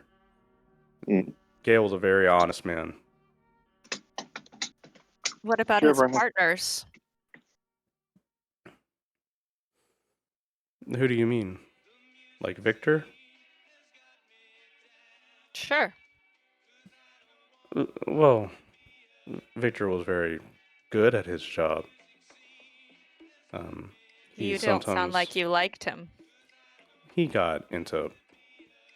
He was very serious about everything. He got into a couple of altercations with certain employees when quotas weren't met or, things were done improperly. He would get a little upset.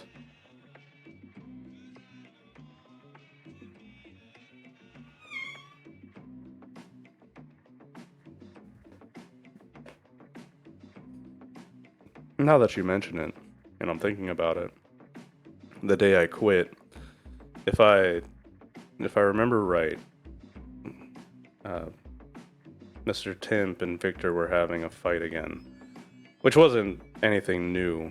Ever since Gale died, everybody was really on edge. I mean, it's almost, I can't imagine the amount of stress it was to try to take over the company and keep it afloat during all of that.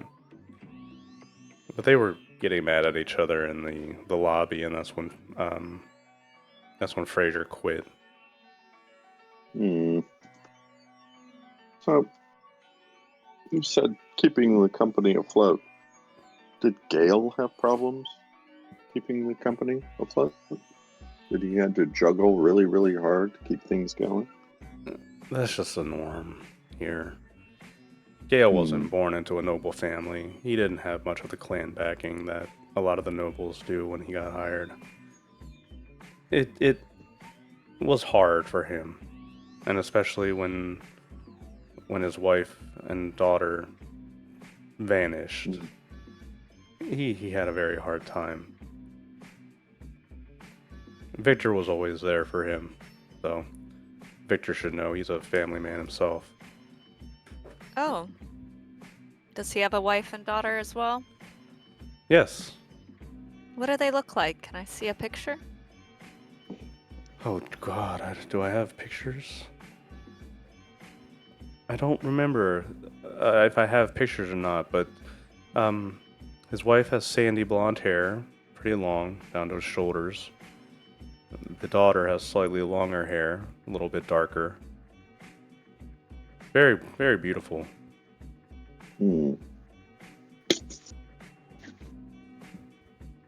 Okay.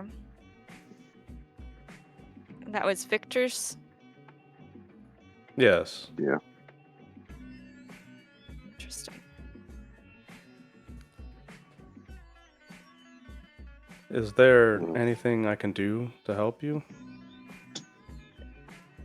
Did you happen to type up his will? I didn't do that, no. Who did? Victor should have it now that it's been moved along in the company. If you didn't trust Victor, who would you trust about it? She blinks a few times. And Armin leans forward and puts a hand on top of her hand. It's really important.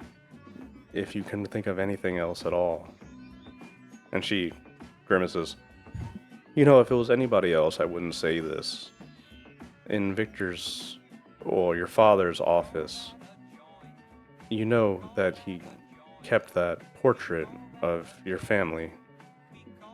Behind that, and then if you lift up on the wall panel, the wall will actually slide up. There's a safe back there. That's probably the safest place in the entire company. Does Victor know about it? Gosh, I assume so. Maybe not, though. I'm not sure.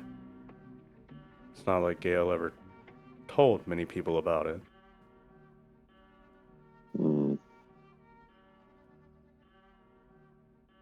May still be hidden.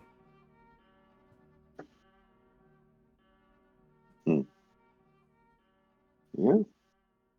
Maybe.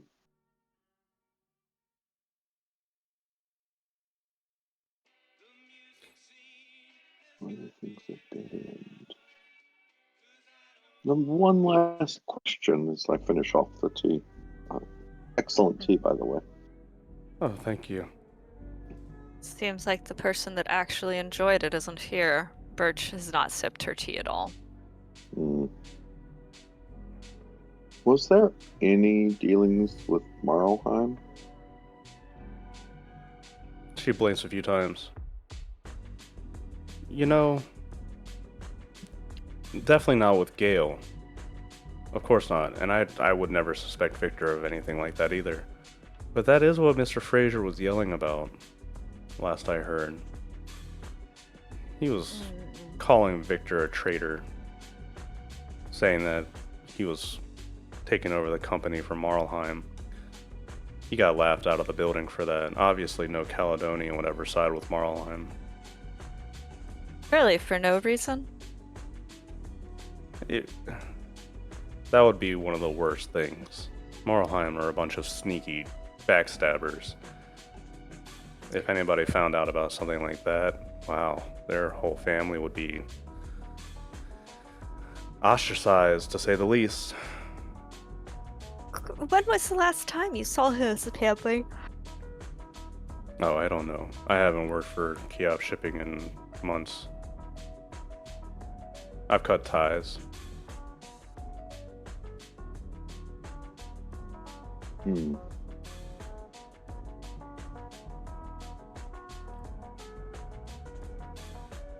Yeah. Hmm. It makes a lot of sense.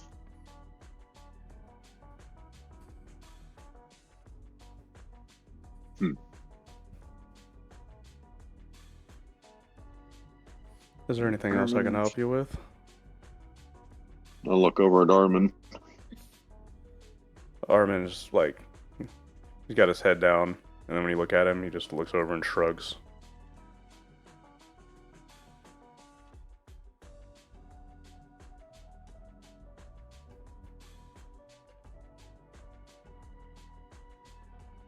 Hmm.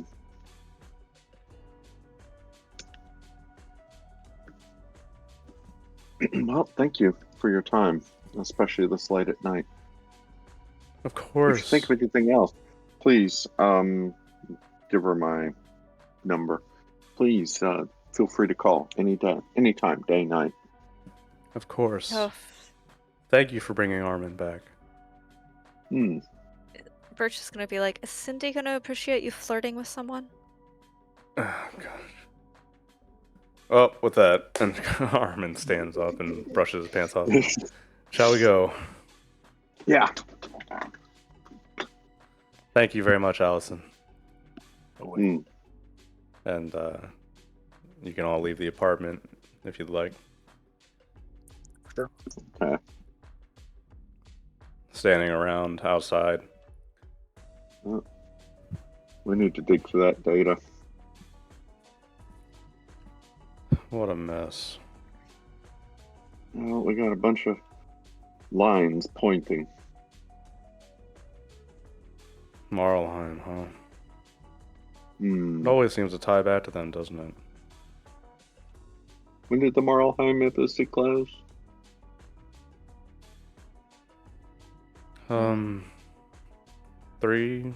Three-ish months?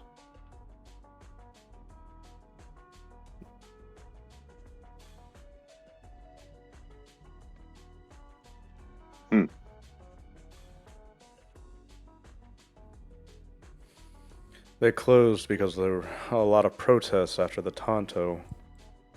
Once it came to light that Marlheim might have had a hand in it, and that was the original assumption anyway, considering Hmm. who they were fighting at the time. Hmm. I mean, obviously, you know that the Imperium has completely outlawed nuclear weapons. With all of that going on, it sounded like the Marlheim embassy decided to just close for the time being, avoid any controversy or endangering the workers inside. Hmm. Okay. So he was killed 2 months ago. So that's leftover agents or Victor did it himself. Or had his people do it. What's our next move? We've got this information from the computer. We've got this fake will, and apparently there's a safe hidden in my father's office somewhere. That might be the next best shot. You know, Armin, there's one thing that's been bugging me. What's that? Only one? Under your father's will, you inherit the company. Even the fake one that they've exposed to everybody says the same thing, which means technically it's your company right now.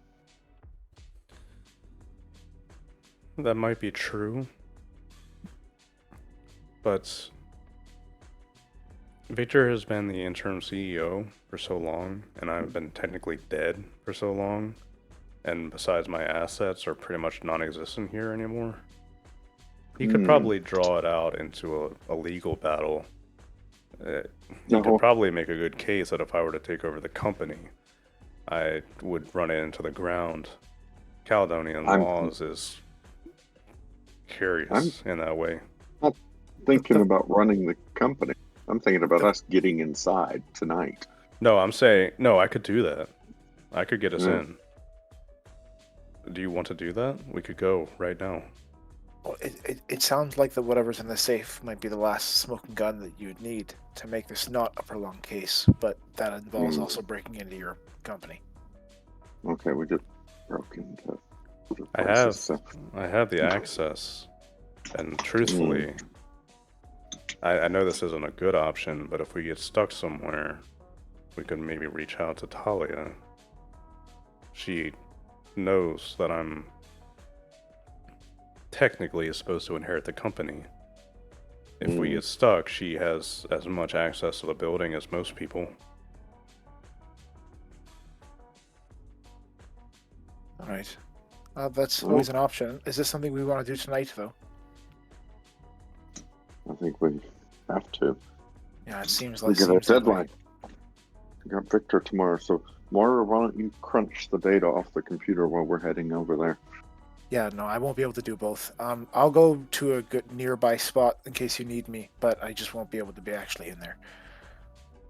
Okay. All right. Well, while Moira takes care of the computers, let's head over to the office. See if we can get inside. Okay, I'll just roll the computers check right now, Faust, just so you have something to go off of. Yeah, for sure.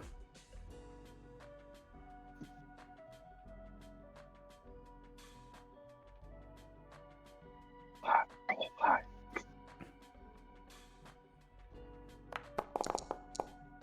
Higher than that, please. I'm trying. Higher than that, please, he says with a 12. Yeah. So I can keep that tucked away, and I think we'll let some time pass, and then I can. Yeah, I just wanted to give you like a frame of reference for how long it would have taken her to Yeah. even start cracking into stuff. So she's busy with that 12. You guys are doing your thing. We're getting to the end of the session anyway. How much time is that gonna have passed? It'll probably be like around midnight or past midnight by the time you're getting into the office. Oh, I'm trying to see if I would get a psi point yet. Back or not. No, it takes a couple hours for that to happen. Yeah, I need 3 hours. So to get as one you back. guys are crunching the data from the computer, heading back towards Kiev shipping to enter the office and try to uncover the last bit of evidence that's needed, I think we can go ahead and call it there for the night, unless anybody wants to do anything else. Nope, that works for me. Good. Cool. All right, then we will pick up Wicked. in 2 weeks' time. Cool. Fantastic. So I'll mark it on the calendar. Thank you. Hell yeah, friends. Thank you for Thanks so playing. much. Yeah. The heck am I gonna pick now for this skill upgrade? What did I use? I don't know. I can actually look back and do this now. Oh, that's Admin, true. I think you use Yeah, navigation. Oh yeah, nav I can definitely do. Admin's also a good choice because I only have a 1 in nav. What's the upgraded for a 1? Hang on. 2. You have to do 2. it twice. Oh, you do. Yeah, That's right. good Okay. point. Let's see. I've got. If I could get really good at like running mysteries, I feel like that would be a lot of fun. Mysteries are kind of They're Art. pain. they're a little hard to Yeah. run in a tabletop They game. are. Oh yeah, totally.